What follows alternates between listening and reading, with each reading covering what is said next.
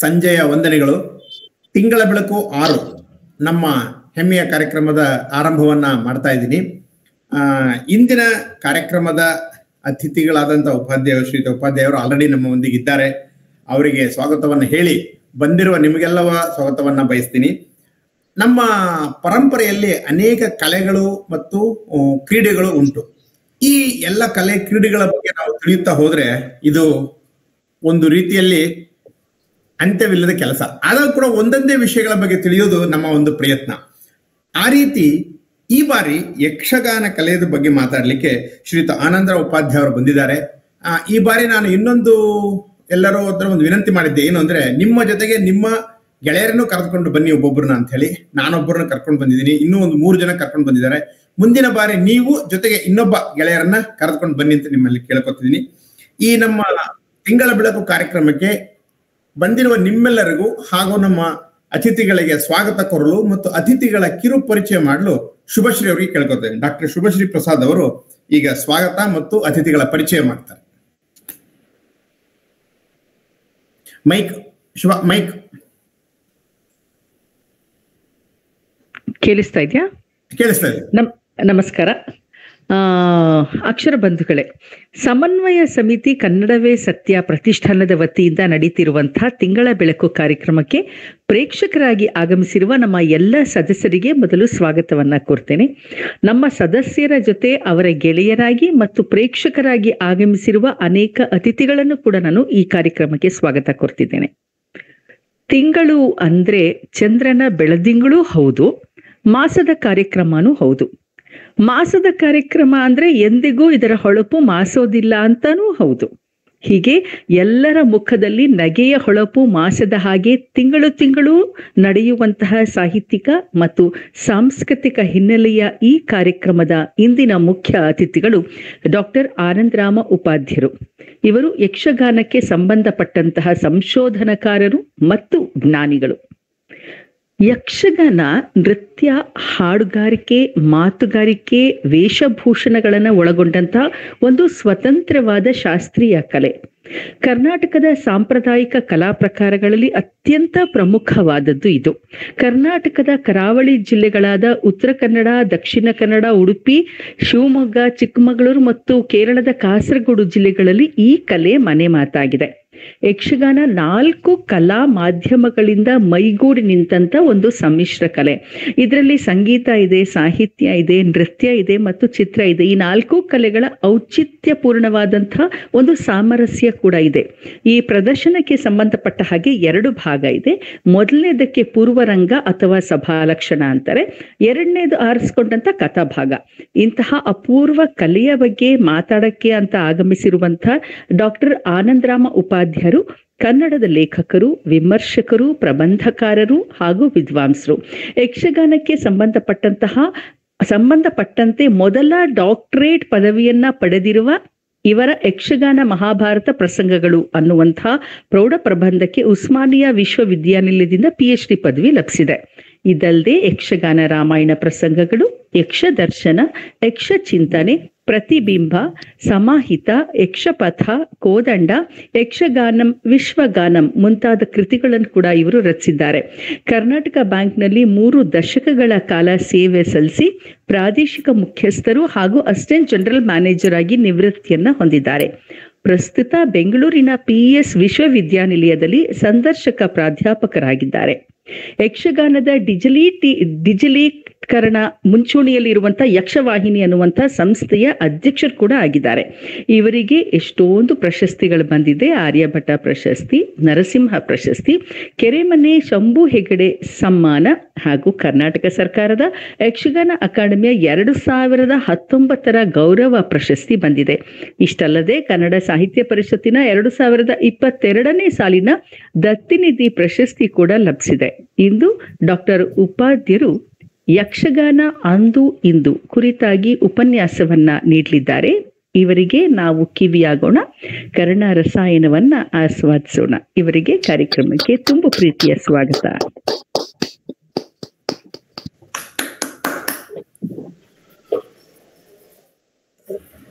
ಧನ್ಯವಾದಗಳು ಶುಭ ಅವರೇ. ಅತ್ಯಂತ ಆದರಪೂರ್ವಕವಾಗಿ ನಮ್ಮ ಅತಿಥಿಗಳನ್ನ ನೀವು ಸ್ವಾಗತಿಸುತ್ತಿದ್ರಿ. ಧನ್ಯವಾದಗಳು. ಕಾರ್ಯಕ್ರಮವನ್ನ ಶ್ರೀಯುತ ಡಾಕ್ಟರ್ ಆನಂದರಾವ್ ಉಪಾಧ್ಯಾಯರು ಕೊಡೋದಕ್ಕಿಂತ ಮುಂಚೆ 2 ವಿಷಯಗಳನ್ನ ಇಲ್ಲಿ ಹೇಳಲಿಕ್ಕೆ ನಾನು ಇಷ್ಟಪಡ್ತೀನಿ, ಇದು ವೇದಿಕೆಯ ಪರವಾಗಿ. ಒಂದು ಅಂದ್ರೆ ನಮ್ಮ ಬೆಳಕು, ನಮ್ಮ ಲೀಡಿಂಗ್ ಲೈಟ್ ಆದ ಎಚ್ ಎಸ್ ಕೆ ಅವರ ಹೆಸರಲ್ಲಿ ನಮ್ಮ ಪ್ರತಿಷ್ಠಾನವು ಒಂದು ಕಾರ್ಯಕ್ರಮವನ್ನ ಆಯೋಜಿಸುತ್ತೆ ಪ್ರತಿ ವರ್ಷ. ಅಂದ್ರೆ ಇದಕ್ಕೆ ಎಚ್.ಎಸ್. ಕೆ ದತ್ತಿ ಉಪನ್ಯಾಸ ಅಂತ ಹೇಳ್ತೇವೆ. ಈ ದತ್ತಿ ಉಪನ್ಯಾಸವನ್ನ ಆಗಸ್ಟ್ 7ನೇ ತಾರೀಕು ಬಸವನಗುಡಿಯಲ್ಲಿ ಇರುತ್ತೆ. ಆದ್ರಿಂದ ದಯವಿಟ್ಟು ಎಲ್ಲರೂ ಈ ನಮ್ಮ ಉಪನ್ಯಾಸಕ್ಕೆ ತಪ್ಪದೇ ಬರಬೇಕು. ಇದರ ವಿವರಗಳನ್ನ ನಾವು ವೇದಿಕೆಯಲ್ಲಿ ಹಾಕುತ್ತೇವೆ. ಆದರೂ ಕೂಡ ನಿಮ್ಮ ದಿನಚರಿಯಲ್ಲಿ ಈಗಲೇ ಸಂಜೆ 6 ಗಂಟೆಗೆ ಈ ಆಗಸ್ಟ್ 7ರಂದು ಇರುತ್ತೆ. ದಯವಿಟ್ಟು ಇದನ್ನ ಎಲ್ಲರೂ ಮಾರ್ಕ್ ಮಾಡ್ಕೊಳ್ಳಿ ಮತ್ತು ತಪ್ಪದೆ ಬನ್ನಿ. ಯಾಕೆಂದ್ರೆ ನಾವೇ ಎಲ್ಲರೂ ಸೇರಿ ಮಾಡ್ತಕ್ಕಂಥ ಒಂದು ಕಾರ್ಯಕ್ರಮ ನಮ್ಮ ಎಚ್.ಎಸ್.ಕೆ ಅವರ ನೆನಪಲ್ಲಿ, ಅವರ ಒಂದು ನೆನಪಿಗೋಸ್ಕರ ಮಾಡ್ತಿರೋದ್ರಿಂದ ತಪ್ಪದೆ ನಮ್ಮ ವೇದಿಕೆ ಎಲ್ಲ ಸದಸ್ಯರು ಅಲ್ಲಿ ಇರ್ಬೇಕೆಂದು ಇನ್ನೊಂದು ಸಾರಿ ನಾನು ಒತ್ತಿ ನಿಮ್ಮಲ್ಲಿ ಹೇಳ್ತೀನಿ ಮತ್ತು ನಿಮ್ಮಲ್ಲಿ ಪ್ರಾರ್ಥಿಸುತ್ತೇನೆ. ಎರಡನೇದಾಗಿ ನಮ್ಮ ಗುರುಪ್ರಸಾದ್ ಹಾಲ್ಕುರ್ಕಿ ಅವರು ಒಂದು ಅತ್ಯಂತ ಒಳ್ಳೆಯ ಕೆಲಸವನ್ನ ಮಾಡಿದ್ದಾರೆ. ಅದು ಎಂದರೆ ನಮ್ಮ ಕಲಾವಿದರು, ಅಂದ್ರೆ ನಮ್ಮಲ್ಲಿರ್ತಕ್ಕಂಥ ಸಾಹಿತಿಗಳು, ಕಥೆಗಾರರು, ಇವರ ಕಥೆಗಳನ್ನ ಓದೋದು ಸ್ವಲ್ಪ ಇವಾಗ ಕಡಿಮೆ ಅಲ್ಲ, ಜನಗಳಿಗೆ ಕಷ್ಟ ಅಂತ ಹೇಳ್ಬಿಟ್ಟು ಅವ್ರು ಏನ್ ಮಾಡಿದ್ರು, ಎಲ್ಲವನ್ನೂ ಆಡಿಯೋ ಬುಕ್ಗಳನ್ನಾಗಿ ಮಾಡಿ ಅವುಗಳನ್ನ ವಿಡಿಯೋ ಸಂಸ್ಕರಣ ಮಾಡಿ ಅಂತರ್ಜಾಲಕ್ಕೆ ಬಿಟ್ಟಿದ್ದಾರೆ. ಈಗಾಗಲೇ 3 ಲೇಖಕರು, ನಾಗರತ್ನ ಚಂದ್ರಶೇಖರ್ ಮೇಡಮು, ಇನ್ನಿಬ್ರು ಲೇಖಕರ ಒಂದು ರೆಕಾರ್ಡಿಂಗ್ ಅನ್ನ ಅವರು ಮಾಡಿ ಅದನ್ನ ಇಟ್ಟಿದ್ದಾರೆ. ಇದನ್ನು ಎಲ್ಲರೂ ತಾವುಗಳು ನೋಡಬೇಕು, ಪರಿಶೀಲಿಸಬೇಕು ಮತ್ತು ನಿಮ್ಮ ಕಥೆಗಳನ್ನು ಅಲ್ಲಿ ಹಾಕಬೇಕು ಅನ್ನೋದು ನಮ್ಮ ಒಂದು ವಿನಂತಿ. ಇದನ್ನ ನಮ್ಮ ಒಂದು ವೆಬ್ಸೈಟ್ ಅಲ್ಲೂ ನಾವು ಸೇರಿಸ್ತೀವಿ ನಿಧಾನಕ್ಕೆ. ಸದ್ಯಕ್ಕೆ ಇದೊಂದು ಎಷ್ಟು ಒಳ್ಳೆ ಕಾರ್ಯ ಆಗಿದೆ ನಮ್ಮ ಒಂದು ಇದರಿಂದ, ಹಾಲ್ಕುರ್ಕಿ ಅವರ ಪರಿಶ್ರಮದಿಂದ. ದಯವಿಟ್ಟು ನಮ್ಮ ಎಲ್ಲ ಸದಸ್ಯರು ಈ ಬಗ್ಗೆ ಗಮನ ಹರಿಸಿ ಅದರ ಬಗ್ಗೆ ಏನಾದರೂ ಇನ್ನೂ ಒಂದು ಸ್ವಲ್ಪ ನಾವು ಇಂಪ್ರೂವ್ಮೆಂಟ್ ಮಾಡೋಂಗಿದ್ರೆ ಅವರಿಗೆ ಅಥವಾ ನಮ್ಮ ವೇದಿಕೆಗೆ ತಿಳಿಸಬೇಕಾಗಿ ನಿಮ್ಮಲ್ಲಿ ಪ್ರಾರ್ಥನೆ. ಈ 2 ವಿಷಯಗಳನ್ನು ನಿಮ್ಮಲ್ಲಿ ಹಂಚಿಕೊಳ್ಳುವುದಿತ್ತು. ಇದಾದ ನಂತರ ಈಗ ಮುಖ್ಯ ಕಾರ್ಯಕ್ರಮಕ್ಕೆ ಬರ್ತಾ ಇದ್ದೀನಿ. ಇಂದಿನ ಅತಿಥಿಗಳಾದ ಡಾಕ್ಟರ್ ಆನಂದರಾವ್ ಉಪಾಧ್ಯಾಯ ಅವರು ನಮ್ಮ ಮಾತನ್ನ ಅಥವಾ ಲೆಕ್ಚರ್ನ ಆರಂಭ ಮಾಡಬೇಕು ಎಂದು ನಾನು ವಿನಂತಿಸಿಕೊಳ್ಳುತ್ತೀನಿ. ಮುದದಿಂದ ನಿನ್ನ ಕೊಂಡಾಡುವೆನು ಅನವರತ, ಮದವೂರ ವಿಘ್ನೇಶ ದೇವ ಜಗದೀಶ ಅಂತ ಮಧೂರು ಗಣಪತಿಯನ್ನ ಪ್ರಾರ್ಥನೆ ಮಾಡ್ತಾ ಎಲ್ಲರಿಗೂ ನಮಸ್ಕಾರ. ಸಮನ್ವಯ ಸಮಿತಿಯ ಈ ತಿಂಗಳ ಬೆಳಗು 6ನೆಯ ಸರಣಿ ಕಾರ್ಯಕ್ರಮಕ್ಕೆ ನನ್ನನ್ನ ಕರೆಸಿಕೊಂಡಂತ ನಿಮ್ಮೆಲ್ಲರ ಒಂದು ಪ್ರೀತಿಗೆ ನಾನು ಕೃತಜ್ಞ. ಸಮನ್ವಯ ಸಮಿತಿಯ ನನ್ನ 36 ವರ್ಷಗಳ ಹಿಂದಿನದ್ದು. ಈ ಸಂದರ್ಭದಲ್ಲಿ ನಾನು ಕೋಲಾರದಲ್ಲಿ ಬ್ಯಾಂಕ್ ಮ್ಯಾನೇಜರ್ ಆಗಿದ್ದಾಗ ಸಮನ್ವಯ ಸಮಿತಿಯವರು ಬ್ಯಾಂಕಿಂಗ್ ಕಮ್ಮಟವನ್ನ ನಡೆಸಿದಾಗ ಅದರಲ್ಲಿ ಶಿಬಿರಾರ್ಥಿ ಆಗಿದ್ದೆ. ಅದನ್ನ ವ್ಯವಸ್ಥೆ ಮಾಡೋದ್ರಲ್ಲೂ ಕೂಡ ಒಬ್ಬ ಪಾಲುದಾರನು ಕೂಡ ಆಗಿದ್ದೆ.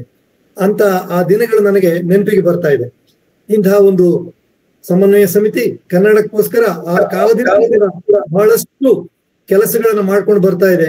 ಈಗ ಈ ರೀತಿಯ ಆನ್ಲೈನ್ ಮೂಲಕ ನಮ್ಮ ಸಂಸ್ಕೃತಿಯನ್ನ, ಸಾಹಿತ್ಯವನ್ನ ಉಳಿಸಿ ಬೆಳೆಸುವ ಕಾರ್ಯವನ್ನ ಮಾಡ್ತಾ ಇದೆ. ಇಂತಹ ಒಂದು ಸಮಿತಿಯ ಕಾರ್ಯಕ್ರಮದಲ್ಲಿ ಭಾಗವಹಿಸಲಿಕ್ಕೆ ಅವಕಾಶ ಮಾಡಿಕೊಟ್ಟಂತ, ಅದರಲ್ಲೂ ಗೆಳೆಯರಾಗಿರ್ತಕ್ಕಂಥ KN ಇನ್ನಿತರ ಗೆಳೆಯರನ್ನ ಸ್ಮರಿಸ್ಕೊಳ್ತಾ ನನ್ನ ಮಾತನ್ನ ಪ್ರಾರಂಭಿಸ್ತೇನೆ. ಮೊದಲಿಗೆ ನನಗೆ ಇವತ್ತವರು ಯಕ್ಷಗಾನ ಅಂದು ಇಂದು ಅಂತ ರವಿ ಅವರು ಮಾತಾಡಿ ಅಂತ ಹೇಳಿದ್ರು. ನಮ್ಮ ಯಕ್ಷಗಾನದ ಬಗ್ಗೆ, ಯಕ್ಷಗಾನ ಅಂದ ಕೂಡಲೇ ನಮ್ಮಲ್ಲಿ ಹೆಚ್ಚಿನವರಿಗೆ ಒಂದು ತಪ್ಪು ಕಲ್ಪನೆ ಇದೆ. ಯಕ್ಷಗಾನ ಇದು ದಕ್ಷಿಣ ಕನ್ನಡ ಜಿಲ್ಲೆಯ ಕಲೆ ಅಂತ. ಇನ್ನು ಕೆಲವರಿಗೆ ಸ್ವಲ್ಪ ವಿಸ್ತಾರ ಮಾಡ್ಕೊಂಡು, ಇಲ್ಲ ದಕ್ಷಿಣ ಕನ್ನಡ ಉತ್ತರ ಕನ್ನಡ ಸೇರಿ ಕರಾವಳಿಯ ಕಲೆ ಅಂತ. ಮತ್ತೆ ಕೆಲವರು ಇಲ್ಲ ಇದು ಕರಾವಳಿ ಅಲ್ಲ, ಮಲ್ನಾಡಿನಲ್ಲೂ ಇದೆ ಅಂತ, ಮಲ್ನಾಡು ಕಲೆ ಅಂತ, ಒಟ್ಟು 6 ಜಿಲ್ಲೆಯಲ್ಲಿ ಇದೆ ಅಂತ. ಇದು ನಿಜವಾಗ್ಲೂ ಒಂದು ತಪ್ಪು ಕಲ್ಪನೆ ನಮ್ಮಲ್ಲಿ ಬಂದಿದೆ. ಯಕ್ಷಗಾನ ಅಂತಕ್ಕಂಥದ್ದು ಕರಾವಳಿಯ ಮಲೆನಾಡಿನ ಕಲೆ ಮಾತ್ರ ಅಲ್ಲ, ಇಡೀ ಕರ್ನಾಟಕದ ಕಲೆ. ಈ ಕಲೆ ಸುಮಾರು 700 ವರ್ಷಗಳಿಂದ ಕರ್ನಾಟಕದಾದ್ಯಂತ ಇತ್ತು.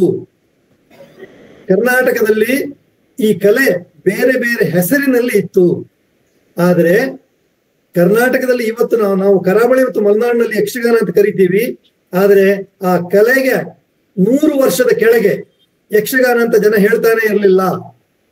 1900 ಸುಮಾರಿಗೆ ಇಲ್ಲಿ ಎಲ್ಲೂ ಕೂಡ ಈ ಪ್ರದರ್ಶನವನ್ನು ಯಕ್ಷಗಾನ ಪ್ರದರ್ಶನ ಅಂತ ಯಾರೂ ಕರಿತಿರ್ಲಿಲ್ಲ.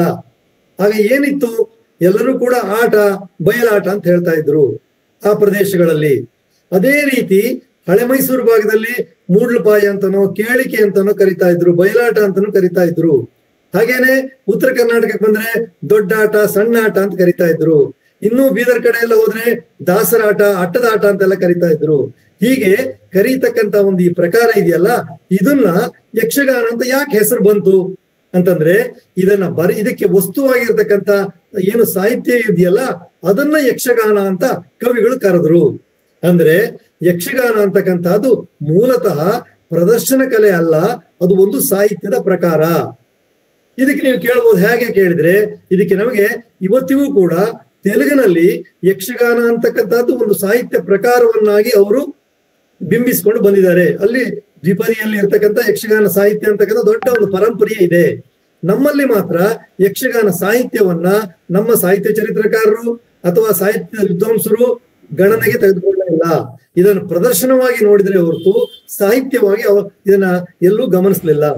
ಹಾಗಾದ್ರೆ ಈ ಕಲೆಯ ಮೂಲ ಯಾವುದು ಕೇಳಿದ್ರೆ, ಯಕ್ಷಗಾನ ಅಂತಕ್ಕಂಥದ್ದು ಇದರ ಸಂವಾದಿ ಕಲೆಗಳು ಇಡೀ ಒಂದು ದ್ರಾವಿಡ ಮೂಲದ ಕಲೆ. ಇದು ಯಕ್ಷಗಾನ ಕೇವಲ ಕರ್ನಾಟಕ ಮತ್ತು ಆಂಧ್ರದಲ್ಲಿದ್ರೆ, ಇದಕ್ಕೆ ಸಂವಾದಿಯಾಗಿ ಇದೇ ರೀತಿಯಲ್ಲಿರ್ತಕ್ಕಂಥ ಕಲೆ ತಮಿಳುನಾಡಿನಲ್ಲಿದೆ, ಅದರ ತೆರಕೂತು ಅಂತ ಹೇಳ್ತಾರೆ.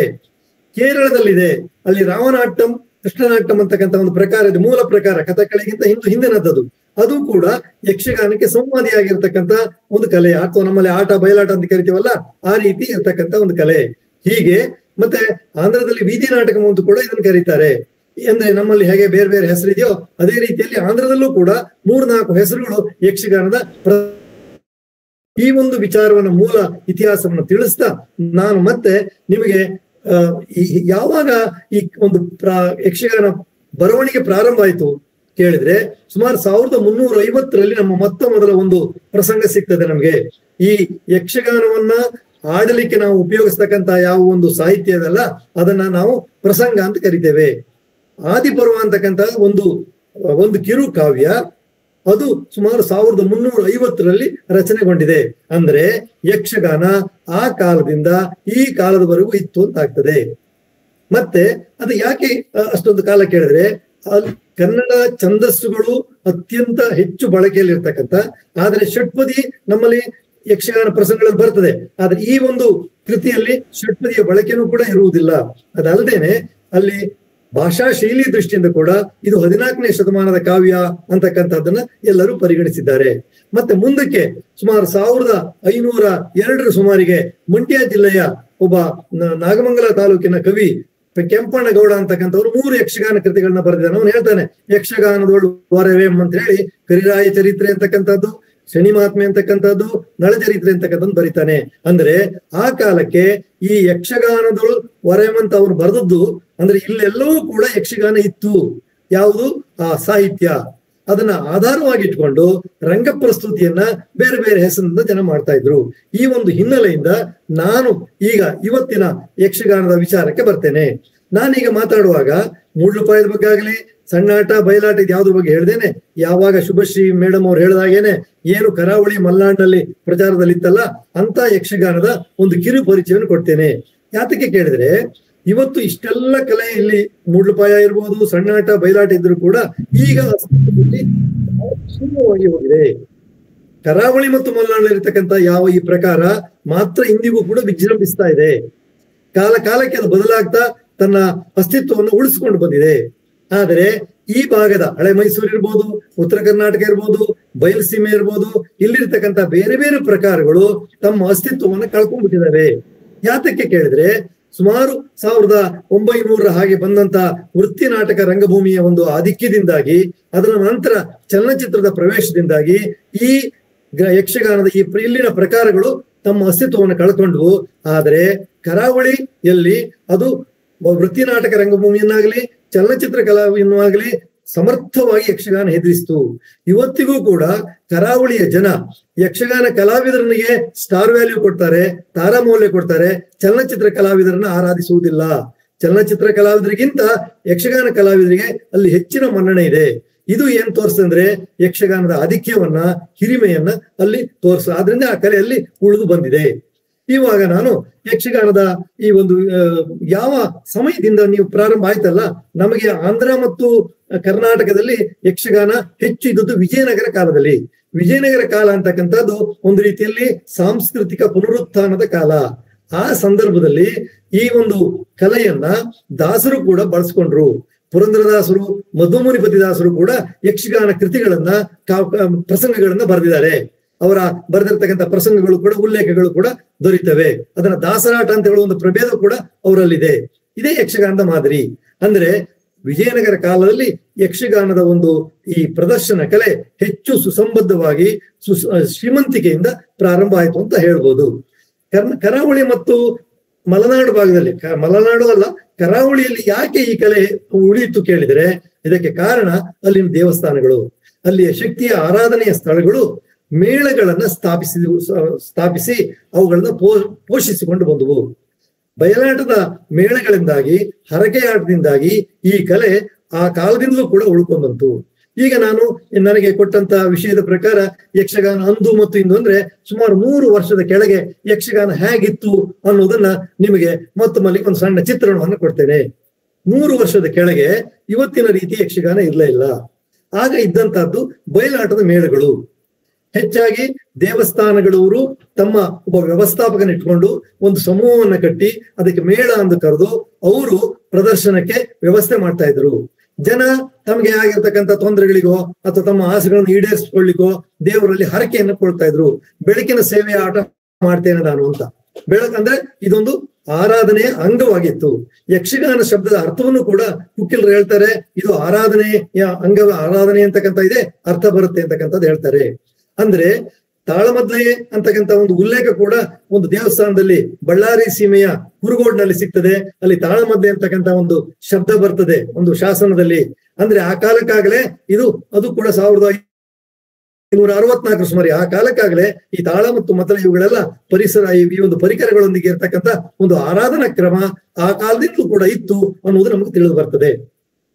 ಇವಾಗ ಬಯಲಾಟದ ಮೇಳಗಳು ಹೆಚ್ಚಾಗಿ ತೆಂಕಿನಲ್ಲಿ ನಮ್ಮಲ್ಲಿ 3 ತಿಟ್ಟುಗಳಿದ್ದಾವೆ ಕರಾವಳಿ ಪ್ರದೇಶದಲ್ಲಿ. ಒಂದು ತೆಂಕು ತಿಟ್ಟು, ಒಂದು ಬಡಗು ತಿಟ್ಟು, ಒಂದು ಬಡ ಬಡಗು ತಿಟ್ಟು ಅಂತ ಹೇಳ್ತೀವಿ. ಅಥವಾ ಈಗ ಏನ್ ಹೇಳ್ತೀವಿ, ತೆಂಕು ತಿಟ್ಟು, ನಡು ತಿಟ್ಟು, ಬಡಗು ತಿಟ್ಟು ಅಂತ ಹೇಳಿ ಕರಿತೀವಿ. ಉತ್ತರ ಕನ್ನಡ, ಉಡುಪಿ ಮತ್ತು ಮಂಗಳೂರು ಅಥವಾ ದಕ್ಷಿಣ ಕನ್ನಡ ಹಾಗೂ ಕಾಸರಗೋಡು, ದಕ್ಷಿಣ ಕನ್ನಡ ಮತ್ತು ಕಾಸರಗೋಡು ಇರ್ತಕ್ಕಂಥದ್ದನ್ನ ತೆಂಕು ತಿಟ್ಟು ಅಂತ ಹೆಚ್ಚಾಗಿ ಒಂದು ಭೌಗೋಳಿಕವಾಗಿ ವಿಭಜನೆ ಮಾಡಿಕೊಂಡ್ರೆ ಈ ರೀತಿ ತಿಟ್ಟುಗಳು ಇರ್ತವೆ. ಇವುಗಳಿಗೆ ಹೊಂದಿಕೊಂಡು ಘಟ್ಟ ಪ್ರದೇಶದಲ್ಲಿ ಮಲೆನಾಡಿನಲ್ಲಿ ಇರ್ತಕ್ಕಂಥದ್ದು ಆಯಾಯ ತಿಟ್ಟಿಗೆ ಬರ್ತವೆ.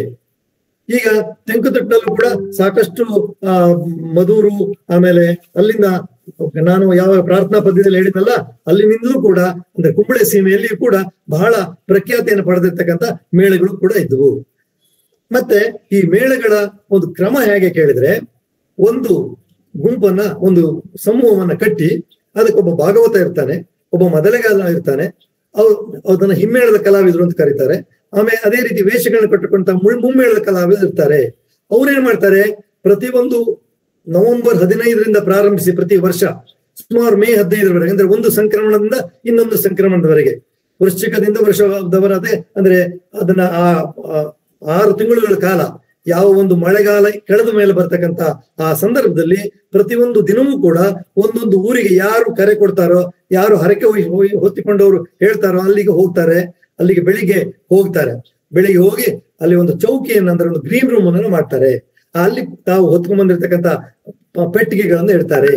ಆ ಕಾಲದಲ್ಲಿ ಅದನ್ನ ಕಾಲ್ನಡಿಗೆಯಲ್ಲೇ 10-12 ಕಿಲೋಮೀಟರ್ ದೂರ ಪ್ರಯಾಣ ಮಾಡಿ ಒಂದೊಂದು ಊರಿಗೆ ಹೋಗಿ ಅಲ್ಲಿ ವಾಸ್ತವ್ಯವನ್ನು ಹೂಡಿ ಪ್ರದರ್ಶನವನ್ನ ಅಂದು ರಾತ್ರಿ ಮಾಡ್ತಾರೆ.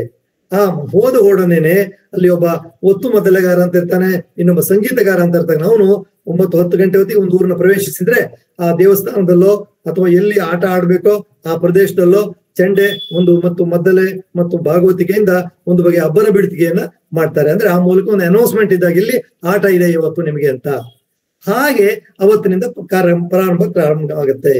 ಆಟ ಆಡಿಸುವವರಿಗೆ ದವಸ ಧಾನ್ಯ ಬೇಕಾದ ಪರಿಕರಗಳನ್ನ ಕೊಟ್ಟು ಅಡಿಗೆಯನ್ನ ಇವ್ರು ಮಾಡಿ ಎಲ್ಲ ಊಟ ಮಾಡಿ ಮಧ್ಯಾಹ್ನ ಮಲಗ್ತಾರೆ. ಸಂಜೆ 6-7 ಗಂಟೆಗೆ ಎಲ್ಲರೂ ಹೇಳ್ತಾರೆ, ಎದ್ದು ಚೌಕಿಯಲ್ಲಿ ಸೇರ್ತಾರೆ. ಈ ಚೌಕಿಯ ಹತ್ತಿರದಲ್ಲೇ ಒಂದು ರಂಗಭೂಮಿಯನ್ನು ನಿರ್ಮಿಸ್ತಾರೆ. ನಮ್ಮಲ್ಲಿ ಸ್ಟೇಜ್ ಅಂತಂದ್ರೆ ಬೇರೆ ಏನು ಪರಿಕರಗಳಿರುವುದಿಲ್ಲ, ಸೀನರಿ ಇರುವುದಿಲ್ಲ, ಏನು ಇರುವುದಿಲ್ಲ. ಬರೇ 4 ಕಂಬ. ಆ 4 ಕಂಬಕ್ಕೆ ಮಾವಿನ ಸೊಪ್ಪಿನಿಂದ ಮಾಡಿರ್ತಕ್ಕಂಥ ಒಂದು ತೋರಣವನ್ನು ಕಟ್ತಾರೆ. ಸುಮಾರು 1 ಅಡಿವರೆಗೆ ಎತ್ತರ ಬರುವ ಹಾಗೆ ಒಂದು ಮಣ್ಣನ್ನ ಎತ್ತರಿಸಿ ಮಾಡ್ತಾರೆ. ಅದ್ರ ಮುಂದೆ ಇಡೀ ಮೈದಾನದಲ್ಲಿ ಜನ ಕೂತ್ಕೊಂಡು ಯಕ್ಷಗಾನವನ್ನು ನೋಡ್ತಾರೆ. ತಮ್ಮಲ್ಲಿ ಕುರ್ಚಿ ಬೆಂಚ್ ಇದ್ದವರು ಅದನ್ನ ಹೊತ್ಕೊಂಡ್ಬಂದು ಇಟ್ಕೊಂಡು ಕೂಡ ನೋಡ್ತಾರೆ. ಇದು ಕ್ರಮ. ಸ್ಟೇಜ್ ಅಂದ್ರೆ ಅಷ್ಟೇನೆ. ಇದ್ರೊಳಗೇನೆ ಇಂಥ ಒಂದು ಮಣ್ಣಿನ ಅಂಗಣದಲ್ಲೇನೆ 4 ಕಂಬದ ಮಧ್ಯೆನೇನೆ ಅವರು ದೇವಲೋಕವನ್ನು ಸೃಷ್ಟಿಸ್ತಾರೆ, ರಾಜನ ಆಸ್ಥಾನವನ್ನು ಮಾಡ್ತಾರೆ, ಜಲಕೇಳಿಯನ್ನು ಮಾಡ್ತಾರೆ, ಯುದ್ಧವನ್ನು ಮಾಡ್ತಾರೆ, ಪ್ರಯಾಣವನ್ನು ಮಾಡ್ತಾರೆ, ಎಲ್ಲವನ್ನ ಕೂಡ ಅಷ್ಟೇ ಜಾಗದಲ್ಲಿ ಮಾಡಿ ತೋರಿಸಿಕೊಡ್ತಾರೆ. ಈ ಚೌಕಿಯಲ್ಲಿ ಸುಮಾರು 8 ಗಂಟೆ ಹಾಗೆ ಒಬ್ಬ ಭಾಗವತನಂದ್ರೆ ಭಾಗವತರಲ್ಲಿ ಇಬ್ರು ಇರ್ತಾರೆ. ಒಬ್ಬ ನಮ್ಮ ಸಂಗೀತಗಾರರು ಅಂತ ಕರಿತೀವಿ, ಎರಡನೇವರು ಅಂದ್ರೆ ಕಿರು, ಅವ್ರಿಗಿಂತ ಜೂನಿಯರ್ಸ್. ಅವರು ಮತ್ತೆ ಮೊದಲಿಗಾರರು ಒಂದು ದೇವತೆಯನ್ನ ಪ್ರಾರ್ಥನೆ ಮಾಡಿ ಅಲ್ಲಿಂದ ಅವ್ರ ಜೊತೆಯಲ್ಲಿ ಮಕ್ಕಳುಗಳು ಇರ್ತಾರೆ. ಹೆಚ್ಚಾಗಿ ಪ್ರತಿಯೊಂದು ಮೇಳದಲ್ಲೂ ಕೂಡ ಮಕ್ಕಳುಗಳನ್ನ ಸೇರಿಸ್ಕೊಂಡಿರ್ತಾರೆ. ಅವರಿಗೆ ಒಬ್ಬ ಹಾಸ್ಯಗಾರ ಅಂತ ಇರ್ತಾನೆ, ವಿದೂಷಕ ಅಂತಕ್ಕಂಥವ್ರು, ಕೋಡಂಗಿ ಅಂತ ಕೂಡ ಕರೀತಾರೆ. ಅವರು ಮತ್ತೆ ಮಕ್ಕಳುಗಳೆಲ್ಲ ರಂಗಸ್ಥಳಕ್ಕೆ ಬರ್ತಾರೆ. ಆ ಚೌಕಿಯಿಂದ ಹಾಡ್ತಾನೆ, ದೀಪವನ್ನು ಇಟ್ಟುಕೊಂಡು ರಂಗಕ್ಕೆ ಬಂದು ರಂಗದಲ್ಲಿ ದೀವಟಿಗೆಯನ್ನ ಇಟ್ಟು, ಅಲ್ಲಿ ಆಗಿನ ಕಾಲದಲ್ಲಿ ಪೆಟ್ರೋಮ್ಯಾಕ್ಸ್ ಆಗ್ಲಿ ಕರೆಂಟ್ ಆಗ್ಲಿ ಏನಿರ್ಲಿಲ್ಲ, ಬರೇ ಒಂದು 2 ದೀವಟಿಗೆ ಮೂಲಕನೇ ಯಕ್ಷಗಾನ ಪ್ರದರ್ಶನ ನಡೀತಾ ಇತ್ತು. ಅದು ಈಗೀಗ ಅದನ್ನ ಪ್ರಾಯೋಗಿಕವಾಗಿ ಕೂಡ ಕೆಲವರು ಮಾಡ್ತಾ ಇದ್ದಾರೆ. ಅಂದ್ರೆ ಅದ್ರಲ್ಲಿ ತುಂಬಾ ಚಂದ ಕಾಣ್ತದೆ, ಯಾಕಂದ್ರೆ ಬೆಳಕು ಮಂದವಾಗಿರ್ತದೆ, ಆದ್ರೆ ಆ ಒಂದು ದೀವಟಿಗೆಯ ಬೆಳಕು ಯಕ್ಷಗಾನದ ವೇಷಭೂಷಣದ ಮೇಲೆ ಚೆನ್ನಾಗಿ ಪ್ರತಿಫಲನಗೊಳ್ತದೆ. ಹೀಗೆ ಮಕ್ಕಳು ಬಂದವರು ಭಾಗವತ ಹಾಡ್ತಾನೆ, ದೇವತಾ ಸ್ತುತಿಗಳನ್ನ ಒಂದಷ್ಟು ಮಾಡ್ತಾರೆ. ದೇವತಾ ಸ್ತುತಿಯ ನಂತರ ಮಕ್ಕಳಿಗೆ ಉಣಿಸ್ತಾರೆ. ಸುಮಾರು 8 ಗಂಟೆಯಿಂದ 10 ಗಂಟೆಗಳ ಕಾಲ, 2 ಗಂಟೆಗಳ ಕಾಲ ಏನೋ ಶುಭಶ್ರೀ ಮೇಡಮ್ ಅವ್ರು ಹೇಳಿದ್ರು, ಪೂರ್ವರಂಗ ಅಂತಿದೆ ಮತ್ತೆ ಕಥಾಭಾಗ ಇದೆ ಅಂತ. ಈ ಪೂರ್ವರಂಗದ ಭಾಗವನ್ನ ನಡೆಸ್ತಾರೆ. ಇಲ್ಲಿ ಮೊದಲಿಗೆ ಆ ಕೋಡಂಗಿಯ ಒಂದಿಗೆ ಮಕ್ಕಳುಗಳು ಕುಣಿದು ಅವರು ಇದರ ಹಿನ್ನೆಲೆ ಏನಂದ್ರೆ, ಆ ಮೂಲಕ ಆ ಮಕ್ಕಳನ್ನ ಅಲ್ಲಿಗೆ ಟ್ರೈನ್ ಅಪ್ ಮಾಡ್ತಕ್ಕಂಥ, ತರಬೇತಿ ಕೊಡ್ತಕ್ಕಂಥದ್ದು. ಅದೇ ಮಕ್ಕಳುಗಳು ಮುಂದೆ ಒಂದೊಂದೇ ಸ್ಟೆಪ್ ಹೋಗಿ ದೊಡ್ಡ ವೇಷಧಾರಿ ಆಗ್ತಾರೆ. ಆ ಕಾಲದಲ್ಲಿ, ಹಿಂದಿನ ಕಾಲದಲ್ಲಿ ಯಾವುದೇ ಟ್ರೈನಿಂಗ್ ಸೆಂಟರ್ ಆಗ್ಲಿ, ಯಾವ ತರಬೇತಿ ಕೇಂದ್ರ ಯಾವುದು ಇರ್ಲಿಲ್ಲ. ಇಲ್ಲೇನೆ ಮಕ್ಕಳು ಕಲಿತಾ ಇದ್ರು. ಆಮೇಲೆ ಕೋಡಂಗಿ ಆದ ನಂತರ ಸ್ವಲ್ಪ ಕುಣಿದ ನಂತರ ಬಾಲಗೋಪಾಲರಂತ ಬಲರಾಮ ಮತ್ತು ಕೃಷ್ಣರ ವೇಷ ಅಂದ್ರೆ ಇವರಿಗಿಂತ ಸ್ವಲ್ಪ ಸೀನಿಯರ್ಸ್, ಇವರಿಗಿಂತ ಮೊದಲು ಸೇರಿದವರು, ಅವ್ರು ಬರ್ತಾರೆ. ಅವ್ರ ವೇಷವನ್ನಾಗಿ ಅವ್ರು ನರ್ತನವನ್ನ ಮಾಡ್ತಾರೆ. ಅವ್ರಿಗೆ ಒಂದು 8 ಪದ್ಯಗಳಿರ್ತವೆ. ಅದಾದ್ಮೇಲೆ ಬೇರೆ ಬೇರೆ ದೇವತಾ ಪ್ರಾರ್ಥನೆಗಳು ಇರ್ತವೆ. ಆಮೇಲೆ ಸ್ತ್ರೀ ವೇಷ ಬರ್ತದೆ. ಸ್ತ್ರೀ ವೇಷ ಕೂಡ ಇನ್ನೂ ಸ್ವಲ್ಪ ಸೀನಿಯರ್ಸ್, ಅವರು ಸ್ತ್ರೀ ವೇಷವನ್ನು ಮಾಡಿ ಅನೇಕ ಬಗೆಯ ನೃತ್ಯಗಳ ಹಾಡುಗಳು ಕೂಡ ಸಾಕಷ್ಟಿದಾವೆ. ನಾನು ಸಮಯದ ಅಭಾವ ಇರುವುದು ಹೆಚ್ಚೇನು ಹೇಳಿಕ್ ಹೋಗುದಿಲ್ಲ, ಬಹಳ ತ್ವರಿತಗತಿಯಲ್ಲೇ ನನ್ನ ಪ್ರಯಾಣವನ್ನು ಮುಂದುವರಿಸ್ತೇನೆ. ಅವರು ಹಾಡ್ತಾರೆ. ಅಲ್ಲಿಗೆ ಪೂರ್ವರಂಗ ಭಾಗ ಸುಮಾರು 2 ಗಂಟೆ ಕಾಲ ನಡೀತದೆ. ಈ 2 ಗಂಟೆ ಕಾಲ ಯಾತಕ್ಕೆ ಬೇಕು ಕೇಳಿದ್ರೆ, ಒಂದನೇದಾಗಿ ಈ ಮಕ್ಕಳಿಗೆ ಮತ್ತೆ ಇನ್ನು ಎಳೆಯರಿಗೆ ಒಂದು ಟ್ರೈನಿಂಗ್ ಕೊಡ್ತಕ್ಕಂಥದ್ದು. ಎರಡನೇದಾಗಿ ನಿಮ್ಮನ್ನ ಪ್ರೇಕ್ಷಕರ ಮನಸ್ಸನ್ನ ಯಕ್ಷಗಾನ ಪ್ರದರ್ಶನಕ್ಕೆ ಸಜ್ಜುಗೊಳಿಸ್ತಕ್ಕಂಥದ್ದು. ಮತ್ತೆ ಇಡೀ ಊರ್ನವರೆಲ್ಲ ಅಲ್ಲಿ ಸೇರ್ಲಿಕ್ಕೆ ಅವಕಾಶ ಕೊಡ್ತಕ್ಕಂಥ. ಆ ಕಾಲದಲ್ಲಿ ಯಾವುದೇ ಸಂಪರ್ಕ ಮತ್ತೊಂದಿರಲ್ಲ. ಒಂದು ಕಡೆ ಆದ್ರೆ 8-10 ಕಿಲೋಮೀಟರ್ ಇಂದ ನಡ್ಕೊಂಡು ಬರುವಂತವ್ರು ಕೂಡ ಇರ್ತಾ ಇದ್ರು. ಹಾಗೆ ಬಂದಂತ ಪ್ರೇಕ್ಷಕರುಗಳು ಅವತ್ತು ಅವರಿಗೆ ಮತ್ತೆ ಮಾರನೇ ದಿನ ಬೆಳಿಗ್ಗೆನೆ ಹೋಗುವಂತಹದಲ್ಲಿಂದ ರಾತ್ರಿ ಇಡೀ ಕೂತ್ಕೊಂಡು ನೋಡ್ತಾ ಇದ್ರು. ಮತ್ತೆ ಕಥಾಭಾಗ ಪ್ರಾರಂಭ ಆಗುತ್ತೆ. ಮತ್ತೆ ಎರಡನೇದು, ಈ ಕಥಾಭಾಗ ಹೇಗೆ ಪ್ರಾರಂಭ ಆಗುತ್ತೆ ಕೇಳಿದ್ರೆ, ಆ ಕಾಲದಲ್ಲಿ ಹೆಚ್ಚಾಗಿ ಪೌರಾಣಿಕ ಪ್ರಸಂಗಗಳನ್ನೇ ಆಡ್ತಾ ಇದ್ರು. ರಾಮಾಯಣ, ಮಹಾಭಾರತ, ಬೇರೆ ಬೇರೆ ಪುರಾಣಗಳಿಂದ ಆರಿಸಿದಂತ ಕಥೆಗಳನ್ನ ಇಲ್ಲಿ ಪ್ರಸ್ತುತ ಮಾಡಿಸ್ತಾ ಇದ್ರು. ಇದಕ್ಕೆ ಬೇಸ್ ಯಾವುದು ಕೇಳಿದ್ರೆ, ನಾನು ಹೇಳಿದ್ನಲ್ಲ 1350ರಿಂದ ಪ್ರಾರಂಭ ಬರೆದಿದ್ದಾರೆ ಅಂತಲ್ಲ, ಆ ಯಕ್ಷಗಾನ ಕಾವ್ಯ. ಇದು ಎಷ್ಟಿದೆ ಕನ್ನಡದಲ್ಲಿ? ಸುಮಾರು 5,000 ಪ್ರಸಂಗಗಳಿದಾವೆ. 1000ಕ್ಕೂ ಹೆಚ್ಚು ಜನ ಕವಿಗಳು ಬರೆದಿದ್ದಾರೆ. ಆದ್ರೆ ಇವ್ರ ಬಗ್ಗೆ, ಈ ಪ್ರಸಂಗಗಳ ಬಗ್ಗೆ ನಮ್ಮ ಸಾಹಿತ್ಯ ಚರಿತ್ರಕಾರಂತ ಡಾಕ್ಟರ್ ಎಂ ಶ್ರೀ ಮುಗುಳಿ ಅವರು ಒಂದೇ ಒಂದು ಸಾಲಿನ ಉಲ್ಲೇಖವನ್ನು ಕೂಡ ಮಾಡಿಲ್ಲ. ಏನೋ ನಮ್ಮ ಕವಿಚರಿತ್ರಕಾರರು ಕೆಲವು ಯಕ್ಷ ಕವಿಗಳ ಹೆಸರುಗಳನ್ನು ಹೇಳ್ತಾರೆ, ಅವರದ್ದು ವಿಶೇಷವೇನು ಮಾಡಿಲ್ಲ. ಇದು ಯಕ್ಷಗಾನ ಸಾಹಿತ್ಯಕ್ಕೆ. ಆದ್ರೆ ತೆಲುಗಿನಲ್ಲಿ ಹಾಗಿಲ್ಲ. ಅಲ್ಲಿ ಅದನ್ನು ದೊಡ್ಡ ಪ್ರಕಾರವಾಗಿ ಆ ಕವಿಗಳಿಗೆ ಸಾಕಷ್ಟು ಮನ್ನಣೆಯನ್ನು ಕೂಡ ಕೊಟ್ಟು ಬಂದಿದ್ದಾರೆ. ಆಮೇಲೆ ಈ ಕವಿ ಬರೆದಂತಹ ಪದ್ಯಗಳಲ್ಲಿ 300-350, ಯಾಕಂದ್ರೆ ದೊಡ್ಡ ಕಾವ್ಯದ ರೂಪದಲ್ಲಿ ಅವನು ಬರೆದಿರ್ತಾನೆ. ಅದು ರಂಗಕ್ಕೆ ಎಷ್ಟು ಬೇಕೋ ಅಷ್ಟನ್ನ ಭಾಗವತ ಆರಿಸಿ ಅದನ್ನ ಪ್ರಸ್ತುತಪಡಿಸ್ತಾನೆ. ಮೊದಲಿಗೆ ಯಾವುದೇ ಒಂದು ಪ್ರಸಂಗ ಇದ್ರೂ ಕೂಡ ಒಂದು ಒಡ್ಡೋಲಗ ಅಂತ ಇರ್ತದೆ. ಒಡ್ಡೋಲಗ ಅಂತಂದ್ರೆ ನಿಮ್ಮನ್ನ ಅವನು ಪೀಠಿಕಾ ರೂಪದಲ್ಲಿ ಏನು ಕಥೆಯ ಒಂದು ಪ್ರಾರಂಭ ಎಲ್ಲಿಂದ ಆಯ್ತು, ಯಾವುದೇ ಒಂದು ಅಭಿಮನ್ಯು ಕಾಳಗ ಇರ್ಬೋದು, ಸುಧನ್ವ ಕಾಳಗ ಇರ್ಬೋದು, ಅಥವಾ ರತಿ ಕಲ್ಯಾಣ ಇರ್ಬೋದು. ಅಂದ್ರೆ ಯಕ್ಷಗಾನದಲ್ಲಿ 2 ಕಾಳಗ ಮತ್ತು ಕಲ್ಯಾಣ. ಆ ಕಾಲದಲ್ಲಿ ಹೆಚ್ಚಿನ ಪ್ರಸಂಗಗಳು ಕಾಳಗ ಆದ ನಂತರ ಕಲ್ಯಾಣ ನಡೀತದೆ. ಇದು ಸುಖಾಂತವಾಗಿ ಮುಗಿತಕ್ಕಂಥದ್ದು. ಹೆಚ್ಚಿನ ಪ್ರಸಂಗಗಳು ಆ ಕಾಲದಲ್ಲಿ ಇರುವಂತದ್ದು. ಈ ಕಾಳಗ ಮತ್ತು ಕಲ್ಯಾಣಗಳು ಪ್ರಸಂಗಗಳನ್ನ ಆಡುವ ಮೊದಲಿಗೆ ಆ ಯಾವ ಕಥೆಯ ಒಂದು ಹಿನ್ನೆಲೆಯನ್ನು ಕೊಡ್ತಕ್ಕಂಥದ್ದು, ಕತೆ ಮುಂದಿಂದ ದಾಟಿಸ್ಬೇಕಂತದ್ದು, ಇದೆಲ್ಲ ಒಡ್ಡೋಲಗದಲ್ಲಿ ನಡೀತದೆ. ಒಡ್ಡೋಲಗ ಹೆಚ್ಚಾಗಿ ದೇವೇಂದ್ರನ ಒಡ್ಡೋಲಗ, ಧರ್ಮರಾಜನ ಒಡ್ಡೋಲಗ, ರಾಮನ ಒಡ್ಡೋಲಗ, ಹಾಗೆ ಬೇರೆ ಬೇರೆ ರಾಜರ ಮಹಾರಾಜರ ಒಡ್ಡೋಲಗಳು ಕೂಡ ನಡಿಬಹುದು. ಒಡ್ಡೋಲಗ ನಡೆದ ನಂತರ ಕತೆ ನಡೀತಾ ಹೋಗ್ತದೆ. ಕಥೆಯನ್ನ ಭಾಗವತ ಪ್ರತಿಯೊಂದು ಪದ್ಯವನ್ನು ಹಾಡ್ತಾನೆ. ಅಲ್ಲಿ ಯಾವುದು ರಂಗಕ್ಕೆ ಅಗತ್ಯವೋ ಆ ಪದ್ಯವನ್ನು ಹಾಡ್ತಾನೆ. ಹಾಡಿದ ನಂತರ ಅದಕ್ಕೆ ಸರಿಯಾಗಿ ಮದ್ದಲೆಯನ್ನು ಕೂಡ ವೇಷಧಾರಿಯ ಹೆಜ್ಜೆಯನ್ನ ಗಮನಿಸಿ ಕುಣಿಸ್ತಾನೆ. ಆಮೇಲೆ ಅದಕ್ಕೆ ಸರಿಯಾಗಿ ಕುಣಿತಾರೆ. ಹಿಂದೆ 100 ವರ್ಷದ ಕೆಳಗೆ ಚೆಂಡೆಯ ಬಳಕೆ ಬಡಗುತಿಟ್ಟಿನಲ್ಲಿ ಇರ್ಲಿಲ್ಲ. ನಿಜವಾಗಿ ನೋಡಕ್ ಹೋದ್ರೆ ಚೆಂಡೆ ತೆಂಕುತಿಟ್ಟಲ್ಲೂ ಕೂಡ ಇರ್ಲಿಲ್ಲ.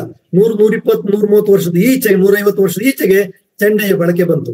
ಚೆಂಡೆ ಯಾರದ್ದು? ಕೇರಳದ್ದು. ಕೇರಳದ ದೇವಸ್ಥಾನಗಳಲ್ಲಿ ಆರಾಧನಾ ಕ್ರಮವಾಗಿ ಚೆಂಡೆ ಇತ್ತು. ಅದು ಕೊಡಿಯಾಟ್ಟಂ ಮತ್ತು ರಾಮನಾಟ್ಟಂ ಆಮೇಲೆ ಕೃಷ್ಣನಾಟ್ಟಂಗೆಲ್ಲ ಬಂತು. ಅಲ್ಲಿಂದ ನಮ್ಮ ತೆಂಕುನ ದೇವಸ್ಥಾನಗಳಿಗೂ ಬಂತು. ಹಾಗೇನೆ ತೆಂಕುತಿಟ್ಟಿಗೂ ಬಂತು. ತೆಂಕುತಿಟ್ಟಿಂದ ಬಡಗುತಿಟ್ಟಿಗೂ ಚೆಂಡೆ ಬಂತು. ಚೆಂಡೆ ಮೂಲತಃ ಯಕ್ಷಗಾನದ ವಾದ್ಯ ಅಲ್ಲ. ಹಾಗೇನೆ ಮದ್ದಳೆ ಇದೆಯಲ್ಲ, ಅದು ಯಕ್ಷಗಾನದ ವಾದ್ಯ. ಮದ್ದಳೆ ಅಂತಕ್ಕಂಥದ್ದು ಕರ್ನಾಟಕದ ಯಾವುದೇ ಭಾಗದಲ್ಲಿ ತಗೊಳ್ಳಿ, ನಿಮ್ಮ ಉತ್ತರ ಕರ್ನಾಟಕ ಇರ್ಬೋದು, ಮೂಡ್ಲಪಾಯ ಇರ್ಬೋದು, ಮೈಸೂರು ಸೀಮೆ ಇರ್ಬೋದು, ಪಾವಗಡ ಇರ್ಬೋದು, ಎಲ್ಲಾ ಕಡೆಯವರು ಕೂಡ ಮದ್ದಳೆಯನ್ನೇ ಪ್ರಧಾನವಾಗಿ ಇಟ್ಕೊಂಡು ವಾದ್ಯ. ಅದೇನಾಗಿದೆ, ಮದ್ದಳೆ ಇಲ್ಲಿಂದ ಕೇರಳಕ್ಕೆ ಹೋಗಿದೆ. ಕೇರಳದಲ್ಲಿ ಮೊದಲೇ ಮೂಲತಃ ಇರಲಿಲ್ಲ, ಇಲ್ಲಿಂದ ಅವ್ರು ತಗೊಂಡಿದ್ದಾರೆ. ಹೀಗೆ ಮದ್ದಳೆಯನ್ನ ಮತ್ತು ಚೆಂಡೆಯನ್ನ 2 ವಾದ್ಯಗಳಿರ್ತವೆ. ಭಾಗವತ ತಾಳವನ್ನ ಅಥವಾ ಜಾಗಟೆಯನ್ನ ಬಾರಿಸ್ತಾನ ಹಾಡ್ತಾ ಇರ್ತಾರೆ. ಅದನ್ನ ಆಧಾರವಾಗಿಟ್ಕೊಂಡು ವೇಷಧಾರಿ ಕುಣಿತಾರೆ. ಕುಣಿದ ಮೇಲೆ ನರ್ತನವನ್ನ ಇರ್ತದೆ. ಇಲ್ಲಿ ಅವ್ರ ಶುಭಶ್ರೀ ಅವ್ರು ಹೇಳಿದ್ರು 4 ಒಂದು ಕಲೆಗಳು ಸೇರಿದೆ ಅಂತ.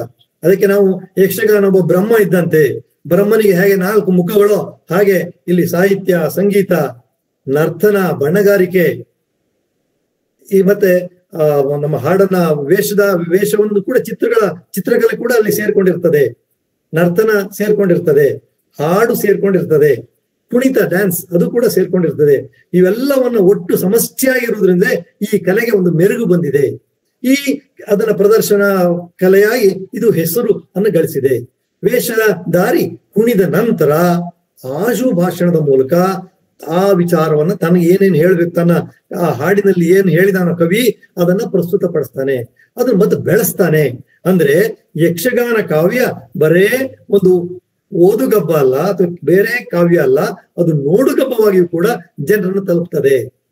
ಅದು ನಿಜವಾಗಲೂ ಸಾರ್ಥಕ್ಯಗೊಳ್ಳುವುದು ಯಾವಾಗ ಕೇಳಿದ್ರೆ, ಆ ಬರದಂತ ಕವಿಗೆ ಒಂದು ಪರಮ ಪದ ಸಿಗುವುದು ಯಾವಾಗ ಕೇಳಿದ್ರೆ, ಅದನ್ನ ಭಾಗವತ ಹಾಡಿ ಆ ಹಾಡಿನ ಅರ್ಥವನ್ನ ವೇಷಧಾರಿ ವ್ಯಕ್ತಪಡಿಸಿ ಇನ್ನಷ್ಟು ಬೆಳೆಸಿ ಆ ಕಥೆಗೆ ಒಂದು ಸಜೀವತನೆಯನ್ನು ಕೊಟ್ಟಾಗ ಅದು ಸಾರ್ಥಕ್ಯವನ್ನು ಹೊಂದುತ್ತದೆ. ಹಾಗೆ ಯಕ್ಷಗಾನ ಒಂದು ನೋಡುಗಬ್ಬವಾಗಿ ಜನರನ್ನ ತಲುಪಿಸ್ತದೆ. ಇಲ್ಲಿ ನಿಮ್ಮ ಆಶು ಭಾಷಣ ಅಂತ ಯಾಕೆ ಕೇಳಿದ್ರೆ, ಕರಾವಳಿ ಮತ್ತು ಮಲೆನಾಡಿನಲ್ಲಿರ್ತಕ್ಕಂಥ ಯಕ್ಷಗಾನದಲ್ಲಿ ಮಾತ್ರ ಆಶು ಭಾಷಣ ಇರ್ತಕ್ಕಂಥದ್ದು. ಅದೇ ನೀವು ಕರ್ನಾಟಕದ ಬೇರೆ ಪ್ರದೇಶದಲ್ಲಿ ಇರ್ತಕ್ಕಂಥ ಎಲ್ಲ ಯಾವ ಪ್ರಕಾರಗಳಲ್ಲೂ ಕೂಡ ಮಾತಿದೆ, ಆದ್ರೆ ಆಡು ಅಲ್ಲ, ಆಶು ಭಾಷಣವಲ್ಲ, ಅದು ಕಂಠಪಾಠ ಮಾಡಿರ್ತಕ್ಕಂಥ ಮಾತುಗಳನ್ನ ಅವ್ರು ಆಡ್ತಾರೆ. ಇಲ್ಲಿ ಆಶು ಭಾಷಣ ಇರುವುದರಿಂದ ದಿನದಿನಕ್ಕೂ ಕೂಡ ಕತೆ ಹೊಸದಾಗಿ ಕಾಣ್ತದೆ. ನಿನ್ನೆ ಕಂಡಂತ ಅಭಿಮನ್ಯು ಕಾಳಗ ಇವತ್ತಾಗ್ಬೇಕಾಗೇ ಇಲ್ಲ. ಯಾಕಂದ್ರೆ ಎಲ್ಲವೂ ಕೂಡ ಸ್ಪಾಂಟೇನಿಯಸ್ ಆಗಿ ಬರ್ತಕ್ಕಂಥದ್ದು, ಎಲ್ಲವೂ ಕೂಡ ಅಲ್ಲೇ ರಂಗದಲ್ಲೇ ನಿರ್ಧಾರ ಆಗ್ತಕ್ಕಂಥದ್ದು. ಆದ್ರಿಂದ ಪ್ರತಿಯೊಂದು 10 ಸಾರಿ ನೀವು ಒಂದು ಪ್ರಸಂಗ ನೋಡಿದ್ರು ಕೂಡ ನಿಮಗದು ಚಂದ ಕಾಣ್ತಾ ಇರ್ತದೆ. ಅದರಲ್ಲೂ ನೀವು ಆಶುಗ ಮಾತು ಇರುವುದರಿಂದ ತಾಳಮದ್ದೆಯಲ್ಲಿ ನೋಡಿದಾಗ ಇವತ್ತು ಹೇಳಿದ ಅರ್ಥ ನಾಳೆ ಇರುವುದಿಲ್ಲ. ಇವತ್ತೊಬ್ಬ ಒಂದು ಪಾತ್ರಧಾರಿ ಒಂದು ಪಾತ್ರ ಮಾಡಿ ಏನ್ ಅರ್ಥ ಹೇಳ್ತಾನೋ ನಾಳೆ ಬೇರೆನೆ ಹೇಳ್ತಾನೆ, ಅಥವಾ ಅವನ ವಿರುದ್ಧದವನು ಇನ್ನೊಂದು ಅರ್ಥವನ್ನ ಹೇಳ್ತಾನೆ. ಹೀಗೆ ಕಥೆಯನ್ನ ಬೆಳೆಸ್ತಕ್ಕಂಥ, ಅರ್ಥವನ್ನು ವಿಸ್ತಾರ ಮಾಡ್ತಕ್ಕಂಥ ಒಂದು ಶಕ್ತಿ ಇದರಲ್ಲಿದೆ. ಇದರಿಂದ ಏನಾಯ್ತು, ಕನ್ನಡ ಭಾಷೆ ಉಳಿಲಿಕ್ಕೆ ಬೆಳಿಲಿಕ್ಕೆ ಸಹಕಾರಿ ಆಯ್ತು. ಇವತ್ತು ಕರಾವಳಿ ಭಾಗದ ಜನರ ಕನ್ನಡ ಮಾತು ಒಂಥರ ಗ್ರಾಂಥಿಕವಾಗಿದೆ ಅಂದ್ರೆ ಕಾರಣ ಯಕ್ಷಗಾನ ಮತ್ತು ಕನ್ನಡ ಒಂದನ್ನೊಂದು ಬಿಟ್ಟಿಲ್ಲದಂತಹ ಒಂದು ಸಂಬಂಧ ಇದೆ. ಕನ್ನಡವನ್ನ ಬೆಳೆಸುವಲ್ಲಿ ಅಲ್ಲಿ ಯಕ್ಷಗಾನ ಪಾತ್ರವಿದೆ. ಯಕ್ಷಗಾನಕ್ಕೂ ಕೂಡ ಕನ್ನಡದ ಮೂಲಕ ಅದು ತನ್ನ ಸೊಗಡನ್ನ ಪ್ರೀತಿ ಬೇರೆ ಯಾವುದೇ ಭಾಷೆಯಲ್ಲಿ ಮಾಡ್ತಾರೆ ಇವತ್ತಿಗೂ ಕೂಡ, ಬೇರೆ ಬೇರೆ ಭಾಷೆಗಳಲ್ಲಿ ಯಕ್ಷಗಾನ ನಡೀತಾ ಇದೆ. ಆದ್ರೆ ಕನ್ನಡದಲ್ಲಿ ಆಡಿದಾಗ ಸಿಗುವಂತಹ ಆ ಒಂದು ಆನಂದ ಅಥವಾ ಸಂತೋಷ ಬೇರೆ ಭಾಷೆಯಲ್ಲಿ ಬರುವುದು. ಯಾಕಂದ್ರೆ ಕನ್ನಡದ ಜಾಯಮಾನ ಅದರಲ್ಲಿ ಅಂತರ್ಗತವಾಗಿ ಹೋಗಿದೆ. ಹೀಗೆ ಅಲ್ಲಿಯ ಪ್ರದರ್ಶನ ನಡೀತದೆ. ಇದು ಎಷ್ಟು ಸುಮಾರು 1940ರವರೆಗೂ ಈ ತರದ ಪ್ರಸಂಗಗಳು ಯಕ್ಷಗಾನ ಬಯಲಾಟದ ಮೇಳಗಳು ನಡೀತು. ನಿಮಗೆ ನಾನು ಮೇಳಗಳ ಹೆಸರು ಹೇಳುವುದಾದ್ರೆ, ಆ ಕಾಲದಲ್ಲಿ ಬಡಗನಲ್ಲಿ ಮುಂದರ್ತಿ ಮೇಳ ಅಂತಕ್ಕಂಥದ್ದು, ಅಮೃತೇಶ್ವರಿ ಮೇಳ, ಮಾರಣಕಟ್ಟೆ ಮೇಳ, ಕೊಲ್ಲೂರು ಮೇಳ, ಪೆರಡೂರು ಮೇಳಗಳೆಲ್ಲ ಆ ದೇವಸ್ಥಾನವನ್ನು ಆಶ್ರಯಿಸಿ ಬಂದಿರತಕ್ಕಂಥ ಮೇಳಗಳು. ಹಾಗೆ ತೆಂಕಿನಲ್ಲಿಯೂ ಕೂಡ ಕಟೀಲು ಮೇಳ, ಧರ್ಮಸ್ಥಳ ಮೇಳ, ಕದ್ರಿ ಮೇಳ, ಕುಂಡಾವು ಮೇಳ, ಇಂತಹ ಮೇಳಗಳಿದ್ದವು. ಉತ್ತರ ಕನ್ನಡದಲ್ಲಿ ಒಂದು ಯಕ್ಷಗಾನ ಕಾಶಿ ಅಂತ ಕೂಡ ಕರೀತಾರೆ. ಕಾರಣ ಅಲ್ಲಿ ಗುಂಡುಬಾಳೆ ಅಂತ ಒಂದು ದೇವಸ್ಥಾನ, ಹನುಮಂತನ ದೇವಸ್ಥಾನ, ಅಲ್ಲಿ ದಿನವೂ ಯಕ್ಷಗಾನ ಒಂದೇ ಪ್ರದೇಶದಲ್ಲಿ ನಡೀತಾನೆ ಇರ್ತದೆ. ಮೇಳ ಅಲ್ಲಿನದ್ದೇ ಮೇಳ, ದಿನವೂ ಕೂಡ ಹರಕೆ ಕೊಡ್ತಾರೆ. ಹರಕೆ ಹೊತ್ತವರು ಅದು ಕೂಡ ಎಷ್ಟೋ ವರ್ಷದ ಮೊದಲೇ ನೀವು ಬುಕ್ ಮಾಡಿದ್ರೆ ನಿಮಗೆ ಸಿಗ್ತದೆ. ಹಾಗೆ ಆಟವನ್ನು ಆಡ್ತಾರೆ. ಇಲ್ಲೂ ಕೂಡ ಇವತ್ತು ಬೇರೆ ಬೇರೆ ಈ ಮಂದರ್ತಿ ಅಥವಾ ಕಟೀಲಿನಲ್ಲಿ 6 ಮೇಳಗಳಿದಾವೆ, ಹರಕೆ ಮೇಳಗಳು. 6 ಮೇಳದ ಆಟ ದಿನವೂ ಕೂಡ 6 ಪ್ರದೇಶದಲ್ಲಿ ಈ ಕಟೀಲು ಮೇಳ ಆಟ ನಡೀತಾ ಇರ್ತದೆ. ಆದ್ರೂ ಕೂಡ ನಿಮಗೆ ಒಂದು ಆಟವನ್ನು ಆಡಿಸ್ಬೇಕು ಅಂತ ಆದ್ರೆ ನೀವು 10 ವರ್ಷ ಆದ್ರೂ ಕಾಯ್ಬೇಕಾಗ್ತದೆ. 10-15 ಇಂಥ ದಿವಸ ಪರ್ಟಿಕ್ಯುಲರ್ ಡೇಟ್ ಬೇಕಂದ್ರೆ 15-20 ವರ್ಷ. ಯಾಕಂದ್ರೆ ಕೆಲವರು ಮೊದಲೇ ಬುಕ್ ಮಾಡ್ಕೊಂಡಿರ್ತಾರೆ. ಹೊಸ ವರ್ಷಕ್ಕೆ ನಮ್ದು, ಯುಗಾದಿ ದಿವಸ ನಮ್ದು, ಇಂಥ ದಿವಸ ನಮ್ಮ ಆಟ ಅಂತ ಮೊದಲೇ ಅವರು ಅದನ್ನ ಬುಕ್ ಮಾಡಿ ಇಟ್ಕೊಂಡಿರ್ತಾರೆ. ಅದನ್ನ ಸಿಗುವುದೇ ಇಲ್ಲ. ಹಾಗೆ ಕಾಯ್ಬೇಕಾಗ್ತದೆ. ಈ ರೀತಿ ಇವತ್ತಿನ ಜನ ಒಂದು ಹರಕೆಯ ರೂಪದಲ್ಲಿ ಅಲ್ಲಿ ಮೊದಲೇ ಮುಂಗಡವಾಗಿ ಅದನ್ನ ಬುಕ್ ಮಾಡಿರುವಂತಹ ಅಷ್ಟೊಂದು ಖ್ಯಾತಿಯನ್ನ ಪಡೆದಿವೆ. ಸುಮಾರು ಇವತ್ತು ಈ ಬಯಲಾಟದ ಹರಕೆ ಆಟದ ಮೇಳಗಳು 45-46ರಷ್ಟು ಮೇಳಗಳಿದಾವೆ. ಎಲ್ಲವೂ ದೇವಸ್ಥಾನವನ್ನ ಆಶ್ರಯಿಸಿದಂತ ಮೇಳಗಳು. ಈ ಇದ್ದಂತಹ ಸಂದರ್ಭದಲ್ಲಿ ಡೇರೆ ಮೇಳಗಳು ಅಂತ ಮತ್ತೆ ಏನಂತಂದ್ರೆ, ಯಾವಾಗ ನಾನು ನಿಮ್ಗೆ ಹೇಳಿದೆ ವೃತ್ತಿ ನಾಟಕ ರಂಗಭೂಮಿ ನಮ್ಮ ಕರಾವಳಿಗೆ ಬಂದ್ರೆ ಅಲ್ಲಿ ಯಶಸ್ಸನ್ನ ಪಡೀಲಿಲ್ಲ. ಬೇರೆ ಎಲ್ಲ ಕಡೆ ಯಶಸ್ಸು ಪಡೀತೋದು ಕಳೆದ ಶತಮಾನದಲ್ಲಿ.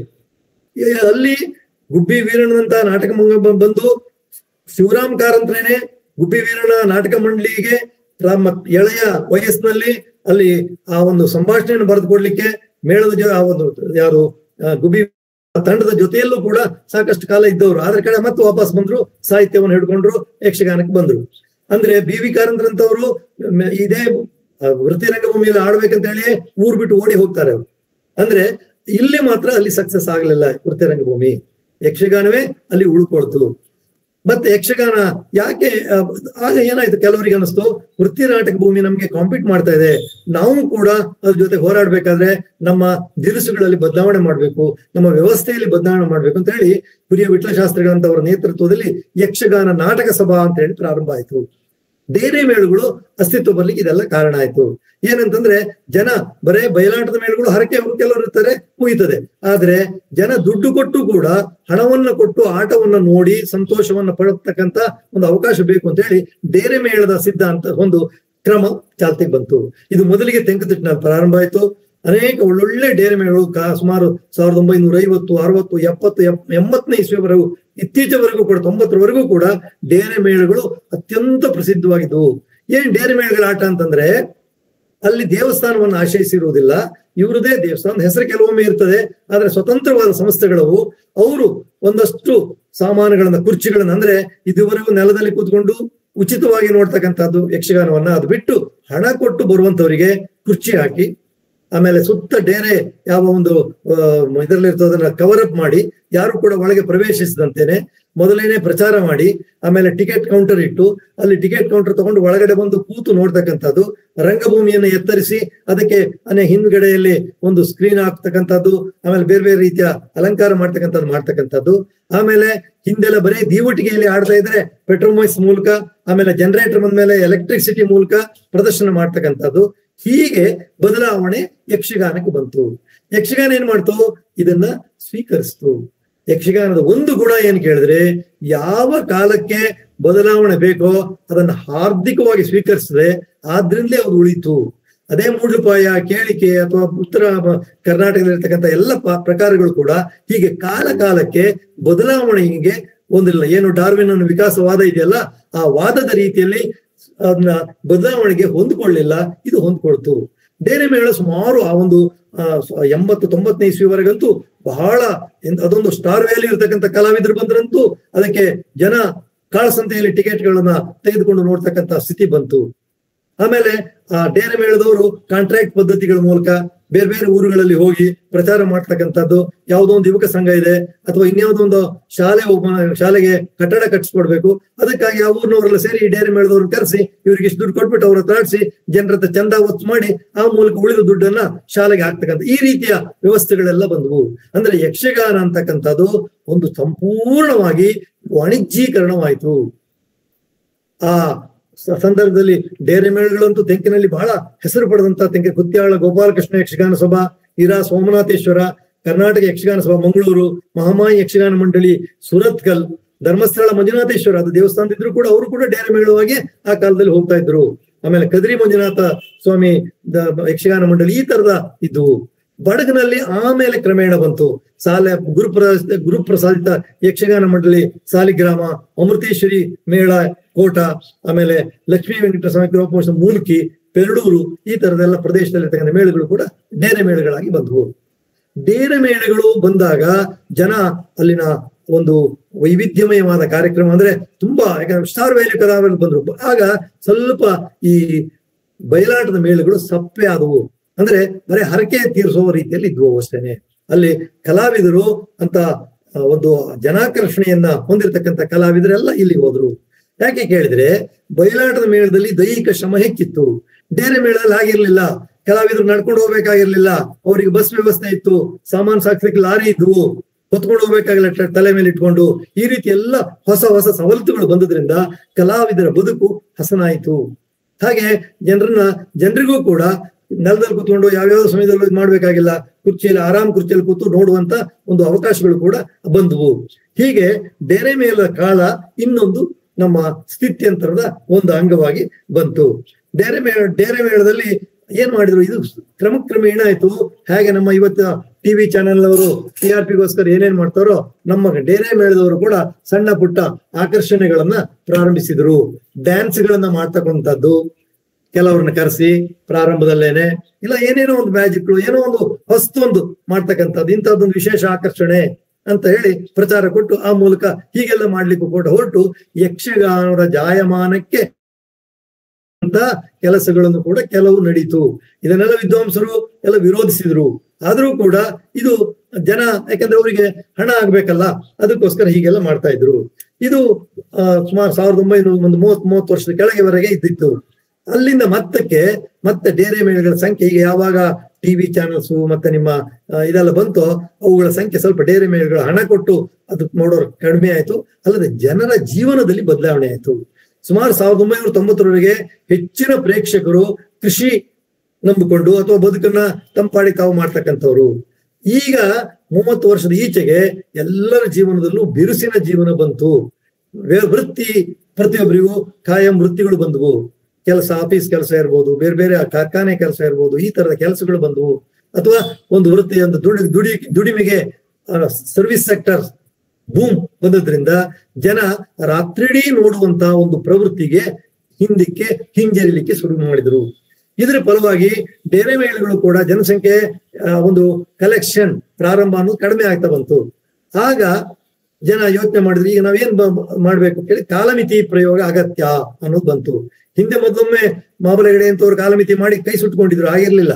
ಆದ್ರೆ ಈಗ 20 ವರ್ಷದ ಈಚೆಗೆ ಕಾಲಮಿತಿ ಪ್ರಸಂಗಗಳನ್ನ ಆಡ್ತಾ ಡೇರೆ ಮೇಳಗಳು ಇದಾವೆ. ಆದ್ರೆ ಹೆಚ್ಚಾಗಿ ಕಾಂಟ್ರಾಕ್ಟ್ ಕೊಟ್ಕೊಂಡು ಸುಮಾರು 8-9 ಗಂಟೆಗೆ ಪ್ರಾರಂಭ ಮಾಡಿ ಮಧ್ಯಾಹ್ನ ರಾತ್ರಿ 11-1 ಗಂಟೆ ಹಾಗೆ ಅದನ್ನ ಮುಗಿಸಿ ಅವರು ಹೋಗುವಂತ ಸ್ಥಿತಿ ನಿಲ್ಲಿಸುವ. ಯಾಕಂದ್ರೆ ಆ ಪ್ರದರ್ಶನ ರಾತ್ರಿ ಇಡೀ ಮಾಡಿದ್ರೆ ನೋಡುವವರೇ ಇರುವುದಿಲ್ಲ.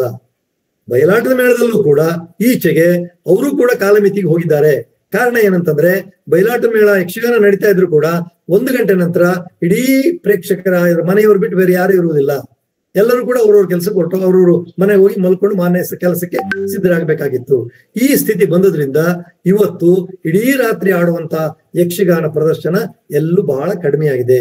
ಕಾಲಮಿತಿ ಪ್ರದರ್ಶನ ಅಂತ ಕರಿತೀವಿ, ಅದು ಬಂದಿದೆ. 4-5 ಗಂಟೆ ಕಾಲ ಮಾತ್ರ ಬಂತು.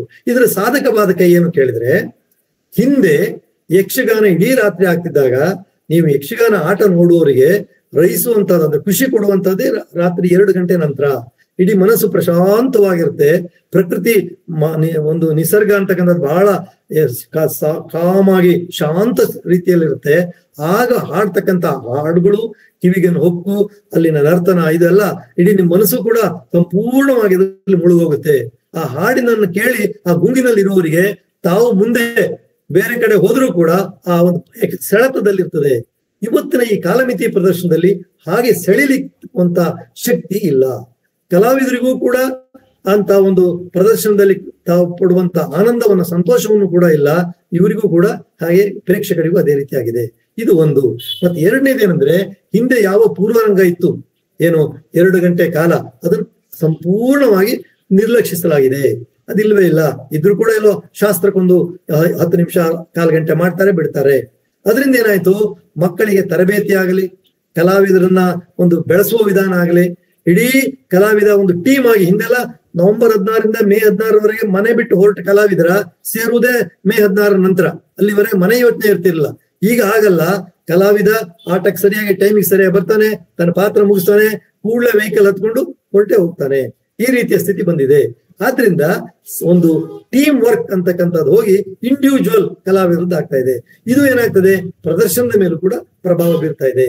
ಹಿಂದೆ ಆ ಕಥೆಯನ್ನು ನೋಡ್ತಾ ಇರ್ತಾ ಇದ್ದ, ಅದನ್ನ ಮತ್ತೆ ಮುಂದುವರಿಸ್ಕೊಂಡು ಹೋಗ್ಲಿಕ್ಕೆ ಕಲಾವಿದನಿಗೆ ಇತ್ತು. ಈಗ ಕಲಾವಿದ ಆ ರೀತಿ ಇಲ್ಲ. ತನ್ನ ಪಾತ್ರ ಬರುವಾಗ ಮಾತ್ರ ಬರ್ತಾನೆ, ಸಿದ್ಧ ಮಾಡ್ಕೋತಾನೆ, ಪ್ರದರ್ಶನ ಮಾಡ್ತಾನೆ, ಹೊರಟೋಗ್ತಾನೆ. ಆ ಏನಾಯ್ತು, ಹಿಂದೆ ಏನಾಗಿದೆ, ಹಿಂದೆ ಮುಂದಿನ ಬೆಳವಣಿಗೆ ಏನಾಗಿದೆ ಅನ್ನೋದ್ರ ಬಗ್ಗೆ ಅವನಿಗೆ ಅರಿವಿರುವುದಿಲ್ಲ. ಇದು ಇಡೀ ಒಟ್ಟು ಪ್ರದರ್ಶನದ ಮೇಲೆ ಪ್ರಭಾವ. ಇದು ಇಂದಿನ ಒಂದು ದೊಡ್ಡ ಸಮಸ್ಯೆ ಆಗಿದೆ. ಕಾಲಮಿತಿ ಪ್ರಸಂಗ ಬಂದ ನಂತರ ನಮ್ಮ ಜನರ ಜೀವನದಲ್ಲಿ ಏನಾಯ್ತು ಅಂತಂದ್ರೆ, ಇದು ಹೆಚ್ಚು ಆಕರ್ಷಣೆ ಕಡಿಮೆ ಆಗ್ತಾ ಇದೆ. ತಾರಾಮೂಲಿಗಳನ್ನು ಗಳಿಸಿರ್ತಕ್ಕಂಥ ದೊಡ್ಡ ದೊಡ್ಡ ಕಲಾವಿದರಿದ್ರು, ಅವ್ರ ಸಂಖ್ಯೆ ಎಲ್ಲ ಕಡಿಮೆ ಆಗ್ತಾ ಇದೆ. ಯಾಕಂತಂದ್ರೆ ಜನರಿಗೆ ಅವರಿಗೂ ಮತ್ತೆ ಸುಖವನ್ನ ಬಯಸ್ತಕ್ಕಂಥ ಶ್ರಮ ಸಂಸ್ಕೃತಿ ಅಂತ ನಾವ್ ಏನ್ ಹೇಳ್ತೀವಿ, ಅದು ಕಡಿಮೆ ಆಗ್ತದೆ. ಜನರಲ್ಲೂ ಕಡಿಮೆ ಆಗ್ತದೆ, ಕಲಾವಿದರಲ್ಲೂ ಕಡಿಮೆ ಆಗ್ತದೆ. ಆದಷ್ಟು ಸುಖ ಪಡೋಣ ಅಂತಕ್ಕಂಥದ್ದು. ಮತ್ತೆ ಕಲಾವಿದರಲ್ಲಿ ಏನಾಗ್ತಾ ಇದೆ, ತನ್ನದನ್ನು ಮಾತ್ರ ತೋರಿಸ್ಕೊಳ್ತಾರೆ. ಭಾಗವತಾದವನು ತನ್ನ ಹಾಡುಗಾರಿಕೆ ಹೆಚ್ಚುಗಾರಿಕೆನೆ ತೋರಿಸ್ಕೋಬೇಕಂತಕ್ಕಂಥದ್ದು, ಕಲಾವಿದನಿಗೂ ಕೂಡ ತಂದನೇ ತೋರಿಸ್ಕೋಬೇಕಂತಕ್ಕಂಥದ್ದು. ಇದರಿಂದಾಗಿ ಸಮತೋಲನ ವ್ಯವಸ್ಥೆ ಇಲ್ಲದಂತಾಗಿದೆ. ಇದು ಒಂದು ದೌರ್ಬಲ್ಯವಾಗಿ ಇಂದಿನ ಪ್ರಸಂಗದಲ್ಲಿ ಬಂದಿದೆ. ಮತ್ತೆ ಈ ಶತಮಾನದ ಇನ್ನೊಂದು ವಿಶೇಷಗಳು ಏನಪ್ಪಾ ಅಂತಂತಂದ್ರೆ, ಈಚೆಗೆ ಅನೇಕ ಜನ ಹವ್ಯಾಸಿಗಳು ಪ್ರವೇಶಿಸ್ತಾ ಇದ್ದಾರೆ. ಯಕ್ಷಗಾನ ಕೇವಲ ಒಂದು ಹಿಂದೆ ಏನಾಗಿತ್ತು, ಒಂದು ಆರಾಧನೆಯ ಅಂಗವಾದಂತ ಕಲೆ, ಇವತ್ತು ಮನೋರಂಜನೆಯ ಅಂಗವಾದಂತ ಕಲೆ. ಇದರಿಂದ ನಮ್ಮ ಸಂಸ್ಕೃತಿಗೆ ನಮಗೇನೋ ಒಂದು ನಮ್ಮ ಕಲೆ, ನಮ್ಮ ಒಳಗೆ ಇರತಕ್ಕಂತ ಒಂದು ಕಲೆಯ ಮೇಲಿರೋ ಪ್ರೀತಿಯನ್ನು ತೋರಿಸ್ಕೊಳ್ಬೇಕು ಅಂತೇಳಿ ಹವ್ಯಾಸಿಗಳು ಬರ್ತಾ ಇದ್ದಾರೆ.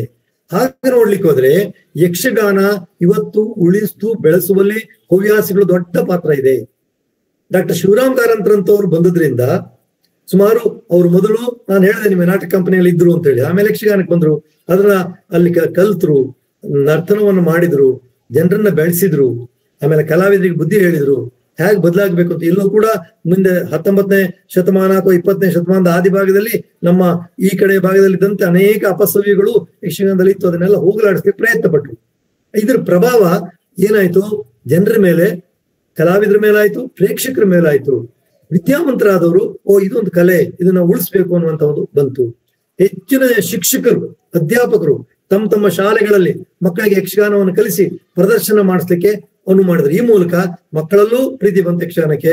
ಶಿಕ್ಷಕರು, ವಕೀಲರು, ಬೇರೆ ಬೇರೆ ಸಮಾಜದ ಗಣ್ಯ ಜನರು ಕೂಡ ಯಕ್ಷಗಾನ ಇದು ಪಾಮರರ ಕಲೆಯಲ್ಲ, ಇದು ನಮ್ಮ ಕಲೆ ಅಂತ ಹೇಳಿ ಹೊರಟರು. ಇದರ ಫಲವಾಗಿ ಬಂದಂತಹದ್ದು ಹವ್ಯಾಸಿ ಯಕ್ಷಗಾನ. ಹವ್ಯಾಸಿ ಯಕ್ಷಗಾನ ಅಂತಕ್ಕಂಥದ್ದು ಅದಕ್ಕೆ ಸುಮಾರು ಒಂದು 70-80 ವರ್ಷದ ಮೊದಲಿಂದ ಇದ್ರೂ ಕೂಡ ಅದರ 70-80 ವರ್ಷದ ಅತ್ಯಂತ ತೀವ್ರವಾಗಿ ಬೆಳವಣಿಗೆಯನ್ನು ಕಂಡಿದೆ. ಹಿಂದೆ ಮಲೆನಾಡಿನಲ್ಲಿ ಇದೇ ರೀತಿಯ ಹವ್ಯಾಸವಾಗಿತ್ತು. ಮಲೆನಾಡಿನಲ್ಲಿ ಈ ಹರಕೆ ಆಟಗಳು ಇರಲಿಲ್ಲ, ದೇವಸ್ಥಾನವನ್ನು ಆಶ್ರಯಿಸಿ ಮೇಳಗಳಿರ್ಲಿಲ್ಲ. ಅಲ್ಲಿ ಮೇಳಗಳು ಹೇಗಿದ್ವು ಕೇಳಿದ್ರೆ, ಅಲ್ಲಿ ಒಂದೊಂದು ಹಳ್ಳಿಯವರು, ಊರಿನವರು, ಕಲಾವಿದರು ಸೇರಿ ಒಟ್ಟು ಮೂಡ್ಕೊಂಡು ಯಾವುದೋ ಒಬ್ಬ ಹಿರಿಯ ಕಲಾವಿದನ ಕರೆಸಿ ಕಲಿತು ಪ್ರದರ್ಶಿಸ್ತಾ ಇದ್ರು. 4-5-6-8 ಕಡೆಯಲ್ಲಿ ಪ್ರದರ್ಶನ ಮಾಡ್ತಾ ಇದ್ರು. ಹಾಗೆ ಮಲೆನಾಡು ಭಾಗ, ಚಿಕ್ಕಮಗಳೂರು, ಶಿವಮೊಗ್ಗ, ಇಲ್ಲೆಲ್ಲ ಆ ರೀತಿಯ ಪ್ರದರ್ಶನಗಳಿದ್ವು. ಆದ್ರೆ ಅಲ್ಲಿಯೂ ಕೂಡ ಅದರಲ್ಲೂ ಶರಾವತಿ ಯಾವುದೋ ಒಂದು ನದಿಗೆ ಅಣೆಕಟ್ಟು ಕಟ್ಟಿದ್ರೆ ಲಿಂಗನಮಕ್ಕಿ, ಅದರಿಂದ ಎಷ್ಟೋ ಊರುಗಳು ಮುಳುಗಿ ಹೋದ್ರಿಂದ ಆ ಅನೇಕ ಮೇಳಗಳು ಕೂಡ ತಮ್ಮ ಅಸ್ತಿತ್ವವನ್ನು ಕಳ್ಕೊಂಡು ಇದ್ರ ಬಗ್ಗೆ ಸಾಕಷ್ಟು ಕೆಲಸ ಮಾಡಿದಂತ ಗೆಳೆಯ ರವಿ ಮಡೋಡಿ ಅವರು ಸಾಕಷ್ಟು ಇಡೀ ಅದುವರೆಗೂ ಮಲೆನಾಡಿನಲ್ಲಿ ಇಂಥ ಒಂದು ಶ್ರೀಮಂತ ಕಲೆ ಇತ್ತಂತಕ್ಕಂಥ ಕಲ್ಪನೆ ಕೂಡ ಕರಾವಳಿಗಳಿಗೆ ಇರಲಿಲ್ಲ, ಬೇರೆಯವರಿಗೆ ಬಿಡಿ, ಕರಾವಳಿಯವರಿಗೆ ಇರಲಿಲ್ಲ. ಅದೆಲ್ಲ ಒಂದು ದಾಖಲೆಗಳು ಕೂಡ ಈಗ ಸಿಕ್ಕಿದೆ. ಹೀಗೆ ಹವ್ಯಾಸಿತನ ಅಂತಕ್ಕಂಥದ್ದು ಕನ್ನಡದ ಕರಾವಳಿಯಲ್ಲಿಗಿಂತ ಹೆಚ್ಚಾಗಿ ಮಲೆನಾಡಿನ ಕಲಾವಿದರಲ್ಲಿ ಇತ್ತು, ಮೊದಲಿಂದ ಇತ್ತು. ಈಗ ಎಲ್ಲ ಕಡೆಯಲ್ಲೂ ಬಂದಿದೆ ಅದು. ದಕ್ಷಿಣ ಕನ್ನಡ ಮತ್ತು ಮಲೆನಾಡು ಅಲ್ಲದೆ ಬೆಂಗಳೂರು, ಮುಂಬೈ, ಬೇರೆ ಬೇರೆ ನಗರ ಪ್ರದೇಶದಲ್ಲಿ ಹವ್ಯಾಸಿ ಕಲಾವಿದರ ಸಂಖ್ಯೆ ಹೆಚ್ಚುತ್ತಾ ಇದೆ. ಮತ್ತೆ ನಾನು ನಗರೀಕರಣ ಆಗ್ತಕ್ಕ, ಯಾಕಂದ್ರೆ ನಾವೆಲ್ಲ ಈಗ ನಾವು ನೋಡ್ತಾ ಇರೋಣ, ಹೆಚ್ಚಾಗಿ ನಾವೆಲ್ಲ ಗ್ರಾಮೀಣ ಪ್ರದೇಶದಿಂದ ಇಲ್ಲಿಗೆ ವಲಸೆ ಬಂದವರು. ನಾವು ವಲಸೆ ಬಂದವ್ರ ಜೊತೆಯಲ್ಲಿ ನಮ್ಮ ಕಲೆಯನ್ನು ಕೂಡ ವಲಸೆ ಮಾಡ್ಕೊಂಡು ಬಂದಿದ್ದೀವಿ. ಯಕ್ಷಗಾನಕ್ಕೆ ಒಂದು ದೊಡ್ಡ ಭಾಗ್ಯ ಏನಂತಂದ್ರೆ, ಅಲ್ಲಿಂದ ಬಂದ ಜನ, ನಾನು ಹೇಳಿದೆ ನಿಮ್ಗೆ, ರಾತ್ರಿ 2-3 ಗಂಟೆಯಿಂದ ಬೆಳಗಿನ ಜಾವದವರೆಗೆ ನೋಡಿದಂತಹ ಒಂದು ಪ್ರಭಾವದಿಂದ ಇರುವಂತವ್ರು ತಮ್ಮ ಕಲೆಯನ್ನ ಇಲ್ಲೂ ಕೂಡ ಕಲಿತು ಪ್ರದರ್ಶಿಸಬೇಕು ಅಂತಕ್ಕಂಥ ಹುಮ್ಮಸ್ಸಿನಿಂದ ಸುಮಾರು ಬೆಂಗಳೂರು ನಗರದಲ್ಲಿ ನೀವು ನಂಬಲಿಕ್ಕಿಲ್ಲ, 50ಕ್ಕೂ ಹೆಚ್ಚು ಯಕ್ಷಗಾನ ಸಂಘ ಸಂಸ್ಥೆಗಳಿದ್ದಾವೆ. ಕಲಿತಾರೆ ಗುರುಗಳು, ಒಂದು 8-10 ಜನ ಗುರುಗಳಿದ್ದಾರೆ. ಆ ಗುರುಗಳಂದ್ರೆ ಯಾರು? ಹಿಂದೆ ಮೇಳದಲ್ಲಿ ಕಲಾವಿದರಾಗಿದ್ದವರು, ಸ್ವಲ್ಪ ವಯಸ್ಸಾದ ನಂತರ ಕುಣಿಲಿಕ್ಕೆ ಅದಕ್ಕೆ ತಮ್ಮ ವಯಸ್ಸಿಂದ ಮತ್ತೆ ಶ್ರಮ ಬೇಡ್ತದೆ ಅಂತ ಹೇಳಿ ಅದನ್ನು ಬಿಟ್ಬಿಟ್ಟು ಇಲ್ಲಿ ಬಂದು ಶಿಕ್ಷಣಾರ್ಥಿಗಳಾಗಿ ಶಿಕ್ಷಣವನ್ನ ಅರ್ಥಿಗಳಿಗೆ ಕಲಿಸಿಕೊಡ್ತಕ್ಕಂಥ ಗುರುಗಳು ಸಾಕಷ್ಟು ಜನ ಇದ್ದಾರೆ. ಆಮೇಲೆ ಯಕ್ಷಗಾನವನ್ನ ಇಲ್ಲಿ ಮಾತ್ರ ಅಲ್ಲ, ಬೇರೆ ಬೇರೆ ಕಡೆ ಇದೆ. ಮೈಸೂರಿನಲ್ಲಿದೆ, ಧಾರವಾಡದಲ್ಲಿದೆ, ಅಲ್ಲೆಲ್ಲ ಹವ್ಯಾಸಿ ಸಂಘ ಸಂಸ್ಥೆಗಳಿವೆ. ಯಕ್ಷಗಾನವನ್ನ ಕಲಿತು ಆಡ್ತಕ್ಕಂಥವ್ರು ಇದ್ದಾರೆ, ಸಾಕಷ್ಟು ಜನ ಇದ್ದಾರೆ. ಮತ್ತೆ ಹವ್ಯಾಸಿಗಳಲ್ಲಿ ಇನ್ನೂ ಒಂದು ಏನಂತಂದ್ರೆ, ಈಚಿನ ಉತ್ತಮವಾದ ಬೆಳವಣಿಗೆ ಅಂದ್ರೆ ಮಹಿಳೆಯರು ಕೂಡ ಹವ್ಯಾಸಿ ಕಲಾವಿದರಾಗಿ ಭಾಗವಹಿಸ್ತಾ ಇದ್ದಾರೆ. ಯಕ್ಷಗಾನ ಸುಮಾರು 60-70 ವರ್ಷದ ಕೆಳಗೇನೆ ಅಲ್ಲಲ್ಲಿ ಒಬ್ಬೊಬ್ರು ಮೇಳಕ್ಕೆ ಸೇರ್ಕೊಂಡ್ತಕ್ಕಂಥ ಭಾಗವತರು ಇದ್ದಾರೆ, ಲೀಲಾವತಿ ಬೈಪಡಿತಾ ಇರೋಂಥವ್ರು ಇದ್ದಾರೆ, ಆಮೇಲೆ ಅಕ್ಕಾಣಿ ಅಮ್ಮಂತವ್ರು ಸಂಘಟಕರಿದ್ದಾರೆ. ಹೀಗೆಲ್ಲ ಇದ್ರೂ ಕೂಡ ಈ ಪ್ರಮಾಣದಲ್ಲಿ ಹೆಚ್ಚು ಪ್ರಮಾಣದಲ್ಲಿ ಬಂದಿರತಕ್ಕಂಥದ್ದು ಈಚಿನ ಒಂದು 20 ವರ್ಷದಲ್ಲಿ ಮಹಿಳಾ ಕಲಾವಿದರ ಸಂಖ್ಯೆ ಬಹಳ ಹೆಚ್ಚಾಗಿದೆ. ಅದರಲ್ಲೂ ಸಮರ್ಥ ಭಾಗವತರು ಬಂದಿದ್ದಾರೆ, ಒಳ್ಳೊಳ್ಳೆ ಭಾಗವತರು ಮಹಿಳಾ ಕಲಾವಿದರಿದ್ದಾರೆ ಇವತ್ತು. ಆಮೇಲೆ ವೇಷಧಾರಿಗಳು ಕೂಡ ಮಹಿಳಾ ಕಲಾವಿದರಿದ್ದಾರೆ. ಇದು 2ನೇದು ಹವ್ಯಾಸಿಗಳಲ್ಲಿ.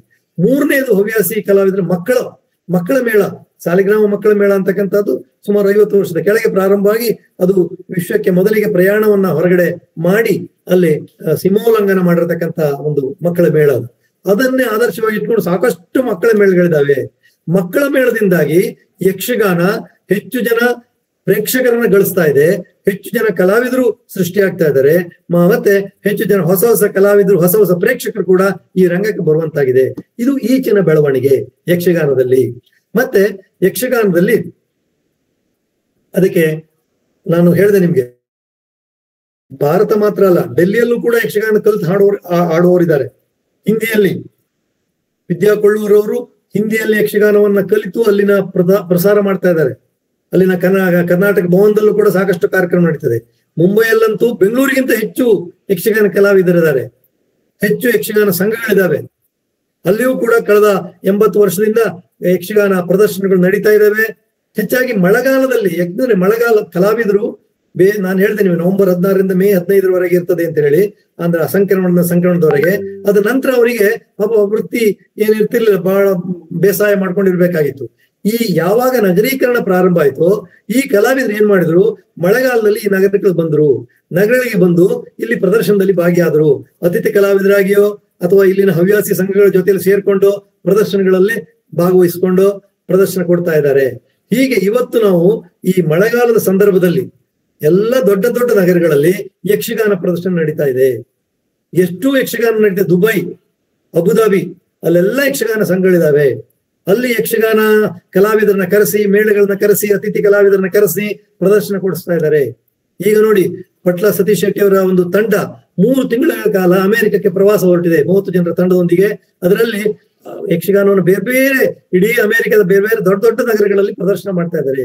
ಯಕ್ಷಗಾನ ಕೇವಲ ಇವತ್ತು ಕರ್ನಾಟಕಕ್ಕೆ ಉಳಿದಿಲ್ಲ ಅಥವಾ ಭಾರತಕ್ಕೆ ಉಳಿದಿಲ್ಲ, ವಿದೇಶಗಳಲ್ಲೂ ಕೂಡ ಯಕ್ಷಗಾನದ ಕಂಪು ಹರಡ್ತಾ ಇದೆ. ಈಗ ಏನ್ ಮಾಡಿದ್ರು, ನಾನು ನಿಮ್ಗೆ ಹೇಳಿದೆ, ಇದಕ್ಕೆ ಬದಲಾವಣೆಯನ್ನ ತನ್ನಗೆ ರೂಢಿಸಿಕೊಳ್ತಕ್ಕಂಥ ಶಕ್ತಿ ಇದೆ ಅಂತಕ್ಕಂಥದ್ದು. ಯಕ್ಷಗಾನವನ್ನ ಕಾರಂತರು ಏನ್ ಮಾಡಿದ್ರು, ಯಕ್ಷಗಾನದಲ್ಲಿ ಮಾತಿದೆ, 4 ಬ್ರಹ್ಮನ ಮುಖ ನಿಮಗೆ ಮೊದಲನೆಲ್ಲ ಹೇಳಿದೆ. ಅದರಲ್ಲಿ ಮಾತು ಹೊರಗಿನವರಿಗೆ ಅರ್ಥ ಆಗುದಿಲ್ಲ ಅಂತ ಕಾರಂತರು ಯಕ್ಷಗಾನ ಬ್ಯಾಲೆ ಅಂತಕ್ಕಂಥದ್ದನ್ನು ಪ್ರಾರಂಭ ಮಾಡಿದ್ರು. ಅದರಲ್ಲಿ ಬೇರೆ ಎಲ್ಲ ಇದೆ, ಕುಣಿತ ಇದೆ, ಹಾಡುಗಾರಿಕೆ ಇದೆ, ವೇಷಗಾರಿಕೆ ಇದೆ, ನರ್ತನ ಎಲ್ಲ ಇದೆ. ಆದ್ರೆ ಮಾತಿಲ್ಲ, ಬರೀ ನರ್ತನ ಇರ್ತಕ್ಕಂಥದ್ದು ಕಥಕಳಿಯ ಮಾದರಿಯಲ್ಲಿ. ಆದ್ರೆ ಇಲ್ಲಿಯ ಜನ ವಿರೋಧಿಸಿದ್ರು ಕಾರಂತರನ್ನ, ನೀವು ಯಕ್ಷಗಾನವನ್ನ ಹುಲುಗಡಿಸ್ತಾ ಇದ್ದೀರಿ ಅಂತ. ಆಗ ಅವ್ರು ಹೇಳಿದ್ರು ನಂದಿದು ಪ್ರಯೋಗ ಅಂತ. ಈ ತರದ ಸಾಕಷ್ಟು ಪ್ರಯೋಗಗಳು ಯಕ್ಷಗಾನದಲ್ಲಿ ನಡೆದಿವೆ. ಮತ್ತೆ ಕಾರಂತರು ಸ್ಪಷ್ಟವಾಗಿ ಹೇಳಿದ್ರು, ಇಲ್ಲಿಯವರಿಗಲ್ಲ, ಕನ್ನಡಿಗರಿಗಲ್ಲ, ಇದು ನಮ್ಮ ಕಲೆಯ ಸತ್ವವನ್ನ ಬೇರೆಯವರಿಗೆ ತೋರಿಸ್ಲಿಕ್ಕೆ ಅಂತ ಹೇಳಿ ಅವರು ಮುಂಬೈನಲ್ಲಿ ಮೊದಲು ಪ್ರದರ್ಶನ ಕೊಟ್ಟದೆ ಮುಂಬೈನಲ್ಲಿ, ಆಮೇಲೆ ಬೇರೆ ಬೇರೆ ಕಡೆ ಕೊಟ್ರು, ಆಮೇಲೆ ವಿದೇಶಕ್ಕೆ ಕಮ್ಮೇಳನ ಕರ್ಕೊಂಡು ಹೋದ್ರು. ಇದರಿಂದ ಏನಾಯ್ತು, ಬೇರೆ ಬೇರೆ ವಿದೇಶಗಳಲ್ಲಿ ಯಕ್ಷಗಾನ ತಂಡಗಳಿಗೆ ಆಮಂತ್ರಣ ಬರಲಿಕ್ಕೆ ಪ್ರಾರಂಭ ಆಯ್ತು, ಯಕ್ಷಗಾನ ಉಳಿಲಿಕ್ಕೆ ಕಾರಣವಾಯ್ತು. ಹೀಗೆ ಕಾರಂತರು ಒಂದು ರೀತಿಯಲ್ಲಿ ಯಕ್ಷಗಾನಕ್ಕೆ ಯಾವ್ಯಾವ ರೀತಿಯ ಪ್ರಯೋಗ ಮಾಡಿದಾರೋ ಅಥವಾ ಏನೇನು ಕೊಟ್ಟಿದಾರೋ ಅದೆಲ್ಲವೂ ಒಂದೆಲ್ಲ ಒಂದು ರೀತಿಯಿಂದ ವರವಾಗಿ ಪರಿಣಮಿಸಿತು. ಅದಕ್ಕೆ ಒಂದು ವಿಶ್ವಮಾನ್ಯತೆಯನ್ನ ದೊರಕಿಸಿಕೊಡುವಲ್ಲಿ ಡಾಕ್ಟರ್ ಶಿವರಾಮ್ ಕಾರಂತರ ಪಾತ್ರ ಅತ್ಯಂತ ಮಹತ್ವದ್ದು. ಆಮೇಲೆ ಇನ್ನೊಂದು ನಾನು ಹೇಳಿದಾಗ ಹೇಗೆ ಗುಣ ಅಂದ್ರೆ, ಇವತ್ತು ಯಕ್ಷಗಾನದಲ್ಲಿ ಭಾಷೆಯ ಕಟ್ಟು ನಾವು ಬರೇ ಮೊದಲು ಕನ್ನಡಕ್ಕಿತ್ತು, ಆಮೇಲೆ ತುಳು ಪ್ರಸಂಗಗಳು ಬಂದು, ತೆಂಕುತಿಟ್ಟಲ್ಲಂತೂ ತುಳು ಪ್ರಸಂಗಗಳು ಬಹಳ ಜನಪ್ರಿಯವಾದವು. ಕಲಾವಿದರು ತುಳುನಲ್ಲಿ ಮಾತಾಡಿ ಜನರನ್ನು ರಂಜಿಸಿದ್ರು. ಅದಾದ್ಮೇಲೆ ಬೇರೆ ಬೇರೆ ಭಾಷೆಗಳು ಬಂದು, ಹಿಂದಿ, ಮರಾಠಿ, ಇಂಗ್ಲಿಷ್ ನಲ್ಲಿ ಈಗೀಗ ಹೊಸ ಟ್ರೆಂಡ್ ಏನಂತಂದ್ರೆ, ನೀವು ನಂಬ್ತಿರೋ ಇಲ್ವೋ, ಬೆಂಗಳೂರಿನಲ್ಲಿ ಇವತ್ತು ಯಕ್ಷಗಾನ ಕಲಿಸ್ತಕ್ಕಂಥ ತಂಡಗಳು, ಕಾಲೇಜುಗಳಲ್ಲಿ ಸ್ಕೂಲ್ಗಳಲ್ಲಿ ಕಲಿಸುವಂತಹ ತಂಡಗಳ ವಿದ್ಯಾರ್ಥಿಗಳು ಹೆಚ್ಚು ಈಗ ಅವರಿಗೆ ಡಿಮಾಂಡ್ ಇರ್ತಕ್ಕಂಥದ್ದು ಇಂಗ್ಲಿಷ್ ನಲ್ಲಿ ಮಾತಾಡಿ ಅಂತಕ್ಕಂಥದ್ದು. ಇದರಿಂದ ಅವ್ರಿಗೆ ನಮ್ಮ ಕಲಾವಿದರು ಕೂಡ, ಹುಡುಗರು ಕೂಡ ಇಂಗ್ಲಿಷ್ ಮೀಡಿಯಂ ನಲ್ಲಿ ಓದುವರಾದ್ರಿಂದ ಅವರು ಕೂಡ ಆರಾಮವಾಗಿ ಅದರಲ್ಲಿ ಮಾಡ್ತಾ ಇದ್ದಾರೆ.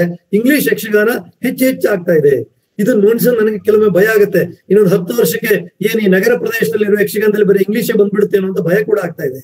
ಒಂದು ಕಾಲಕ್ಕೆ ಕನ್ನಡದ ಒಂದು ಅಚ್ಚ ಕನ್ನಡದ ಕಲೆ ಆದಿದ್ದು ಕಲೆ ಇಲ್ಲಿ ಯಾಕಂದ್ರೆ ಈ ರೀತಿಯ ನಗರೀಕರಣ, ಈ ರೀತಿಯ ಇಂಗ್ಲಿಷ್ ಒಂದು ಮಾಧ್ಯಮ, ಈ ಒಂದು ಇದರಿಂದ ಕನ್ನಡವನ್ನ ಮೂಲ ಶಾಲೆಗಳೇ, ಕನ್ನಡ ಶಾಲೆಗಳು ಕ್ಲೋಸ್ ಆಗ್ತಾ ಇರುವಂತಹ, ಮುಚ್ಚು ಹೋಗ್ತಾ ಇರುವಂತಹ ಸಂದರ್ಭದಲ್ಲಿ ನಾಳೆ ಯಕ್ಷಗಾನವು ಕೂಡ ಭಯ ಆಗ್ತಾ ಇದೆ ನನಗೆ. ಯಾಕಂದ್ರೆ 10-15-20 ವರ್ಷದ ನಂತರ ನಗರ ಬೆಂಗಳೂರಿನಲ್ಲಿ ಪ್ರಸಂಗ ಈ ಯಕ್ಷಗಾನಗಳು ಪ್ರಾರಂಭ ಆದ್ರೆ ಒಂದು 70 ವರ್ಷದ ಹಿಂದೆ ಇರಲಿಲ್ಲ. 1960ಕ್ಕೆ ಸುಮಾರಿಗೆ ಮೊದಲಿಗೆ ಒಂದು 2 ತಂಡ ಬಂದು ಅಂತ. ಆದ್ರೆ ಇವತ್ತು ನೋಡಿದ್ರೆ ಪ್ರತಿ ಶನಿವಾರ ಭಾನುವಾರ ನೀವು ಯಾವ್ದಾದ್ರು ಒಂದಲ್ಲ ಒಂದು ಬಡಾವಣೆಯಲ್ಲಿ ಕನಿಷ್ಠ 4-5 ಕಡೆಯೆಲ್ಲ ಕೂಡ ಯಕ್ಷಗಾನ ಪ್ರದರ್ಶನ ನಡೀತಾ ಇರ್ತದೆ. ಅಷ್ಟು ಆಧಿಕ್ಯವಾಗಿದೆ, ಅಷ್ಟು ಹೆಚ್ಚುಕೊಂಡಿದೆ. ಆಮೇಲೆ ಮಕ್ಕಳ ಮೇಳದ ಜೊತೆಯಲ್ಲಿ ಇವತ್ತಿನ ನಾನು ನಗರೀಕರಣದ ಜೊತೆಯಲ್ಲಿ ಪ್ರಸಂಗಗಳ ರಚನೆಯಲ್ಲೂ ಕೂಡ ಬದಲಾವಣೆಯಾಗಿದೆ. ಏನಾಗಿದೆ, ಹಿಂದೆ ಅದು ಕಾವ್ಯವಾಗಿ ಒಂದು ಸಾಹಿತ್ಯ ಪ್ರಕಾರವಾಗಿದ್ರೆ ಈಗ ಅದು ರಂಗಕ್ಕೆ ಅನುಕೂಲವಾಗುವಂತೆ 100, 120 ಅಥವಾ 50, 80 ಪದ್ಯವನ್ನು ಬರೆದು ಅಷ್ಟನ್ನೇ ಕೊಟ್ಬಿಟ್ಟು ಇದನ್ನ ಆಡುವಂತ ಒಂದು ಸ್ಥಿತಿ ಬಂದಿದೆ. ಇದರಿಂದ ಏನಾಯ್ತು, ಹಿಂದೆ ಒಂದು ದೊಡ್ಡ ಕಾವ್ಯ 350-400 ಪದ್ಯ ಇರ್ತಕ್ಕಂಥ ಕಾವ್ಯ ನಾನಾ ರೂಪದ ಛಂದಸ್ನಲ್ಲಿ ಇರ್ತಕ್ಕಂಥದ್ದು, ಮೊಟ್ಟುಗಳಲ್ಲಿ ಇರ್ತಕ್ಕಂಥ 100-150 ಹಾಡಿನ ಮೊಟ್ಟುಗಳಿದೆ. ಮೊಟ್ಟು ಅಂತ ಕರಿತೀವಿ ನಾವು ಹಾಡುವ ಒಂದು ಕ್ರಮವನ್ನ. ಅಲ್ಲೂ ಕೂಡ ಒಂದು ತಪ್ಪು ಕಲ್ಪನೆ ಇದೆ. ನಾವೇನ್ ಮಾಡ್ತೀವಿ, ಯಕ್ಷಗಾನ ಹಾಡನ್ನ ಕರ್ನಾಟಕ ಹಾಡು ಅಂತೀವಿ. ಅಲ್ಲ, ಯಕ್ಷಗಾನ ಶೈಲಿ, ಹಾಡಿನ ಶೈಲಿ ಅದು ಸ್ವತಂತ್ರವಾದದ್ದು. ಅದು ಅಚ್ಚ ಕನ್ನಡದ ದೇಸಿ ಸಂಗೀತ. ಇದು ಹಿಂದೂಸ್ತಾನಿ ಸಂಗೀತ ಅಲ್ಲ, ಕರ್ನಾಟಕ ಸಂಗೀತ ಅಲ್ಲ. ಆದ್ರೆ ದುರದೃಷ್ಟ ಏನಂತಂದ್ರೆ, ಇವತ್ತು ಹಿಂದೂಸ್ತಾನಿ ಕಲ್ತಂತವ್ರು, ಕರ್ನಾಟಕ ಸಂಗೀತವನ್ನು ಕಲ್ತಂತ ಕೆಲವು ಭಾಗವತರುಗಳು ಕೆಲವೊಮ್ಮೆ ಏನ್ ಮಾಡ್ತಾರೆ, ಅದರ ಪ್ರಭಾವವನ್ನು ಬಾಳಿಸಿ ಮೂಲ ಯಾವ ಒಂದು ಶೈಲಿ, ಯಕ್ಷಗಾನ ಶೈಲಿ, ಹಾಡುಗಾರಿಕೆ ಶೈಲಿ ಇದೆ, ಅದನ್ನ ಇಲ್ಲದ ಹಾಗೆ ಮಾಡ್ತಾ ಇದ್ದಾರೆ. ಇದು ಒಂದು ಇವತ್ತಿನ ಇಂದು ಅಂತ ನಾನು ಹೇಳಿದ್ನಲ್ಲ, ಯಕ್ಷಗಾನದ ಹಿಂದಿನ ಸ್ವರೂಪವಾಗಿದೆ. ಮೂಲ ಕೇಳ್ಬೇಕಾದ್ರೆ ಅಗರಿ ಅಂತವ್ರು ಅಥವಾ ನಿಮ್ಮ ಯಾರು ಬಲಿಪುರ, ಹಳೆಯ ಬಲಿಪುರ ಶೈಲಿ, ಅಥವಾ ಇಲ್ಲಿ ನಮ್ಮ ನಾರಾಯಣಪುರರು, ನೆಬ್ಬೂರ್ರು, ಇಂಥವರೆಲ್ಲ ಹಾಡುವ ಶೈಲಿಯೇ ಬೇರೆ, ಇವತ್ತು ಹಾಡುವಂತ ವಿಧಾನವೇ ಬೇರೆ ಆಗ್ತಾ ಇದೆ. ಇದು ಒಮ್ಮೊಮ್ಮೆ ಒಳ್ಳೇದಾಗ್ಬೋದು, ಆದ್ರೆ ಜನ ರಂಜನೆಗೋಸ್ಕರ ಏನೇನೋ ಆಗ್ಬೋದು. ಕೆಲವು ಸಾರಿ ನಮ್ಮ ಚೊಕ್ಕಾಡಿಯವರ ಹಾಡುಗಳು ಕೂಡ ಬಂದ್ಬಿಡ್ತವೆ, ಕೆಲವು ಸಿನಿಮಾ ದಾಟಿ ಹಾಡುಗಳು ಬರ್ತಾ ಇದ್ದಾವೆ. ಇದೆಲ್ಲವನ್ನು ಕೂಡ ವಿದ್ವಾಂಸರು ವಿರೋಧಿಸ್ತಾ ಇರ್ತಾರೆ. ಆದ್ರೂ ಕೂಡ ಇಂದಿನ ಯಕ್ಷಗಾನದಲ್ಲಿ ಇವೆಲ್ಲ ನುಸುಳ್ತಾ ಇದ್ದಾವೆ. ಕುಣಿತದಲ್ಲೂ ಕೂಡ ಏನೇನೋ ಸರ್ಕಸ್ಗಳನ್ನ ಮಾಡ್ತಕ್ಕಂಥದ್ದು ಬರ್ತಾ ಇದೆ. ಮೂಲ ಯಕ್ಷಗಾನದಲ್ಲಿ ನಿಮ್ಮ ಆ ಕುಣಿತ ಅಂತಕ್ಕಂಥದ್ದು ಒಂದು ಶಿಸ್ತಿಗೆ, ಒಂದು ಶಾಸ್ತ್ರಕ್ಕೆ ಬದ್ಧವಾಗಿತ್ತು. ಪೂರ್ವರಂಗದಲ್ಲಿ ಬರ್ತಕ್ಕಂಥ ಎಲ್ಲ ಇದು ಕೂಡ ಭರತನ ನಾಟ್ಯಶಾಸ್ತ್ರಕ್ಕೆ ಅನುಗುಣವಾಗಿರ್ತಕ್ಕಂಥ ವಿಚಾರಗಳು, ಪದ್ಯಗಳೆಲ್ಲ ಬರ್ತಾವಲ್ಲಿ. ಅಂದ್ರೆ ನಮ್ಮ ಕುಣಿತದಲ್ಲೂ, ನಮ್ಮ ವೇಷಗಾರಿಕೆಯಲ್ಲೂ ಒಂದು ಕ್ರಮ, ಒಂದು ಶಿಸ್ತು, ಒಂದು ಪರಂಪರೆ ಇತ್ತು. ಇದು ಸಾಂಪ್ರದಾಯಿಕ ರಂಗಭೂಮಿ, ಟ್ರೆಡಿಷನಲ್ ಥಿಯೇಟರ್. ಈ ಸಾಂಪ್ರದಾಯಿಕ ರಂಗಭೂಮಿಗೆ ಇವತ್ತು ಏನಾಗ್ತಾ ಇದೆ ಅಂದ್ರೆ ನಮ್ಮ ಜನ ಹೊಸದಾಗಿ ಅದರಲ್ಲೂ ಯಂಗ್ಸ್ಟರ್ಸ್ ಅಂತ ಯಾರು ಕರಿತೀವಿ ಅವರು ಜನಾಕರ್ಷಣೆಗೋಸ್ಕರ ಅನೇಕ ಏನೇನೋ ಇದನ್ನ ತರ್ತಾ ಇದ್ದಾರೆ. ಇದು ಮಾತ್ರ ಒಳ್ಳೇದಾಗ್ತಾ ಇಲ್ಲ. ಇದರಿಂದ ಏನಾಗ್ತದೋ ಅನ್ನೋ ಭಯ ಕೂಡ ವಿದ್ವಾಂಸಗಳಲ್ಲಿ ಬರ್ತಾ ಇದೆ. ಇಷ್ಟು ವಿಚಾರಗಳನ್ನ, ಯಾಕಂದ್ರೆ ನನಗೆ ಹೇಳಿದ್ದು 45 ನಿಮಿಷ ಅಂತ, ಈಗಾಗಲೇ ರವಿ ಅವರೇ ಇನ್ನು 10 ನಿಮಿಷ ಮಾತಾಡ್ಬೋದು. ಈಗ ಇವಾಗ ಯಕ್ಷಗಾನ ನಾನು ಒಂದೊಂದೇ ಅಂಶದ ಬಗ್ಗೆ ಹೇಳ್ತೀನಿ. ಯಕ್ಷಗಾನ ಸಾಹಿತ್ಯ ಅಂತ ನಿಮ್ಗೆ ಹೇಳಿದೆ. ಸಾಹಿತ್ಯ ಅಂತಂದ್ರೆ ಇದರಲ್ಲಿ ಛಂದಸ್ಸು ಇರ್ತದೆ. ಕನ್ನಡ ಛಂದಸ್ಸು ಅಂದ್ರೆ ದೇಸಿ ಛಂದಸ್ಸು, ನಮ್ಮಲ್ಲಿ ಬಳಕೆಯಾಗಿರ್ತಕ್ಕಂಥ ಕನ್ನಡದ ಅಪೂರ್ವ ಛಂದಸ್ಸುಗಳು, ತ್ರಿಪದಿ, ಯಾಲಪದ, ಆಮೇಲೆ ಏಳೆ, ಆಮೇಲೆ ನಿಮ್ಮ ಷಟ್ಪದಿಗಳು, ಇವೆಲ್ಲ ವಿಪುಲವಾಗಿ ಬಳಕೆ ಆಗ್ತವೆ. ನಡುಗನ್ನಡ ಶೈಲಿ ಅಂದ್ರೆ ಆಡುವ ಮಾತಿದೆಯಲ್ಲ, ಇವತ್ತಿನ ಮಾತಲ್ಲ. ಅದರಲ್ಲಿ 2 ವಿಧ ಇದೆ. ಎಲ್ಲಾ ಪಾತ್ರಗಳು ಕೂಡ ನಡುಗನ್ನಡ ಶೈಲಿಯಲ್ಲೇ ಮಾತನಾಡ್ತವೆ ಯಕ್ಷಗಾನದಲ್ಲಿ. ಆದ್ರೆ ಹಾಸ್ಯಗಾರ ಮತ್ತು ವಿದೂಷಕ ಅಂತ ಯಾರು ಬರ್ತಾರೆ ಅವನು ಮಾತ್ರ ಸ್ವಲ್ಪ ಮಟ್ಟಿಗೆ ಭಾಷಾ ಶೈಲಿಯನ್ನು ಬದಲಾಯಿಸ್ಕೊಳ್ತಾನೆ. ಅವನ ಹಾಸ್ಯ ಜನರಿಗೆ ರಂಜನೆ ಆಗ್ತದೆ. ಇದು ಸಂಪ್ರದಾಯ. ಹಾಗಿದ್ರೇನೆ ಅವನಿಗೆ ರಂಜಿಸ್ಲಿಕ್ಕೆ ಸಾಧ್ಯ ಆಗ್ತದೆ. ಸಮಕಾಲೀನ ಅಂಶಗಳು ಬರ್ತದೆ. ನೀವು ಕೇಳ್ಬೋದು, ಯಕ್ಷಗಾನ ವಸ್ತು ಬರೇ ಪೌರಾಣಿಕವ ಅಂತ. ಅಲ್ಲ, ಯಕ್ಷಗಾನದಲ್ಲಿ ಇವತ್ತು ನಾನು ಹೇಳಿದ 5000 ಪ್ರಸಂಗಗಳಲ್ಲಿ ಪೌರಾಣಿಕ ಅಲ್ಲದೇನೆ ಸಮಕಾಲೀನ ಇತಿಹಾಸವನ್ನ, ನಾಸೇರ್ ಪ್ರತಾಪ ಅಂತ ಒಂದು ಪ್ರಸಂಗ ಇದೆ, ಕಾಶ್ಮೀರ ವಿಜಯ ಅಂತ ಒಂದು ಪ್ರಸಂಗ ಇದೆ, ಏಡ್ಸ್ ಅಂತ ಒಂದು ಪ್ರಸಂಗ ಇದೆ, ಅಕ್ಷರ ಒಂದು ಎಳೆಯಣ್ಣನ 1000 ನಮ್ಮ ಯಕ್ಷ ದೇಗುಲದವರು ಮಾಡಿರ್ತಕ್ಕಂಥ ಪ್ರದರ್ಶನ 1000 ಪ್ರದರ್ಶನ ಕಂಡಿದೆ. ಇಳೆಯಣ್ಣನ ಕಥೆ ಅಂತಕ್ಕಂಥದ್ದು ಅದೇನ್ ಹೇಳ್ತದೆ, ಅಕ್ಷರಾಭ್ಯಾಸ ಮಾಡಬೇಕು, ಸಾಕ್ಷರತೆಯ ಬಗ್ಗೆ ಮಾಡಿರ್ತಕ್ಕಂಥ ಪ್ರಸಂಗ. ಅದು ಗವರ್ಮೆಂಟ್ ಆಫ್ ಇಂಡಿಯಾ ಅದು ಸ್ಪಾನ್ಸರ್ ಮಾಡಿರ್ತಕ್ಕಂಥ 1000 ಪ್ರದರ್ಶನ ಕಂಡಿದೆ. ಅಂದ್ರೆ ಈ ರೀತಿಯ ಪ್ರಸಂಗಗಳು ಬರ್ತಾ ಇದೆ. ಅಂದ್ರೆ ಈ ರೀತಿ ಹೊಸ ಪ್ರಸಂಗ ಬರಬಾರ್ದ ಕೇಳಿದ್ರೆ ಬರ್ಬೇಕು. ಆದ್ರೆ ಯಕ್ಷಗಾನದ ಜಾಯಮಾನಕ್ಕೆ ಸರಿಯಾಗಿ ಬರ್ಬೇಕು. ಅಲ್ಲಿನ ವೇಷಗಳು, ಕಿರೀಟ ಹೊತ್ತು ಎಲ್ಲ ಅದೇ ದರ್ಶನಲ್ಲಿ ಅದೇ ಭಾವನೆ ಇಟ್ಟು, ಮಾತು ಕೂಡ ಅದೇ ನಡುಗನ್ನಡ ಶೈಲಿಯ ಅಲಂಕೃತವಾದ ಭಾಷೆಯಲ್ಲಿ ಬರಬೇಕು. ಆಗ ಅದು ಯಕ್ಷಗಾನದ ಹೊರಗೆ ಅಂತ ಅನ್ಸೋದಿಲ್ಲ. ಅದು ಬಿಟ್ಬಿಟ್ಟು ನಾವು ಇವತ್ತಿನ ಕಾಲಕ್ಕೆ ಸರಿಯಾದ ಒಂದು ವೇಷ ಹಾಕೊಂಡು, ಪ್ಯಾಂಟು ಶರ್ಟು ಹಾಕೊಂಡು ಬಂದು ನಾನು ಅಕ್ಷರ ಅಭ್ಯಾಸವನ್ನು ಪ್ರಚಾರ ಮಾಡ್ತೇನೆ ಅಂದ್ರೆ, ಸಾಕ್ಷರತೆಯನ್ನು ಪ್ರಚಾರ ಮಾಡ್ತೇನೆ ಅಂದ್ರೆ ಅದು ಯಕ್ಷಗಾನ ಅಲ್ಲದ ಆಗ್ಬಾರ್ದು. ಈ ನಮ್ಮ ಕವಿಗಳು ಹಾಗೆ ನಮ್ಮ ಯಾರು ನಿರ್ದೇಶಕರಿದಾರಲ್ಲ ಅವರುಗಳು ಕೂಡ ಆದಷ್ಟು ಯಕ್ಷಗಾನಕ್ಕೆ ಮಾಡ್ತಾರೆ. ಒಮ್ಮೊಮ್ಮೆ ಕೆಲವರು ತಪ್ಪು ಮಾಡ್ತಾರೆ, ಆ ತಪ್ಪು ಆಗ್ಬಾರ್ದು. ಹಾಗಾದ್ರೆ ಯಕ್ಷಗಾನದಲ್ಲಿ ಯಾರು ನಿಯಂತ್ರಕ? ಯಕ್ಷಗಾನ ಹಿಂದೆ ಏನು ಬಯಲಾಟದ ಮೇಳಗಳು ಇದ್ವಲ್ಲ, ಆಗ ಭಾಗವತನಿಗೆ ಪರಮ ಪದ ಇತ್ತು. ಅವನ ಟಾಪ್, ಅವನನ್ನ ಮೊದಲನೇ ವೇಷಧಾರಿ ಅಂತ ಕರೀತಾ ಇದ್ರು. ಅವನೇ ನಿರ್ದೇಶಕ ಇದ್ದಾಗೆ. ಆತನೇ ಹಾಡುಗಳನ್ನ, ಪಾತ್ರಗಳನ್ನ, ಮತ್ತೆ ಅವನು ಇಡೀ ರಾತ್ರಿ ಸಂಪೂರ್ಣ ಪ್ರದರ್ಶನವನ್ನು ನಿಯಂತ್ರಿಸ್ತಕ್ಕಂಥ ಶಕ್ತಿ ಉಳ್ಳವನಾಗಿದ್ದ. ಅವನಿಗೆ ಎಲ್ಲ ಕಲಾವಿದರು ಗೌರವ ಕೊಡ್ತಾ ಇದ್ರು. ಮತ್ತೆ ಮಾರನೇ ದಿನ ಬೆಳಿಗ್ಗೆ ಅವನು ಊರಿಂದ ಊರಿಗೆ ನಡ್ಕೊಂಡು ಹೋಗುವಾಗ ಈ ಕಲಾವಿದರು ಒಟ್ಟೊಟ್ಟಿಗೆ ನಡ್ಕೊಂಡೇ ಹೋಗ್ತಾ ಇದ್ರು. ಮಕ್ಕಳು ಅವ್ರ ಜೊತೆಲೇ ಇರ್ತಾ ಇದ್ರು. ಅವ್ರೆಲ್ಲರಿಗೂ ಕೂಡ ಈ ಭಾಗವತನಾದವನು ಹಾಡುಗಳನ್ನ ಹೇಳ್ತಾ ಈ ತರ ಮಾತಾಡ್ಬೇಕು, ಈ ರೀತಿ ಹೇಳ್ಬೇಕು, ಈ ರೀತಿ ಬರ್ಬೇಕು ಅಂತ ರಂಗ ನಡೆ ಅಂತ ಕರಿತೀವಿ, ಅದನ್ನೆಲ್ಲ ಹೇಳ್ಕೊಡ್ತಾ ಇದ್ರು.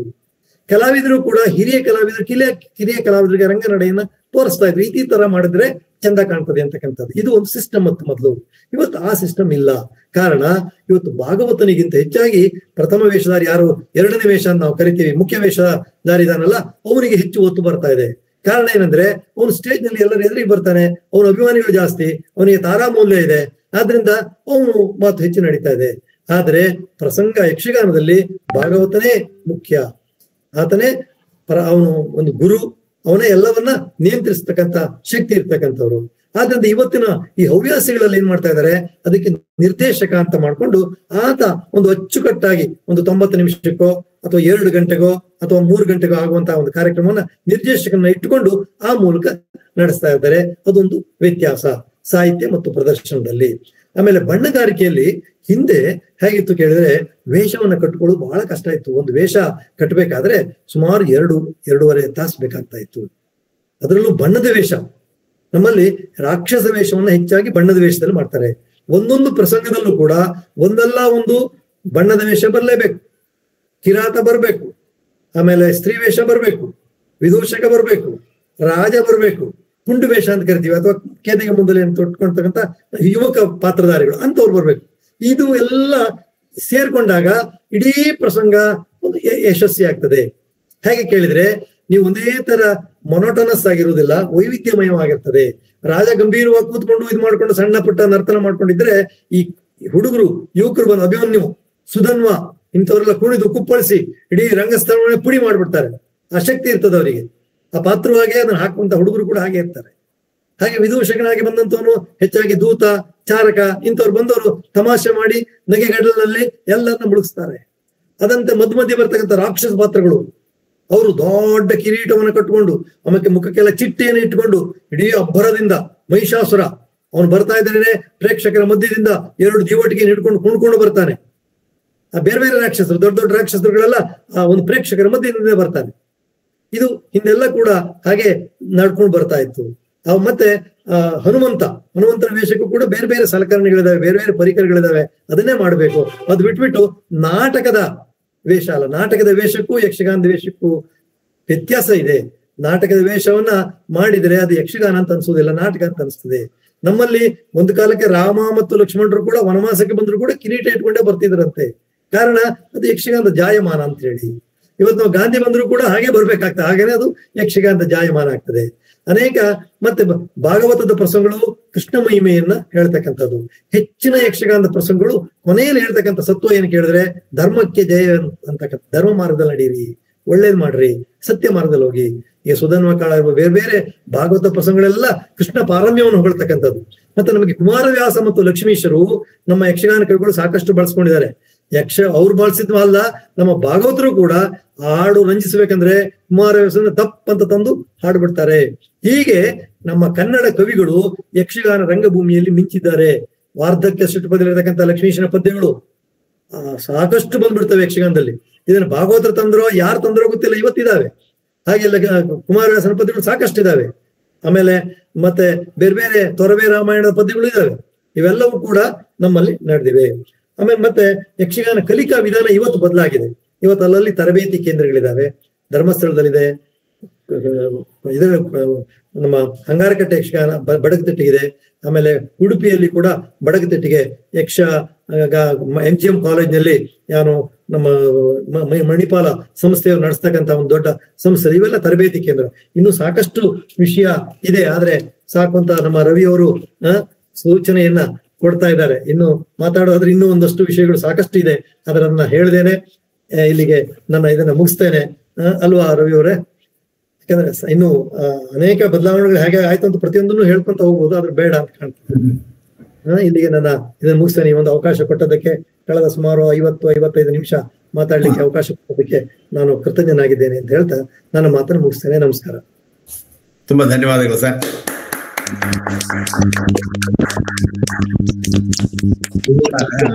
ಸುಮಾರು ಹೆಚ್ಚು ಕಡಿಮೆ 1 ಗಂಟೆಗಳ ಕಾಲ ಯಕ್ಷಗಾನದ ಬಗ್ಗೆ ನೀವು ಅನೇಕ ವಿಚಾರಗಳನ್ನ ಹೇಳಿದ್ರಿ ಸರ್. ನಾವು ಇಲ್ಲಿವರೆಗೂ ತಿಳ್ಕೊಂಡಿದ್ದೆ ಯಕ್ಷಗಾನ ಅನ್ಕೊಂಡ್ರೆ ಇಲ್ಲ, ನೀವು ಹೇಳಿದಂತಹದ್ದು ಬಹಳಷ್ಟು ವಿಷಯಗಳನ್ನ ನಾವು ತಿಳಿದುಕೊಂಡಾಗಾಯ್ತು. ಈಗ ವೇದಿಕೆಯನ್ನ ನಾನು ಪ್ರಶ್ನೋತ್ತರ ಕಾರ್ಯಕ್ರಮಕ್ಕೋಸ್ಕರ ತೆಗೆದಿಡ್ತಾ ಇದ್ದೀನಿ. ದಯವಿಟ್ಟು ಎಲ್ಲರೂ ಕಾರ್ಯಕ್ರಮವನ್ನು ಹೊಗಳದೆ ನೇರವಾಗಿ ಪ್ರಶ್ನೆಯನ್ನು ಕೇಳಿ.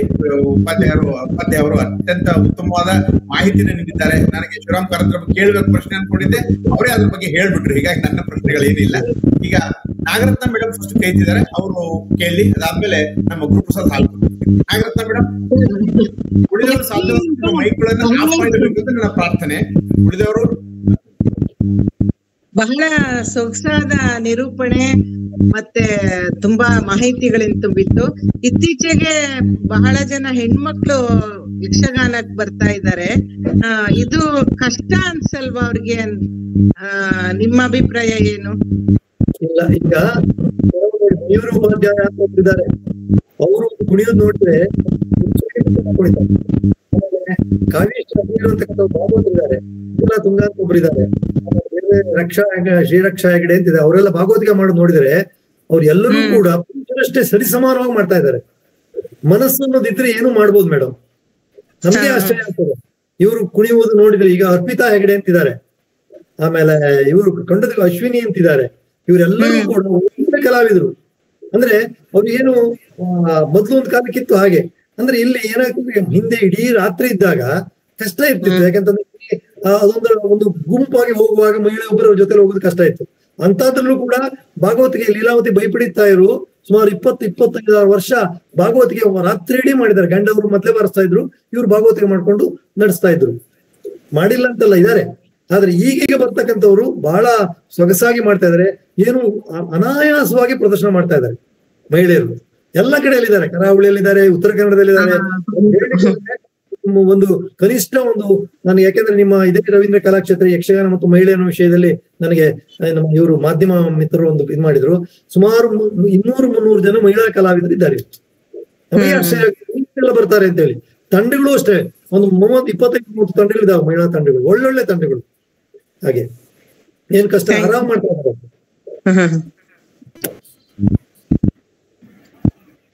ಉಳಿತದಲ್ಲಿ ಬಹಳ ಹಲೋ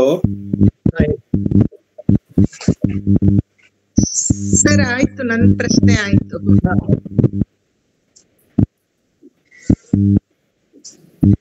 ರತ್ನಮೂರ್ತಿ ಅವರು ಮಾತಾಡಿ. ಬಹಳ ಅದ್ಭುತವಾದ ಕಾರ್ಯಕ್ರಮ. ನಾನು ಅಂತ ಅವರು ಒಂದು ಏರ್ಪಡಿಸಿದ್ರು. ನಾನು ಎಲ್ಲ ಕರ್ನಾಟಕದಿಂದ ಬಂದಿದ್ದಾರೆ ಅನ್ಕೊಂಡ್ರೆ, ಕರ್ನಾಟಕದಿಂದ ಬಂದವರೊಬ್ರು ಅಲ್ಲಿ ಜನಗಳಿಗೆ, ಅಲ್ಲಿ ಯುವತಿಯರೇ ಹೆಚ್ಚಾಗಿ ಭಾಗವಹಿಸಿದ್ದು. ಅವ್ರಿಗೆ ಒಂದು ಯಕ್ಷಗಾನ ಪ್ರಸಂಗವನ್ನ ಅವರು ಹೇಳ್ಕೊಟ್ಟು ಅಲ್ಲಿ ಅವ್ರು ತಯಾರು ಮಾಡಿ ಬಹಳ ಅದ್ಭುತವಾಗಿ ಮಾಡಿದ್ರು. ಅವಾಗ ಟ್ರೈ ವ್ಯಾಲಿ ಕನ್ನಡ ಸಂಘ ಅಂತ ಅಮೆರಿಕದಲ್ಲಿ. ಹೌದೌದು. ಅಲ್ಲ, ಇವಾಗ ಕೆನಡಾದಲ್ಲೊಂದಿದೆ, ಕೆನಡಾದಲ್ಲೊಂದು ಟೊರೆಂಟೋದಲ್ಲಿ ಒಂದು ಸಂಘ ಇದೆ. ಅವ್ರು ಮಾಡೋ ಕೆಲಸ ನೋಡಿ ನಮಗೆ ನಾಚಿಕೆ ಆಗ್ತದೆ. ಒಳ್ಳೊಳ್ಳೆ ಪುಸ್ತಕ ತಂದಿದ್ದಾರೆ, ಆಮೇಲೆ ಕರೆಸ್ತಾರೆ ಇಲ್ಲಿಂದ. ಅಮೆರಿಕದಲ್ಲಿ 5-6 ಕಡೆಯಲ್ಲಿದ್ದಾವೆ. ಇಲ್ಲಿಂದ ಹೋದಂತ ಸಾಫ್ಟ್ವೇರ್ ಇಂಜಿನಿಯರ್ಸ್ಗಳು ಸಂಘ ಕಟ್ಕೊಂಡು ಕಲ್ತ್ಕೊಂಡು ವೇಷಭೂಷಣ ಅವ್ರದೇ ಮಾಡ್ಕೊಂಡಿದ್ದಾರೆ. ಇಲ್ಲಿನ ಕಲಾವಿದನ ಕರೆಸಿ, ಈಗ ನಾನು ಹೇಳಿದ್ನಲ್ಲ ಪಟ್ಲ ಅವ್ರ ಜೊತೆಯಲ್ಲಿ, ಅಲ್ಲಿ ಇಂಗ್ಲಿಷ್ ನಲ್ಲಿ ಕೂಡ ಇದೆ. ನಮ್ಮ ಪ್ರೊಫೆಸರ್ ML ಸಾಮಗರ್ ಕೂಡ ಹೋಗಿದ್ದಾರೆ ಅವ್ರ ಜೊತೆಯಲ್ಲಿ. ಇಂಗ್ಲಿಷ್ ಯಾರೋ ಕಳಿಸಿದ್ರು, ಆದ್ರೆ ಕನ್ನಡದ ಸೊಗಡಿಗೆ ಅಭ್ಯಾಸ ಆಗಿರೋ ಯಾರು ಹೊಸ ಜನರೇಷನ್ ಇದಾರಲ್ಲ, ನಮಗೆ ನಾವು ಕನ್ನಡದವರು ನಮ್ಗೆ ಅದು ಅನಿಸ್ತದೆ. ಅವ್ರಿಗೆ ಹಾಗ ಅನಿಸ್ತು. ಅವ್ರಿಗೆ ಕನ್ನಡದ ಗಂಧಗಾಳಿದ್ದವರಿಗೆ ಹೊಂದ್ಕೊಳ್ಬೋದು ಏನೋ ಗೊತ್ತಿಲ್ಲ. ಮತ್ತೊಂದು ತಿಪ್ಪಣ್ಣಾರ್ಯ, ಸಾಲಪುರಿ ತಿಪ್ಪಣ್ಣಾರ್ಯ ಅನ್ನೋದು ಹನುಮದ್ ವಿಲಾಸ ಅಂತ ಯಕ್ಷಗಾನ ಬಹಳ ಆಶ್ಚರ್ಯ ಆಯ್ತು. ಅದನ್ನ ಯಕ್ಷಗಾನದಲ್ಲಿ ಅಭಿನಯಿಸಿರೋದು ಉಂಟಾ? ಅದು ಬರೀ ಪುಸ್ತಕದಲ್ಲಿ ಇದೆಯೋ ಅಥವಾ ಅದನ್ನ ಮಾಡಿ? ಪುಸ್ತಕದಲ್ಲಿದೆ. ತಿಪ್ಪಣ್ಣಾರ್ಯ ಇರೋದು ಹನುಮದ್ ವಿಲಾಸವನ್ನ ಬುಕ್ ಅಲ್ಲಿ ಇದೆ ಅಷ್ಟು. ಕೆಳದಿ ನಾವು ಅದನ್ನ ಗಮಕ ರೂಪಕದಲ್ಲಿ ಮಾಡ್ತಾ ಇದ್ದೀವಿ. ಮತ್ತೆ ಗಮಕಕ್ಕೂ ಮತ್ತು ಯಕ್ಷಗಾನಕ್ಕೂ ಸಂಬಂಧ ಇದೆ ಮೇಡಮ್. ನನ್ನ ಅಭಿಪ್ರಾಯದಲ್ಲಿ, ನನ್ನ ಊಹೆ ಏನಂದ್ರೆ, ಗಮಕ ಮೊದಲು ಬಂತು ಹಾಡನ್ನ, ದೊಡ್ಡ ದೊಡ್ಡ ಕಾವ್ಯಗಳು, ಶಿಷ್ಟ ಕಾವ್ಯಗಳನ್ನ ಹಾಡ್ಲಿಕ್ಕೆ. ಈ ಯಕ್ಷಗಾನದ ರೀತಿಯಾಗಿ ಅಂದ್ರೆ ದೇಸಿ ಜನ, ಸಾಮಾನ್ಯ ಜನ ಬರೆದಿರ್ತಕ್ಕಂಥ ಇದನ್ನ ಈ ಯಕ್ಷಗಾನ ಶೈಲಿಯಲ್ಲಿ ಹಾಡಿದ್ರು. ಇದಕ್ಕೆ ಪ್ರದರ್ಶನ ಬಂತು, ಗಮಕಕ್ಕೆ ಪ್ರದರ್ಶನ ಬರಲ್ಲ. ಆದ್ರೆ ಗಮಕದಲ್ಲೂ ಕೂಡ ಈಗ ರೂಪಕ ಅಂತೆಲ್ಲ ಕೆಲವರು ಮಾಡ್ತಾರೆ. ಅದನ್ನ ಪಾತ್ರಧಾರಿಗಳು ವಹಿಸ್ಕೊಂಡು ಮಾಡ್ಕೊಂಡು ಮಾತಾಡ್ತಾರೆ. ನಮ್ಮ ತಾಳಮದ್ಲೆ ತರದಲ್ಲಿ ಬರ್ತದೆ ಅದು. ಅಂದ್ರೆ ಆ ರೀತಿ ಬಂತೋ ಏನೋ ಗೊತ್ತಿಲ್ಲ. ಗಮಕದ ಒಂದು ಮುಂದುವರೆದ ಭಾಗನೇ ತಾಳಮದ್ಲೆ ಇದ್ರೂ ಇರ್ಬೋದು, ಅಥವಾ ತಾಳಮದ್ಲೆ ಮುಂದುವರೆದ ಭಾಗನೇ ಯಕ್ಷಗಾನ ಇದ್ರೂ ಇರ್ಬೋದು. ಯಾವ್ದನ್ನು ಕೂಡ ಇದಮಿತ್ತಮ್ ಅಂತ ಹೇಳಲಿಕ್ಕೆ ಆಗ್ಲಿಕ್ಕಿಲ್ಲ ಮೇಡಮ್.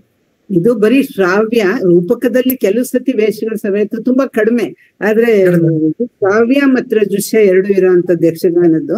ಅದೇ ನನಗೆ ಸಾಲಪುರಿ ತಿಪ್ಪಣ್ಣಾರ್ಯ ಅನ್ನೋದು ಅವ್ರು ತುಂಬಾ ಚೆನ್ನಾಗಿದೆ. ಅದನ್ನ ಪ್ರಚಲಿತವಿದೆಯಾ ಯಕ್ಷಗಾನವಾಗಿ? ನಾನು ನೋಡಿಲ್ಲ ಮೇಡಮ್, ನಾನು ನೋಡಿಲ್ಲ. ಧನ್ಯವಾದಗಳು. ನಮಸ್ಕಾರ ಸರ್. ಯಕ್ಷಗಾನ ಬೇರೆ ಬೇರೆ ರೂಪದಲ್ಲಿ ಕರ್ನಾಟಕದ ಉದ್ದಗಲಕ್ಕೂ ಇತ್ತು ಅನ್ನೋದನ್ನು ಬಹಳ ಸೊಗಸಾಗಿ ನೀವು ಹೇಳಿದ್ರಿ. ಇದು ಬಹಳ ಅಚ್ಚರಿಯ ಸಂಗತಿಯಾಗಿತ್ತು. ಮತ್ತೆ ಇವತ್ತು ಯಕ್ಷಗಾನಗಳು ಹೆಚ್ಚಾಗಿ ವೈಯಕ್ತಿಕ ಪ್ರದರ್ಶನವಾಗ್ತಾ ಇದೆ, ಯಾಕಂದ್ರೆ ಸ್ಟಾರ್ ವ್ಯಾಲ್ಯೂ ಸಿಗ್ತಾ ಇದೆ. ಹಾಗಾಗಿ ಭಾಗವತರು ಹಾಡ್ತಾನೆ ಇರ್ತಾರೆ, ಪಾತ್ರಧಾರಿ ಕುಣಿಬೇಕಾ ಬಿಡ್ಬೇಕು ಗೊತ್ತಿಲ್ಲ, ಅವ್ರು ರಾಗ ಎಳಿತಾನೆ ಇರ್ತಾರೆ. ಕೂಡ ತಮ್ಮ ಅಭಿಮಾನಿಗಳನ್ನು ತರಿಸ್ಲಿಕ್ಕೆ 4-4 ಸತಿ ಜಾಸ್ತಿ ಕುಣಿತಾರೆ. ಹೀಗೆ ಅದು ವೈಯಕ್ತಿಕ ಪ್ರದರ್ಶನ ಆಗ್ತಾ ಇದೆ ಹೊರತು ಸಾಮೂಹಿಕ ಶಿಸ್ತು ಕಡಿಮೆ ಆಗ್ತಾ ಇದೆ. ದುರಂತ ಅದು. ಅದನ್ನು ತಪ್ಪಿಸ್ಬೇಕಂತ ಪೇಪರ್ಗಳನ್ನು ಬರೀತಾರೆ, ಬರೆದ್ರೆ ವಿಮರ್ಶಕರ ಹತ್ರಕ್ಕೆ ಸೇರ್ಸಲ್ಲ ಅವರು. ನೀವು ವಿಮರ್ಶಕರಿಗೂ ಮತ್ತು ಕಲಾವಿದರಿಗೂ ಸಂಬಂಧನೇ ಇಲ್ಲದಂತಾಗಿದೆ. ಹಾಗಾಗಿ ಟೀಕೆ ಮಾಡ್ತಾರೆ ಅಂತ ಹೇಳ್ತಾರೆ. ಆದ್ರೆ ಒಂದು ಕಲೆ ಆಗ್ಬೇಕು, ಟೀಮ್ ವರ್ಕ್ ಆಗ್ಬೇಕಂತ ಅವ್ರಿಗೆ ಗಮನ ಇಲ್ಲ. ಇದನ್ನ ಹೇಳಿದ್ರೆ ನಿಷ್ಠೂರ ಆಗ್ತದೆ ಅಷ್ಟೇ, ಅವ್ರಿಗೆ ಉಪಯೋಗ ಏನಾಗ್ತಾ ಇಲ್ಲ. ಅದ್ ಯಾವಾಗ ಬದಲಾಗ್ತಾರೋ ನೋಡ್ಬೇಕು. ಆದ್ರೆ ಒಟ್ಟು ಅಂದ್ರೆ ಭಗವಂತ ಬರೀ ಹಾಡ್ತಾನೇ ಇರೋದು, ಕುಣಿತಾನೇ ಇರೋದು, ಈ ತರ ಆಗ್ತದೆ. ಮತ್ತೆ ವೇಷ ಆ ದೃಷ್ಟಿಯಿಂದ ನೋಡ್ಲಿಕ್ಕೆ ಹೋದ್ರೆ ಹವ್ಯಾಸಿಗಳ ಪ್ರದರ್ಶನ ಅಚ್ಚುಕಟ್ಟಾಗಿ ಆಗ್ತಾ ಇದೆ. ನಾನು ಇನ್ನೊಬ್ರು ಅದನ್ನೇ ಹೇಳ್ತಾರೆ, ಹವ್ಯಾಸಿಗಳು ಏನ್ ಮಾಡ್ತಾರೆ, ಎಷ್ಟು ಬೇಕು ಅಷ್ಟನ್ನೇ ಮಾಡ್ತಾರೆ, ಅದೇ ಹಾಗೆ ಮಾಡ್ತಾ ಇಲ್ಲ ಅವರು. ಹಾಗೆ ಅವ್ರು ಬೇರೆ ವೃತ್ತಿಲಿರ್ತಾರೆ, ಮತ್ತೆ ಬೇರೆ ಕಲೆ ನೋಡಿರ್ತಾರೆ ಅವರು. ನಾವು ಹವ್ಯಾಸ ಕಲಾವಿದರು ನೋಡಿದ್ರೆ ಅವ್ರು ನಾಟಕ ನೋಡಿರ್ತಾರೆ, ಬೇರೆ ಬೇರೆ ನೋಡಿರ್ತಾರೆ. ಹಾಗೆ ಆಗ ಹೆಚ್ಚು ಇದು ಮಾಡ್ಲಿಕ್ಕೆ ಹೋಗುವವರು ಮತ್ತೆ ಬೇಕಾಗಿಲ್ಲ ಅವರಿಗೆ, ಅಭಿಮಾನಿಗಳ ಬಳಗ ಕೂಡ ಅವರಿಗೆ ನಿಲ್ಲಬೇಕಾಗಿಲ್ಲ. ಅದಕ್ಕೆ ಅದೇ ಚಂದ ಕಾಣ್ತಾ ಇದೆ, ಅದೇ ನಮ್ಮನ್ನು ಮುಂದೆ ಯಕ್ಷಗಾನ ಉಳಿಸೋಕೆ ಅವರೇ ನೋಡ್ತಾ ಅನಿಸ್ತಾ ಇದೆ. ಮತ್ತೆ ಇನ್ನೊಂದು 2 ಪ್ರಶ್ನೆ ಕೇಳ್ಬಿಡ್ತೀನಿ ಸರ್. ವೇಷ ಸುಧಾರಣೆ ಆಗ್ತಿಲ್ಲ, ತುಂಬಾ ಭಾರ, ವೇಷಗಳೆಲ್ಲ ಭಾರ. ಅದನ್ನ ಈಗ ಬಹಳ ಕಲರ್ಫುಲ್ ಆಗಿ ತುಂಬಾ ಹಗುರವಾಗಿ ವೇಷ ಮಾಡ್ಬೋದು, ಯಾಕೆ ಮಾಡ್ತಾ ಇಲ್ಲ? ಹೀಗಾಗಿದೆ ಸರ್. ಇವಾಗ ಮೊದಲು ನೀವು ಹೇಳಿದ್ದು ಹಿಂದೆ ಕಿರೀಟ ಎಲ್ಲ ಬಹಳ ಭಾರ ಇತ್ತು, ಎದೆಗೆ ಮೊದಲೇ ಕಟ್ಕೊಳ್ಳೋದಕ್ಕೆ 1 ಗಂಟೆ ಬೇಕಾಗ್ತಾ ಇತ್ತು. ಈಗ ಎಲ್ಲ ರೆಡಿಮೇಡ್ ಆಗಿದೆ, ರಿಬ್ಬನ್ ಎಲ್ಲ ಹಾಕಿ ಎಲ್ಲ ರೆಡಿ ಇರ್ತದೆ, ಮೇಲೆ ಕುಣಿಸು. ನೀವು 1 ಕಿಲೋ ಇತ್ತು ಇಲ್ಲಿ ಮಾಡಿ, ಇನ್ನೊಂದು 10 ಕಿಲೋಮೀಟರ್ ದೂರಕ್ಕೆ ವೇಷ ಏನ್ ಮಾಡ್ತಾರೆ, ಇಲ್ಲಿ ಅಲ್ಲಿ ತಕ್ಷಣ ಮಾಡ್ತಾರೆ. ಆ ರೀತಿ ಸ್ಥಿತಿ ಬಂದ್ಬಿಟ್ಟೆ. ಕಾರಣ ಏನಂದ್ರೆ ಅನೇಕ ಯಕ್ಷಗಾನದಲ್ಲಿ ಸಾಕಷ್ಟು ಸುಧಾರಣೆಗಳಾಗಿವೆ, ಆದ್ರೆ ಮೂಲಪಾಯದನಾಗಿಲ್ಲ. ಇವತ್ತಿಗೂ ನಾನು ನೋಡಿದ್ದೀನಿ, ಮೂಲಪಾಯದ ಕಲಾವಿದರನ್ನ ನಿಜವಾಗ್ಲೂ ಮೆಚ್ಚಬೇಕು. ಒಂದೊಂದು ಕೂಡ 8 ಕಿಲೋಗ್ರಾಮ್ ದೂರ ಭಾರ ಇರುವಂತ ವೇಷಭೂಷಣಗಳಿದ್ದಾವೆ, ಅದನ್ನೇ ಒಪ್ಪಿಕೊಳ್ತಾರೆ ಅವರು. ಅವ್ರಿಗೆ ಹೇಳಿದ್ರು ಕೂಡ ಯಾರು ನಂಜೆಲ್ಲ ಹೇಳ್ತಾರೆ, ಎಲ್ಲ ಹೇಳಿದ್ರು ಕೂಡ ಯಾರು ಗಮನಿಸ್ತಾರೆ, ಬದಲಾವಣೆ ಆಗ್ತಾ ಇಲ್ಲ. ಮೊದಲು ಒಂದು ಕಾಲಕ್ಕೆ ಹಾಗೆ ಇತ್ತು, ಬಹಳ ಭಾರ, ಅದೆಲ್ಲ ಹೋಗ್ತಿದೆ. ಈಗ ಎಲ್ಲ ಆದಷ್ಟು ಸುಲಭದ ವಿಧಾನಗಳನ್ನ ಕರ್ಕೊಂಡ್ಬಿಟ್ಟಿದ್ದಾರೆ. ಅಷ್ಟಿಲ್ಲ, ಮೊದಲಿನ ಇದಿಲ್ಲ.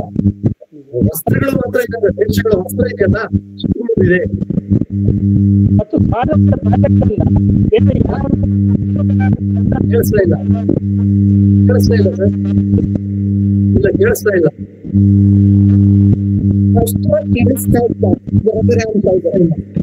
ಯಾರ್ದು ಮಿಸ್ಟೇಕ್ ಇದೆ, ಯಾರ್ದು ಸಿಸ್ಟಮ್ ತುಂಬಾ ಶ್ರೀಪ್ರಕಾಶ್ ಸರ್ ಸ್ವಲ್ಪ ಏನೋ ಸೌಂಡ್ ಬರ್ತಾ ಇದೆ ಸರ್, ಒಂದ್ಸರಿ ಲಾಗೌಟ್ ಮಾಡಿ ಲಾಗಿನ್ ಮಾಡಿ ಶ್ರೀಪ್ರಕಾಶ್ ಸರ್. ಸರ್ ಪ್ರಶ್ನೆ ಕೇಳಿ ಮ್ಯೂಟ್ ಮಾಡ್ಕೊಂಡ್ಬಿಟ್ರೆ ಕ್ಲಿಯರ್ ಆಗಿ ನಾವು ಬೇರೆ ಉತ್ತರ ಕೇಳ್ಬೋದು ಅನ್ಸುತ್ತೆ. ಇವಾಗ ಬರ್ತಾ ಇದೆಯಾ? ಇವಾಗ ಹಾ ಸರಿ ಇದೆ ಸರ್. ಇವಾಗ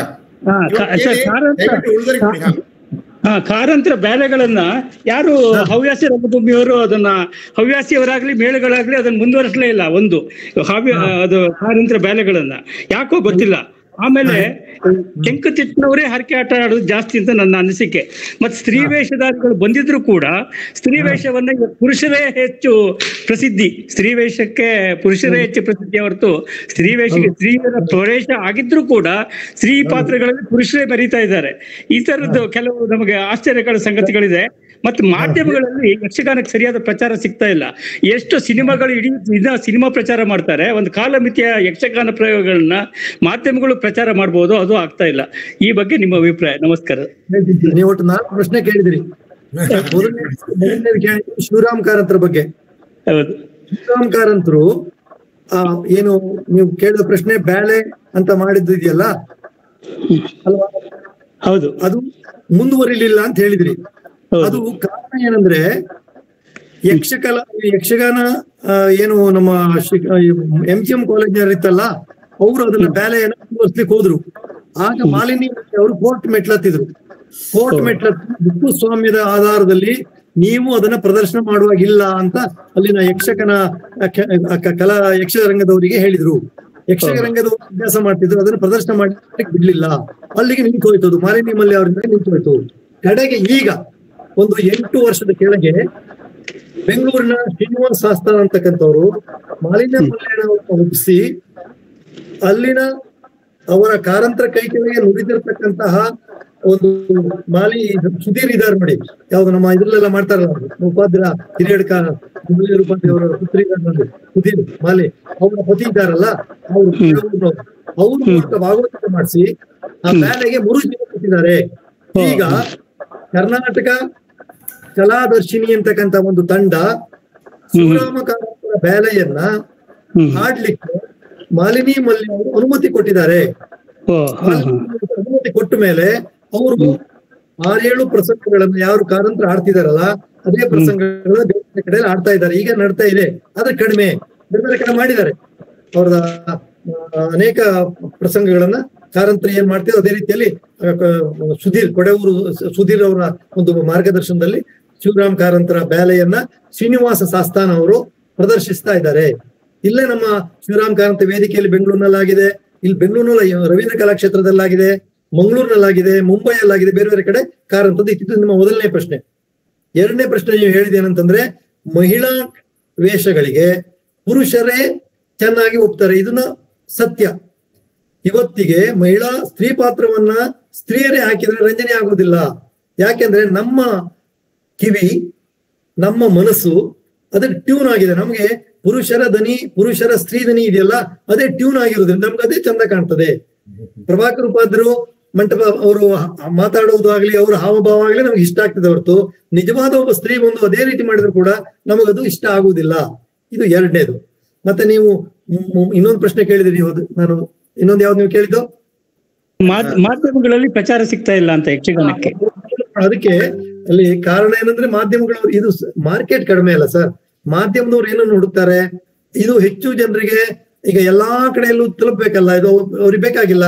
ಬರೇ ಕರಾವಳಿ ಮಲೆನಾಡು ಭಾಗದಲ್ಲಿ ಹೆಚ್ಚು ಇದೆ, ಈಗೀಗ ನಗರದಲ್ಲಿ ಬರ್ತಾ ಇದೆ. ಬೇರೆ ನಿಮ್ಮ ನಾಟಕ ಆದ್ರೆ, ಚಲನಚಿತ್ರ ಆದ್ರೆ ಥ್ರೂಔಟ್ ಕರ್ನಾಟಕ ಇದೆ, ಆದ್ರಿಂದ ಅದಕ್ಕೆ ಹೆಚ್ಚು ಕೊಡ್ತಾರೆ.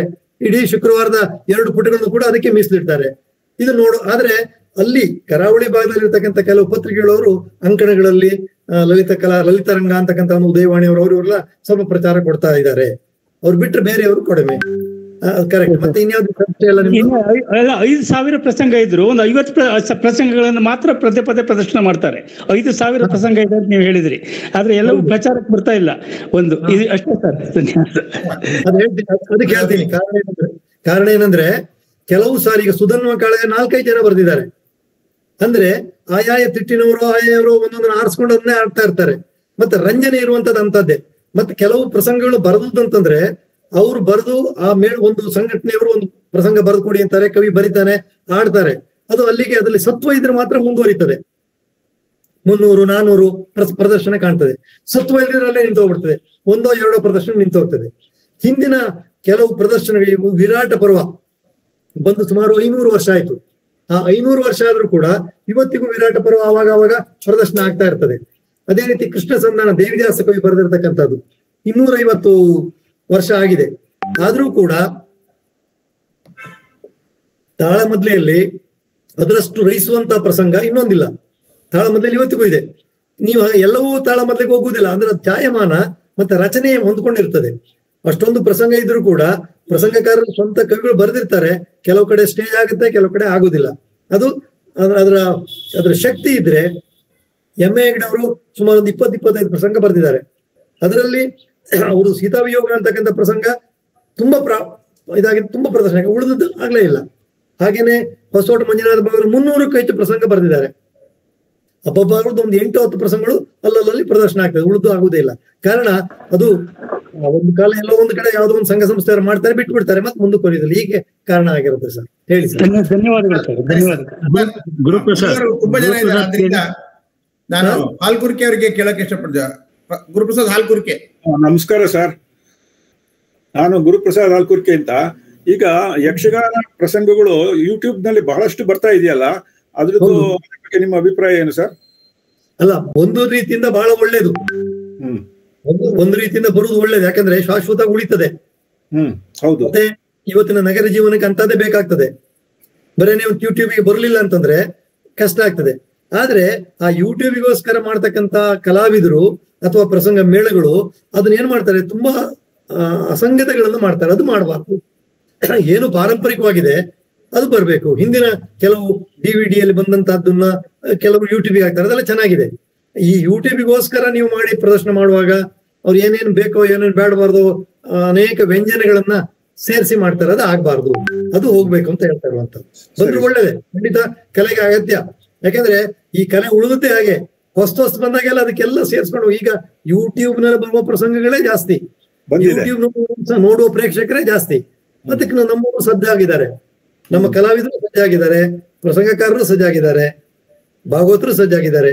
ಆದ್ರೆ ಅವರು ಆದಷ್ಟು ಯಕ್ಷಗಾನದ ಜಾಯಮಾನಕ್ಕೆ ಅನುಸಾರವಾಗೇ ಮಾಡ್ಬೇಕು ಹೊರತು ಅದು ಬಿಟ್ಟು ಇದು ನಮ್ಮ ತಾರಾಮೂಲ್ಯ ಬರುತ್ತೆ ಅಥವಾ ದುಡ್ಡು ಬರುತ್ತೆ, ಹೆಚ್ಚು ಜನ ನೋಡ್ತಾರೆ ಅನ್ನೋ ಕಾರಣಕ್ಕೋಸ್ಕರ ಇಲ್ಲ ಸಲ್ಲದ್ದನ್ನು ಮಾಡಬಾರ್ದು ಅಷ್ಟೇ. ಸರಿ sir, thank you. Venkatesh Kamath sir. Annapurna Subrao. ಹೇಳ್ತೇನೆ. ಹಲೋ, ತುಂಬಾ ಒಳ್ಳೆ ಪ್ರೋಗ್ರಾಮ್ ಕೊಟ್ರಿ, ತುಂಬಾನೇ ಚೆನ್ನಾಗಿತ್ತು. ಆದ್ರೆ ನೀವು ಶ್ವಾಸ ಹಿಡ್ಕೊಂಡು ತುಂಬಾ ಫಾಸ್ಟ್ ಆಗಿ ಮಾತಾಡಿದ್ರಿ. ಅಂದ್ರೆ ಹೇಳಲಿಕ್ಕೆ ನಿಮ್ಮ ಹತ್ರ ತುಂಬಾ ಜಾಸ್ತಿ ಇತ್ತು, ಮತ್ತೆ ಆಮೇಲೆ ತುಂಬಾ ಉಳಿತು. ಕೇಳಲಿಕ್ಕೆ ತುಂಬಾ ಚೆನ್ನಾಗಿತ್ತು. ನನ್ನ ಒಂದು ಈಗ ತಿಂಗಳ ಬೆಳಕು ಹೇಗಿದ್ರು ಯೂಟ್ಯೂಬ್ ಅಲ್ಲಿ ಬರುತ್ತೆ, ನಾವು ಆ ಕೊಂಡಿಯನ್ನು ತುಂಬಾ ಜನರ ಜೊತೆ ಶೇರ್ ಮಾಡ್ಕೊತೀವಿ. ಎಲ್ರಿಗೂ ನಾವು ಇದೇ ಫಸ್ಟ್ ಟೈಮ್ ನಾನು ಇಷ್ಟು ಕೇಳಿದ್ದು.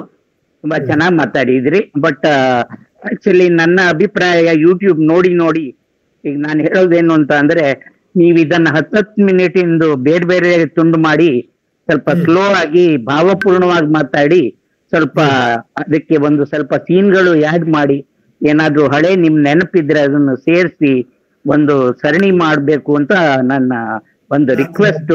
ತುಂಬಾ ಚೆನ್ನಾಗಿ ಬಂದಿದೆ. ಬುಕ್ ಬರೆದ್ರಂತೂ ತುಂಬಾನೇ ಒಳ್ಳೇದು, ಓದ್ತೀವಿ ನಾವು ಖಂಡಿತ.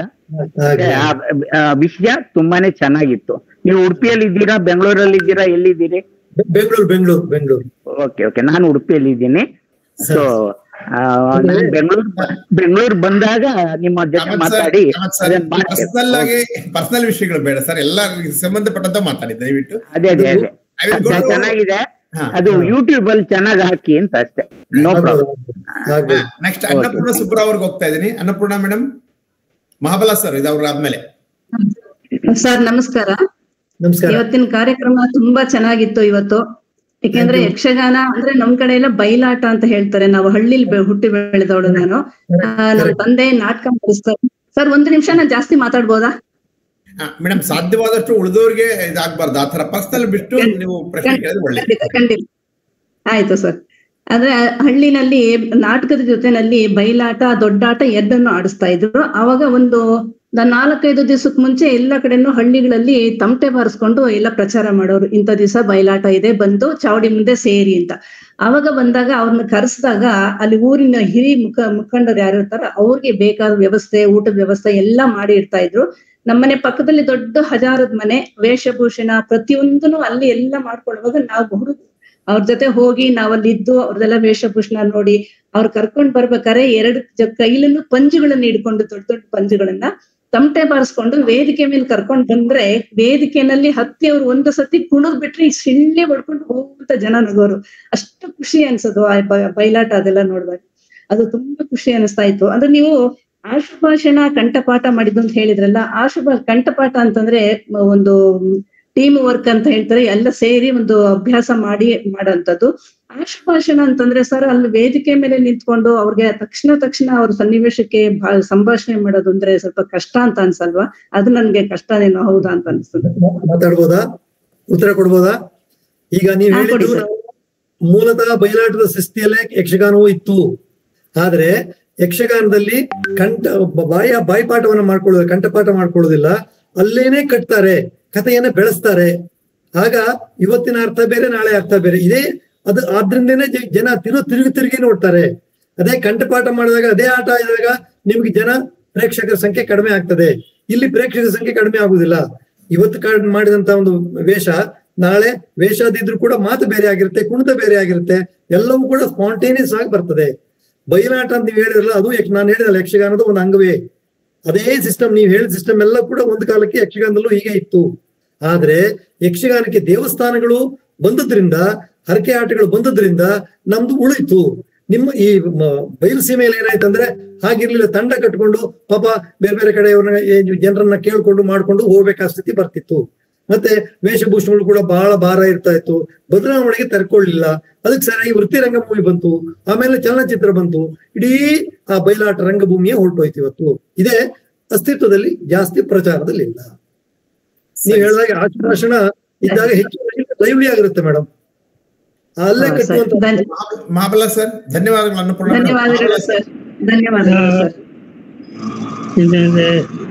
ಧನ್ಯವಾದಗಳು ಉಪಾಧ್ಯಾಯ. ಒಂದು ಪ್ರಶ್ನೆ, ಪಾರ್ಥಿ ಸುಬ್ಬ ಮತ್ತೆ ಮುದ್ದಣ ಅವರ ಪ್ರಶ್ನೆಗಳನ್ನು ಇಂದು ಆಡೋರಿದ್ದಾರ ಅಥವಾ ಬೇರೆ ಬೇರೆ ರೀತಿಯಲ್ಲಿ ಅದು ಮರೆಯಾಗಿ ಹೋಗಿದ್ಯೋ?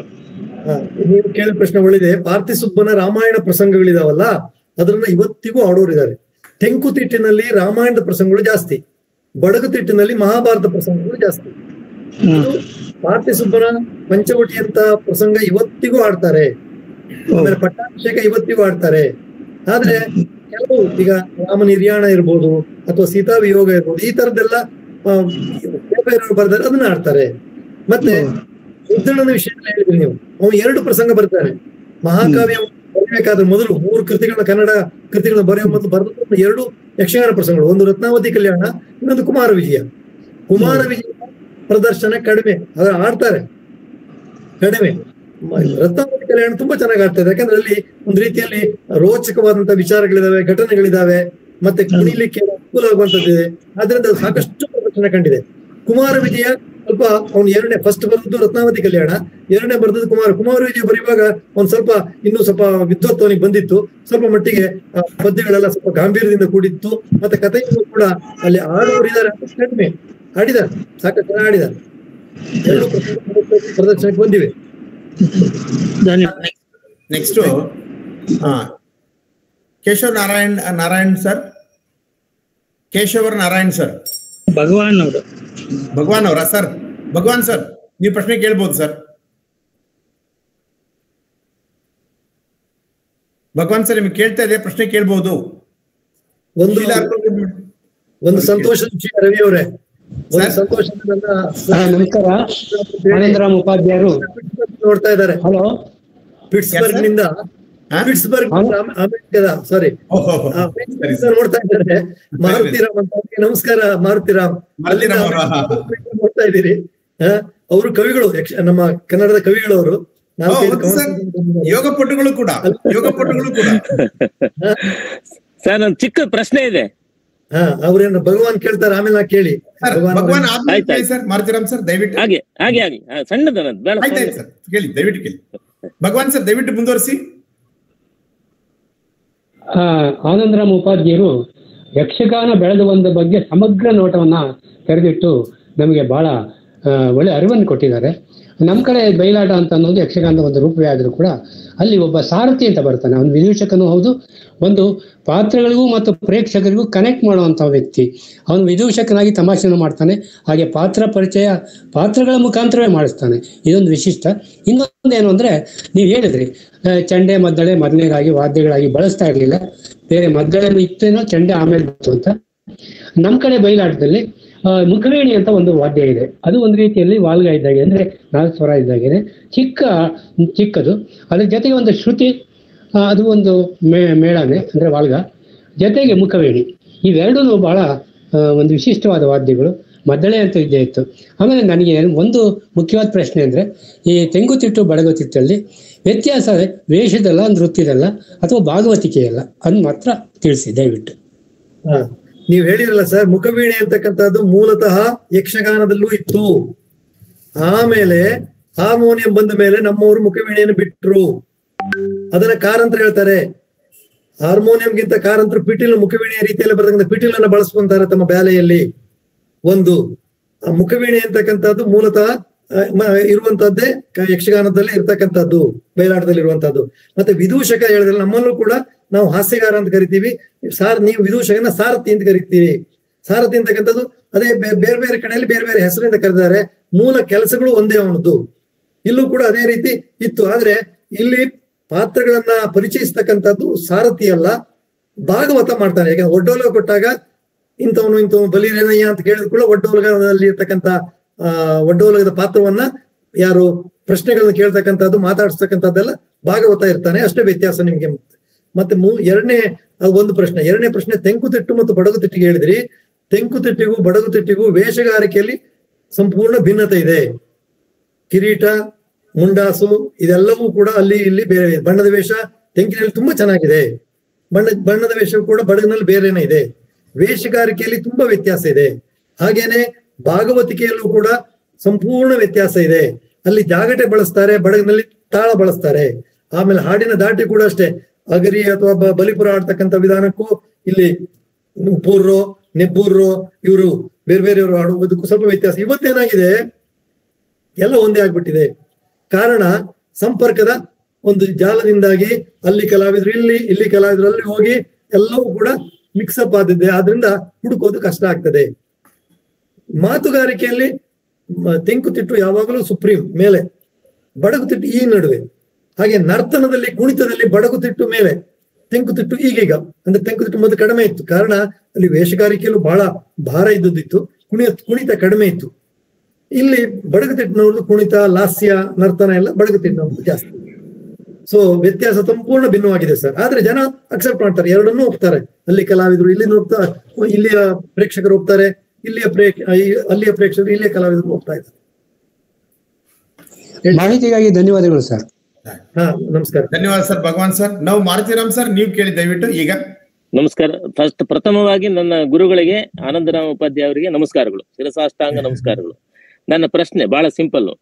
ಆಧುನಿಕತೆ ಅನಿವಾರ್ಯವೇ? ಯಾಕೆಂದ್ರೆ ಇದರ ಹಿನ್ನೆಲೆ ಏನಪ್ಪಾ ಅಂದ್ರೆ, ಈ ಕನ್ನಡ ಭಾಷೆ ಅನ್ನೋದು ಕೂಡ ನಿಮಗೆ ಗೊತ್ತಿದೆ, ನೀವು ನನಗೆ ಪಾಠ ಮಾಡಿದವರು, ಯಾವ ರೀತಿಯಾಗಿ ಭಾಷೆ ಆಧುನಿಕತೆ ಬಂದು ಇವಾಗ ಕೆಲವು ಸಂಸ್ಥೆಗಳು ಈ ಭಾಷೆನೇ ಬೇಡವೇನಪ್ಪ, ಬೋಧನೆಗೆ ಬೇಡ ಅನ್ನೋ ಲೆವೆಲ್ಗೆ ಬಂದ್ಬಿಟ್ಟಿದ್ದಾರೆ. ಹಾಗಾಗಿ ಈ ಯಕ್ಷಗಾನದಲ್ಲೂ ಈ ಆಧುನಿಕತೆ ಅನ್ನೋದು ತಿಂದಾಕ್ಬಿಡುತ್ತಾ ಅಂತಂದ ಹೇಳಿ. ಅಲ್ಲ, ಒಮ್ಮೊಮ್ಮೆ ನೀವು ಹೇಳಿದಾಗೆ ಆಧುನಿಕತೆ ಬೇಕು. ಅದು ನಮ್ಮ ಮೂಲ ಜಾಯಮಾನವನ್ನ ನಾವು ಒಳಗಿನದನ್ನ ನಾವು ಇಟ್ಕೋಬೇಕು. ಹೃದಯದಲ್ಲಿ ಬದಲಾವಣೆ ಆಗ್ಬಾರ್ದು. ಅದು ಸಿವಿಲೈಸೇಷನ್, ನಾಗರಿಕತೆ ಬದಲಾಗಬಹುದು, ಕಲ್ಚರ್ ಬದಲಾಗಬಾರ್ದು, ನಮ್ಮ ಸಂಸ್ಕೃತಿ ಬದಲಾಗಬಾರ್ದು. ಸಂಸ್ಕೃತಿಗೂ ಮತ್ತು ನಾಗರಿಕತೆಗೂ ವ್ಯತ್ಯಾಸ ಇದೆ. ಇಲ್ಲಿ ಯಕ್ಷಗಾನದ ಮೂಲ ಯಾವ ಒಂದು ಜಾಯಮಾನ ಸಂಸ್ಕೃತಿ ಇದೆ ಅದನ್ನ ಉಳಿಸ್ಕೊಂಡು ಹೊಸ ರೀತಿಯಲ್ಲಿ ಬಂದಿಗೆ ಇಂಗ್ಲಿಷ್ ಬರಬಾರ್ದು ನಾನು ಹೇಳ್ತಾ ಇಲ್ಲ. ಯಾಕೆಂದ್ರೆ ಇವತ್ತಿನ ಮಕ್ಕಳಿಗೆ ಕನ್ನಡ ಹೆಚ್ಚಿನವರಿಗೆ ಬರುವುದೇ ಇಲ್ಲ. ನೀವು ಹೇಳಿದ್ರಲ್ಲ ಹಾಗೇನೆ, ಕನ್ನಡ ಅನ್ನೋದು ಬಹಳ ಎಲ್ಲ ಹೌದು ನಗರದಲ್ಲಿ ಅಂತ ಕಡೆಯಲ್ಲಿ ಆಗ್ತಾ ಇದೆ. ಆದ್ರಿಂದ ಕನ್ನಡ ಈ ನಮ್ಮ ಹವ್ಯಾಸಿ ತಂಡ ಯಾವ್ದಾರೊಂದು ಕಾಲೇಜಿಗೆ ಹೋಗಿ ಯಕ್ಷಗಾನ ಪ್ರದರ್ಶನ ಮಾಡಿದ್ರೆ ನಿಮ್ ಭಾಷೆ ಯಾವುದು? ಅಲ್ಲ ಸರ್, ನೀವು ಇಂಗ್ಲಿಷ್ ಅಲ್ಲಿ ಮಾಡ್ಲಿಕ್ಕೆ ಆಗತ್ತಾ ಕೇಳ್ತಾರೆ. ಈಗ ಏನಾಗಿದೆ, ಮೊದ್ಲು ಇರ್ತಿರ್ಲಿಲ್ಲ. ಈ ನಡುವೆ ನಮ್ಮ ಇವರು ಕೂಡ ತಂಡದವರು ಕೂಡ ಕಲಿತು ಮಾಡಿ ಆಯ್ತು ಅಂತೀವಿ. ಆಗ ನಮಗೆ ಅವಕಾಶ ಸಿಗ್ತಾ ಇದೆ. ಇದರಿಂದ ನನಗೆ ಏನ್ ಅನಿಸ್ತಾ ಇದೆ, 10 ವರ್ಷಕ್ಕೆ ಅದೇ ಜಾಸ್ತಿ ಆಗ್ತದೆ ಅಂತ ನನಗೆ ಅನಿಸ್ತಾ ಇದೆ. ನಾನು ಹೇಳಿದೆ, ಭಾಷಣದಲ್ಲೇ ಹೇಳಿದೆ. ಹಾಗೇನೆ ನೀವು ವಿದೇಶಕ್ಕೆ ಬಂದಾಗ ಅಥವಾ ಹೊರ ನಾಡಿಗೆ ಹೋದಾಗ, ಕರ್ನಾಟಕ ಬಿಟ್ಟು ಅಲ್ಲೆಲ್ಲವೂ ಕೂಡ ಈಗ ವಿದ್ಯಾಶ್ರೀ ಕೊಳ್ಳಿಯೂರವರು ಏನು ಹಿಂದಿಯಲ್ಲಿ ಮಾಡಿದಾರಲ್ಲ, ವೆರಿ ಪಾಪ್ಯುಲರ್ ಆಗಿದೆ. ಉತ್ತರ ಪ್ರದೇಶದ ಅನೇಕ ಜಿಲ್ಲೆಗಳಿಗೆ ಯಕ್ಷಗಾನ ತಂಡವನ್ನ ಹಿಂದಿಯಲ್ಲಿ ಮಾಡಿಸ್ಕೊಂಡು ಹೋಗಿದೆ. ಅಲ್ಲೆಲ್ಲ ಯಕ್ಷಗಾನ ಪ್ರಚಾರ ಆಗಿದೆ.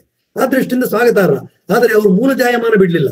ಮೂಲ ವೇಷಭೂಷಣ, ಕ್ರಮ, ಮೊದಲು ಹಾಡು, ಆಮೇಲೆ ಕುಣಿತ, ಇದು ಯಾವುದನ್ನು ಬಿಟ್ಟಿಲ್ಲ. ಆದ್ರಿಂದ ಅಂತದ್ ಬೇಕು. ನಮ್ಮ ಮೂಲತನವನ್ನು ಕಳ್ಕೊಳ್ಳದೇನೆ ಭಾಷೆ ಆಧುನಿಕತೆಯನ್ನು ನಾವು ಸ್ವೀಕಾರ ಮಾಡೋಣ, ಪ್ಯಾಂಟ್ ಶರ್ಟ್ ಹಾಕೋಣ. ಆದ್ರೆ ಒಳಗಡೆ ನಮ್ಮ ಮನಸ್ಸು ಇದೆಯಲ್ಲ, ಹೃದಯ ಇದೆಯಲ್ಲ, ಅದರಲ್ಲಿ ನಮ್ಮ ಸಂಪ್ರದಾಯವನ್ನು ಪಾಲಿಸೋಣ ಅಂತ ಹೇಳ್ತೀನಿ. ಧನ್ಯವಾದ ಗುರುಗಳೇ, ನಿಮ್ ಮಾತು ಕೇಳಿದ್ದೆ ಖುಷಿ ಆಯ್ತು. ಹೇಗಿದೆ ಅಮೆರಿಕ ಹೇಗಿದೆ? ಚೆನ್ನಾಗಿದ್ಯಾ? ಫಸ್ಟ್ ಕ್ಲಾಸ್ ಆಗಿದೆ ನೋಡಿ, ಫಸ್ಟ್ ಕ್ಲಾಸ್ ಆಗಿದೆ. I been very happy. ಬೆಳಗ್ಗೆಯಿಂದ ನಾನು ಇವಾಗ ಬೆಳಗ್ಗೆ 9 ಗಂಟೆ ಇಲ್ಲಿ ಕೇಳಿಸ್ಕೊಂಡೆ ನಿಮ್ಮ ಮಾತು, ಪ್ರಾರಂಭದಿಂದಲೇ ಇದ್ದೀನಿ. Thank you sir. ರವಿ ಅವರಿಗೂ ನಮಸ್ಕಾರ. ನಮಸ್ಕಾರ.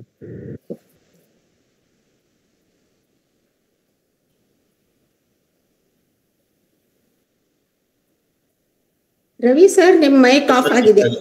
MS Narasimhamurthy sir, MSN sir, ಆಮೇಲೆ ರೇಣುಕಾ ಮೇಡಮ್. ನಮಸ್ಕಾರ, MSN ಮಾತಾಡೋದು. ಈ ಯಾವುದೇ ಒಂದು ಆಟಕ್ಕೆ ಅಲ್ಲಿ ಮೂಲತಃ ಅಲ್ಲೊಂದು ಕೃತಿ ಇರಬೇಕು, ಅದು ರಚನೆ ಮಾಡಿದವರು ಎಲ್ಲಾನು. ಈ ಕೃತಿಕಾರನ ಬಗ್ಗೆ ಗೌರವ ಇಲ್ಲ. ಈಗ ಭಾಗವತಿಗೆ ಮಾಡೋರ ಬಗ್ಗೆನೂ ನಾವು ಮಾತಾಡಲ್ಲ, ಕೇವಲ ಬಣ್ಣದ ವೇಷ ಕಟ್ಟೋರ್ ಬಗ್ಗೆ ಮಾತ್ರ ಮಾತಾಡ್ತೀವಿ. ಅದೇ ರೀತಿಯಲ್ಲೇ ಪ್ರಚಾರ ಕೂಡ ಸಿಗುತ್ತೆ. ಈ ಕೃತಿಕಾರ ಯಾರು, ಸಾಹಿತ್ಯ ರಚನೆ ಯಾರು, ಇದನ್ನ ಯಾಕೆ ಹೇಳೋದಿಲ್ಲ ಯಕ್ಷಗಾನದಲ್ಲಿ? ಅದು ಒಂದು ದೌರ್ಭಾಗ್ಯ ಅಂತ ನಾವು ಅಂತ ಹೇಳ್ತಾ ಇದ್ದೀವಿ. ಅದಕ್ಕೋಸ್ಕರ ನಾವು ನಮ್ಮ ಯಕ್ಷವಾಹಿನಿ ಸಂಸ್ಥೆ ಮೂಲಕ ಈ ಪ್ರಸಂಗಕಾರನ ಕವಿಗಳನ್ನ ಹೇಳಲೇಬೇಕಂತ ಒಂದು 10-15 ವರ್ಷದ ಈಚೆಗೆ ಕಡ್ಡಾಯ ಮಾಡಿದ ಮೇಲೆ ಅಲ್ಲಲ್ಲಿ ಈಗೀಗ ಅದರಲ್ಲೂ ವಿದ್ಯಾವಂತರು ಇರ್ತಕ್ಕಂಥ ತಂಡದವರು ಯಕ್ಷಗಾನ ಕವಿ ಹೆಸರನ್ನ ಹಾಕ್ತಾರೆ. ಒಂದು 20-30 ವರ್ಷದ ಕೆಳಗೆ ಯಾವುದೇ ಪ್ರಸಂಗದ ಪ್ರದರ್ಶನ ಇದ್ರೂ ಕೂಡ ಕವಿಯ ಹೆಸರೇ ಆಗ್ತಿರ್ಲಿಲ್ಲ. ಅದೇ ಒಂದು ಯಕ್ಷಗಾನ ಕವಿಗಳ ಒಂದು ದೌರ್ಭಾಗ್ಯ ಅಂತ ಹೇಳ್ಬೇಕು. ಆದ್ರೆ ಈ ನಡುವೆ ಎಚ್ಚೆತ್ತುಕೊಂಡಿದ್ದಾರೆ. ಇನ್ನು ಮುಂದಕ್ಕೆ ಇನ್ನೂ ಸುಧಾರಣೆ ಆಗ್ಬಹುದು ಅಂತ ಕಾಣುತ್ತೆ. ನೀವ್ ಹೇಳಿದಲ್ಲ, ನೀವು ನಾಟಕ ಬರೆದು ಎಷ್ಟೋ ಜನ ನಿಮ್ಮ ನಾಟಕಗಳನ್ನ ಆಡ್ತಾರೆ, ನಿಮ್ಮ ಹೆಸರನ್ನ. ಅದ್ ಏನ್ ಮಾಡುವ? ಈ ಕವಿಗಳ ಒಂದು ದೌರ್ಭಾಗ್ಯ ಅಂತ ಹೇಳ್ಬೇಕು. ಮುದ್ದಣ್ಣ ಹೇಳಿದಾಗೇನೆ ಪಾಪ ಕವಿಗಳ ಸ್ಥಿತಿ ಅಂತದ್ದು. ಪ್ರದರ್ಶಕರು ಯಾರು ಮಾಡ್ತಾರೋ ಅವರಿಗೆ ಬೆಲೆ ಇರ್ತದೆ, ಇವರಿಗೆ ಇಲ್ಲ. ಅದು ಎಲ್ಲ ಕಡೆಯಲ್ಲಿ, ಇವನ್ ಚಿತ್ರದಲ್ಲೂ ಕೂಡ ಹಾಗೆ ಆಗ್ತದೆ ಅಂತ ಕಾಣುತ್ತೆ. ಸಂಭಾಷಣೆ ಬರೆಯೋರಿಗೆ, ಆಮೇಲೆ ಮೂಲ ವಸ್ತು ಕೊಡುವವರಿಗೆ ಅಷ್ಟು ಬೆಲೆ. ಈಗ ನಾಗರಾವ್ ಚಿತ್ರ ವಿಷ್ಣುವರ್ಧನಿಗೆ ಕೊಟ್ಟ ಒಂದು ಇದನ್ನ ತರಸ್ವರಿಗೆ ಯಾರು ಕೊಡ್ತಾರೆ? ಯಾರು ತರಸ್ವರ್ದು ಅಂತ ಹೇಳ್ತಾರೆ ಅಲ್ವಾ? ಈ ತರ ಅದಂತ ಅನ್ಕೋಬೇಕಷ್ಟೇ ನಾವು. ಹಾಗೆ ಅದೊಂದು ದೌರ್ಭಾಗ್ಯ ಅಂತ ಅನ್ಕೋಬೇಕು. ನೀವು ಸರಿಯಾಗಿ ಹೇಳಿದ್ರಿ. ಈಗೀಗ ಬರ್ತಾ ಇದೆ, ಸ್ವಲ್ಪ ಮಟ್ಟಿಗೆ ಬರ್ತಾ ಇದೆ ಸರ್. ಹೇಳಿ sir. Renuka madam, MSN sir ಆಯ್ತಾ ಸರ್? ಒಂದೇ ಪ್ರಶ್ನೆ. ಓಕೆ ಸರ್, ಸರ್ ಧನ್ಯವಾದಗಳು ಸರ್. ರೇಣುಕಾ ಮೇಡಮ್ ನಿಮ್ದು. ನಮಸ್ಕಾರ ಸರ್. ನೀವು ಒಂದೊಂದು ಮೇಳಗಳು 10 ವರ್ಷ ಕಾಯ್ಬೇಕು ಅವರ ಆಟಕ್ಕೆ ಅಂತ ನಿಮ್ಮ ಇದರಲ್ಲಿ ಉಪನ್ಯಾಸದಲ್ಲಿ ಹೇಳಿದ್ರಿ. ಆದ್ರೆ ಮೇಳಗಳು ಜಾಸ್ತಿ ಇದೆ ಅಂತ ಅಷ್ಟು ವರ್ಷ ಕಾಯ್ಬೇಕು ಅಥವಾ ಪ್ರಾಯೋಜಕರು ತುಂಬಾ ಜನ ಇದ್ದಾರೆ ಅಂತ ಕಾಯ್ಬೇಕಾ? ಅಂದ್ರೆ ಕಲಾವಿದರು ಜಾಸ್ತಿ ಇದ್ದಾರೆ, ಅದಕ್ಕೆ ಒಂದು ಇವರು ಪ್ರೋತ್ಸಾಹ ಮಾಡೋರು ಇದ್ದಾರಾ ತಿಳ್ಕೊಳಕ್ಕೋಸ್ಕರ ಈ ಪ್ರಶ್ನೆ. ಸರ್ ಮೇಡಮ್, ಇದು ನಾನು ಹೇಳಿದಂದ್ರೆ ಕಾಯ್ಬೇಕಂದ್ರೆ ಎಲ್ಲಾ ಮೇಳಗಳಿಗೂ ಅಲ್ಲ. ಈಗ ನಮ್ಮಲ್ಲಿ ತೆಂಕುತಿಟ್ಟಿನಲ್ಲಿ ಕಟೀಲು ಮೇಳ ಅಂತಿದೆ. ಕಟೀಲು ದೇವಸ್ಥಾನದ ಆಶ್ರಯದಲ್ಲಿರ್ತಕ್ಕಂಥದ್ದು 6 ಮೇಳ ಇದೆ, 6 ತಂಡ ಕಟ್ಟಿದ್ದಾರೆ. ಅವರಿಗೆ ಒಳ್ಳೆ ಡಿಮಾಂಡು. ಮುಂಬೈನಲ್ಲಿ ಇರ್ತಕ್ಕಂಥ ಎಲ್ಲಾ ಹೋಟೆಲ್ನವರು ಮೊದಲೇ ಬುಕ್ ಮಾಡ್ಕೊಂಡ್ಬಿಡ್ತಾರೆ. ಈ ವರ್ಷ ಇಂಥ ತಾರೀಕು ನಮ್ದು ಆಟ, ದುಡ್ಡು ಕಟ್ಟಿಬಿಡ್ತಾರೆ. ಅವ್ರದ್ದು ಅದರಲ್ಲೂ ಕೂಡ 6 ತಂಡದಲ್ಲಿ ಒಳ್ಳೊಳ್ಳೆ ಭಾಗವತರು ಯಾವ ತಂಡದಲ್ಲಿ ನೋಡ್ಕೊಂಡು ಅದಕ್ಕೆ ಹೆಚ್ಚು ಕಟ್ತಾರೆ, ಹೆಚ್ಚು ಇದ್ ಮಾಡ್ತಾರೆ. ಇಲ್ಲೇ ಇದ್ರು ಕೂಡ ಇಂಥ ತಂಡ ಆದ್ರೂ ಒಡ್ಡಿಲ್ಲ ಅಂತ ಹೇಳಿ ಬರ್ತಾರೆ. ಅಂದ್ರೆ ಇದು ಎಲ್ಲಾ ತಂಡಕ್ಕಲ್ಲ, ಕೆಲವೇ. ಅಂದ್ರೆ ಇದು ಕಲೆಗಿಂತ ಹೆಚ್ಚಾಗಿ ಅಲ್ಲಿ ಭಕ್ತಿ, ಹರಕೆ, ದೇವರಿಗೆ ಹರಕೆ, ದೇವ್ರ ಸೇವೆ ಮಾಡ್ತಾ ಇದ್ದೀನಿ ನಾನು ಅಂತ. ನೀವು ಹೂವಿನ ಅಲಂಕಾರ, ಇದರ ಅಲಂಕಾರ, ಅಭಿಷೇಕ ಮಾಡೋದಕ್ಕೆ ಹೇಗೆ ನೀವು ಮೊದಲು ದೇವಸ್ಥಾನಕ್ಕೆ ಹೋಗಿ ಟಿಕೆಟ್ ತಗೋತೀರೋ, ಅದೇ ರೀತಿ ಇಲ್ಲಿ ಆಟ ಆಡಿಸುವುದು ಒಂದು ಹರಕೆ, ಅದಕ್ಕೆ ಡಿಮಾಂಡ್ ಇರುವಂತಹದ್ದು, ಕಲೆಗೆಲ್ಲ. ಆದ್ರಿಂದ ಏನಾಯ್ತು, ಆಟ ಕಲಾವಿದರಿಗೇನೋ ಅನುಕೂಲ ಆಯ್ತು. ಆದ್ರೆ ಪ್ರಾಬ್ಲಮ್ ಏನಂದ್ರೆ ಅಲ್ಲಿ ನಿಮ್ಮ ಕಲೆಗಿಂತ ಹೆಚ್ಚು ಅವರಿಗೆ ಭಕ್ತಿ ಆದ್ರಿಂದ ಇಡೀ ಮಾಡಬಾರದನ್ನೆಲ್ಲ ಅಲ್ಲಿ ಪ್ರಯತ್ನ ಬ್ಯಾಂಡ್ ಅನ್ನ, ಅಂದ್ರೆ ಬೇಂಡು ಇದನ್ನೆಲ್ಲ ಬಾರಿಸಿ ಗದ್ದಲ ಮಾಡ್ತಕ್ಕಂಥದ್ದು, ಪಟಾಕಿ ಸುಡ್ತಕ್ಕಂಥದ್ದು, ರಾಕ್ಷಸ ವೇಷ ಬರುವಾಗ. ಆಮೇಲೆ ಎಲ್ಲರಿಗೂ ಊಟ, ಅನ್ನಸಂತರ್ಪಣೆ. ಕೆಲವರು ಹೋಟೆಲ್ನವರು, ಮುಂಬೈನವರು ಆಟ ಮಾಡಿಸೋದಿದ್ರೆ ಅವರು ಹಳ್ಳಿಗಳಲ್ಲಿ ಮೊದಲೇ ಬಂದಿದ್ಕೊಂಡು ಅಲ್ಲಿ 200, 300, 1000 ಜನರಿಗೆ ಊಟ ಹಾಕ್ಸ್ತಾರೆ ಫ್ರೀಯಾಗಿ, ಅನ್ನಸಂತರ್ಪಣೆ. ಆಮೇಲೆ ಆಟ ನಡೀತಾ ಇರುವಾಗ ಎಲ್ಲರಿಗೂ ವಡೆ, ಕಾಫಿ, ಟೀ ಸಪ್ಲೈ ಮಾಡ್ತಾ ಇರ್ತಾರೆ. ಇದರಿಂದ ಏನಾಯ್ತು, ಮೂಲ ಕಲೆಗೆ ಧಕ್ಕೆ ಆಯ್ತು. ನಾವು ಕಲಾ ದೃಷ್ಟಿಯಲ್ಲಿ ಹೋಗ್ತಾ ಇಲ್ಲ, ಅವರು ಅಲ್ಲಿ ಹೋಗ್ತಾ ಇರೋದು ಅವರ ಒಂದು ಏನೋ ದುಡ್ಡು ಖರ್ಚು ಮಾಡ್ಲಿಕ್ಕೆ ಅವರಿಗೆ ವ್ಯಾಪಾರ ಆಗಿದೆ, ಅವರಿಗೆ ಖುಷಿ ಆಗ್ತದೆ, ಅವ್ರಿಗೆ ದೇವರು ನಂಗೆ ಕೊಟ್ಟಿದ್ದಾನೆ, ನಾನು ಖರ್ಚು ಮಾಡ್ತೀನಿ ಅಂತ. ಈ ಖರ್ಚು ಮಾಡೋದ್ರಿಂದ ನಮಗೆ ಅದೇ ಕಲಾವಿದ್ರ ಬಗ್ಗೆ ಅವ್ರಿಗೆ ಏನಂತ ಏನು ಕಲೆ ಬಗ್ಗೆ ಏನಿಲ್ಲ, ಅವ್ರಿಗೇನು ತಮ್ಮ ಇದನ್ನ ತೋರಿಸ್ಕೋಬೇಕು, ನಮ್ಗೆ ದೇವ್ರ ಮೇಲೆ ಇದೆ, ನಮ್ಗೆ ದೇವ್ರ ಅನುಕೂಲ ಮಾಡಿದಾನೆ, ನಾವು ತೀರಿಸ್ತಾ ಇದೀವಿ ಅಂತ ಈ ರೀತಿಯ ಮನೋಭಾವ ಸರ್ ಮೇಡಮ್. ಒಂದು ಹಾಗೆ ದೇವರ ಆರಾಧನೆಗೆ ಈ ಮೇಳಗಳನ್ನ ಆಡಿಸ್ತಾರೆ ಅಂತ ಆಯ್ತು. ಅಷ್ಟೇ ಆರಾಧನೆ ಅಂಗವಾಗಿ ಆಡ್ತಾ ಇದ್ದಾರೆ. ಅದೇ ಧರ್ಮಸ್ಥಳ ಮೇಳದಲ್ಲೂ ಅಷ್ಟೇ, ಧರ್ಮಸ್ಥಳದ ಮೇಲೆ ದೇವ್ರ ಮೇಲೆ ಆದ್ರೆ ಅವರು ಒಂದೇ ಮೇಳ ಅವ್ರದ್ದು ಕೂಡ ಅಷ್ಟೇ, ಮೊದ್ಲೇ ಬುಕ್ ಮಾಡ್ಬೇಕಾಗುತ್ತೆ, ಬೇಗ ಸಿಗುದಿಲ್ಲ. ಅವರು ಬಹಳ ಮೊದ್ಲೇ ನೀವು ಇದಿಟ್ರೆ ಸೀರಿಯಸ್ ಆಗಿ ಕೊಡ್ತಾರೆ, ಇಂಥ ದಿವಸ ಕಾಲಿದೆ ಆಡ್ಬೋದು ಅಂತ ಹೇಳ್ತಾರೆ. ಆಮೇಲೆ ಮಂದರ್ತಿ ಅಂತ ಬಡಗತಿಟ್ಟಿನಲ್ಲಿದೆ, ಆಮೇಲೆ ಗುಡ್ಡುಬಾಳೆ ಅಂತ ಉತ್ತರ ಕನ್ನಡದಲ್ಲಿದೆ, ಆಮೇಲೆ ಮಾರಣಕಟ್ಟೆ ಅಂತ ಒಂದು ಮೇಳ ಇದೆ, 2 ಮೇಳ ಇದೆ ಅವ್ರದ್ದು.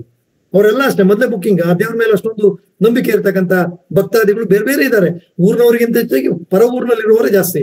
ಅವರೆಲ್ಲ ಮೊದಲೇ ಬುಕ್ ಮಾಡ್ಬಿಡ್ತಾರೆ, ಫೋನ್ ಮಾಡಿ ಮಾತಾಡಿ ಬುಕ್ ಮಾಡ್ಕೊಂಡು ಆ ದಿವಸ ಆಡಿಸ್ತಾರೆ. ಹಾಗೆ ಸರಿ ಸರ್, ನಿಮ್ಮ ಒಂದು ಕಾರ್ಯಕ್ರಮ ತುಂಬಾ ಯಶಸ್ವಿ ಕಾರ್ಯಕ್ರಮ ಅನ್ನೋದ್ರಲ್ಲಿ ಈ ಪ್ರಶ್ನೋತ್ತರದೇ ಒಂದು ಹೇಳ್ಬೋದು. ಯಾಕಂದ್ರೆ ಕಾರ್ಯಕ್ರಮ 1 ಗಂಟೆ, ಪ್ರಶ್ನೋತ್ತರ 35 ನಿಮಿಷಗಳ ಪ್ರಶ್ನೋತ್ತರ ಆಗಿದೆ. ಸೊ ಆದ್ರಿಂದ ಬಹಳಷ್ಟು ಜನಕ್ಕೆ ವಿಷಯಗಳನ್ನ ಕೊಟ್ಟಿದೆ ಮತ್ತು ಅವರಲ್ಲಿರ್ತಕ್ಕಂಥ ಒಂದು ಏನೋ ವಿಷಯವನ್ನ ಜಾಗೃತಿಗೊಳಿಸಿದೆ ಅಂತ ನಾನು ಹೇಳ್ತಿದ್ದೀನಿ.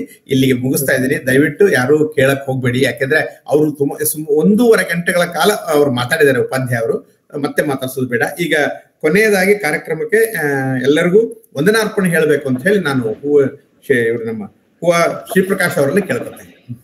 ನಮಸ್ಕಾರ. ಇದುವರೆಗೆ ಅತ್ಯುತ್ತಮ ಉಪನ್ಯಾಸ ಹಾಗೂ ಸಂವಾದ ಕಾರ್ಯಕ್ರಮದಲ್ಲಿ ಸಮಗ್ರವಾಗಿ ಒಂದು ಕರ್ನಾಟಕದಲ್ಲಿ ಯಕ್ಷಗಾನ ಬೆಳೆದು ಬಂದ ಬಗೆಯ ಬಗ್ಗೆ ಮತ್ತು ಈಗ ಅದರ ಪರಿಸ್ಥಿತಿಯ ಬಗ್ಗೆ ಬಹಳ ಸೊಗಸಾಗಿ ಮಾತನಾಡಿದ ಡಾಕ್ಟರ್ ಆನಂದರಾಮ ಉಪಾಧ್ಯಾಯ ಅವರಿಗೆ ಹೃತ್ಪೂರ್ವಕ ಧನ್ಯವಾದಗಳನ್ನ ಅರ್ಪಿಸ್ತೇನೆ. ಹಾಗೆಯೇ ತಿಂಗಳ ಬೆಳಕು ಕಾರ್ಯಕ್ರಮದಲ್ಲಿ ಈ ಒಂದು ಅತ್ಯುತ್ತಮ ಕಾರ್ಯಕ್ರಮ ಏರ್ಪಡಿಸಿದ ಸಂಚಾಲಕರಾದ ರವಿ ಕುಸ್ಬಿ ಅವರಿಗೆ ಹಾಗೂ ಸಮನ್ವಯ ಸಮಿತಿ ಕನ್ನಡವೇ ಸತ್ಯ ಪ್ರತಿಷ್ಠಾನದ ಎಲ್ಲ ಸಂಚಾಲಕರಿಗೆ ಹಾಗೂ ಸದಸ್ಯರಿಗೆ ಮತ್ತು ಕಾರ್ಯಕ್ರಮವನ್ನು ವೀಕ್ಷಿಸಿದ ಎಲ್ಲರಿಗೆ ಹೃತ್ಪೂರ್ವಕ ಧನ್ಯವಾದಗಳನ್ನ ಅರ್ಪಿಸ್ತೇನೆ. ಮತ್ತು ಕಾರ್ಯಕ್ರಮಕ್ಕೆ ಎಲ್ಲರಿಗೂ ಸ್ವಾಗತ ಬಯಸಿ ಅತಿಥಿಗಳನ್ನು ಪರಿಚಯಿಸಿದ ಡಾಕ್ಟರ್ ಶುಭಶ್ರೀ ಪ್ರಸಾದ್ ಅವರಿಗೆ ಕೂಡ ಹೃತ್ಪೂರ್ವಕ ಧನ್ಯವಾದಗಳು. ಮತ್ತೊಮ್ಮೆ ಎಲ್ಲರಿಗೂ ಧನ್ಯವಾದಗಳನ್ನ ಹೇಳಿ ಧನ್ಯವಾದಗಳನ್ನ ಅರ್ಪಿಸ್ತೇನೆ. ನಮಸ್ಕಾರ. ಧನ್ಯವಾದ. ವಂದಾರ್ಪಣೆ ಮಾಡಿದಂತ ಶ್ರೀಪ್ರಕಾಶ್ ಅವ್ರಿಗೂ ನಾನು ಧನ್ಯವಾದ ಅರ್ಪಿಸ್ತೇನೆ. ಜೊತೆಗೆ ಇದರ ತಾಂತ್ರಿಕ ನಿರ್ವಹಣೆಯನ್ನ ನಮ್ಮ ರೇಣುಕಾ ದೇಸಾಯಿ ಅವರು ವಹಿಸಿರುತ್ತಾರೆ, ಅವ್ರಿಗೂ ಧನ್ಯವಾದ ಅರ್ಪಿಸುತ್ತೇವೆ. ಈಗ ಕಾರ್ಯಕ್ರಮವನ್ನು ಮುಗಿಸ್ತಾ ಇದ್ದೀನಿ. ಇಲ್ಲಿಗೆ ಬಂದಂತ ನಿಮ್ಮೆಲ್ಲರೂ ಇನ್ನೊಂದ್ಸರಿ ವಂದನೆಯನ್ನು ಹೇಳ್ತಾ ಕಾರ್ಯಕ್ರಮ ಮುಕ್ತಾಯ ಆಗುತ್ತೆ.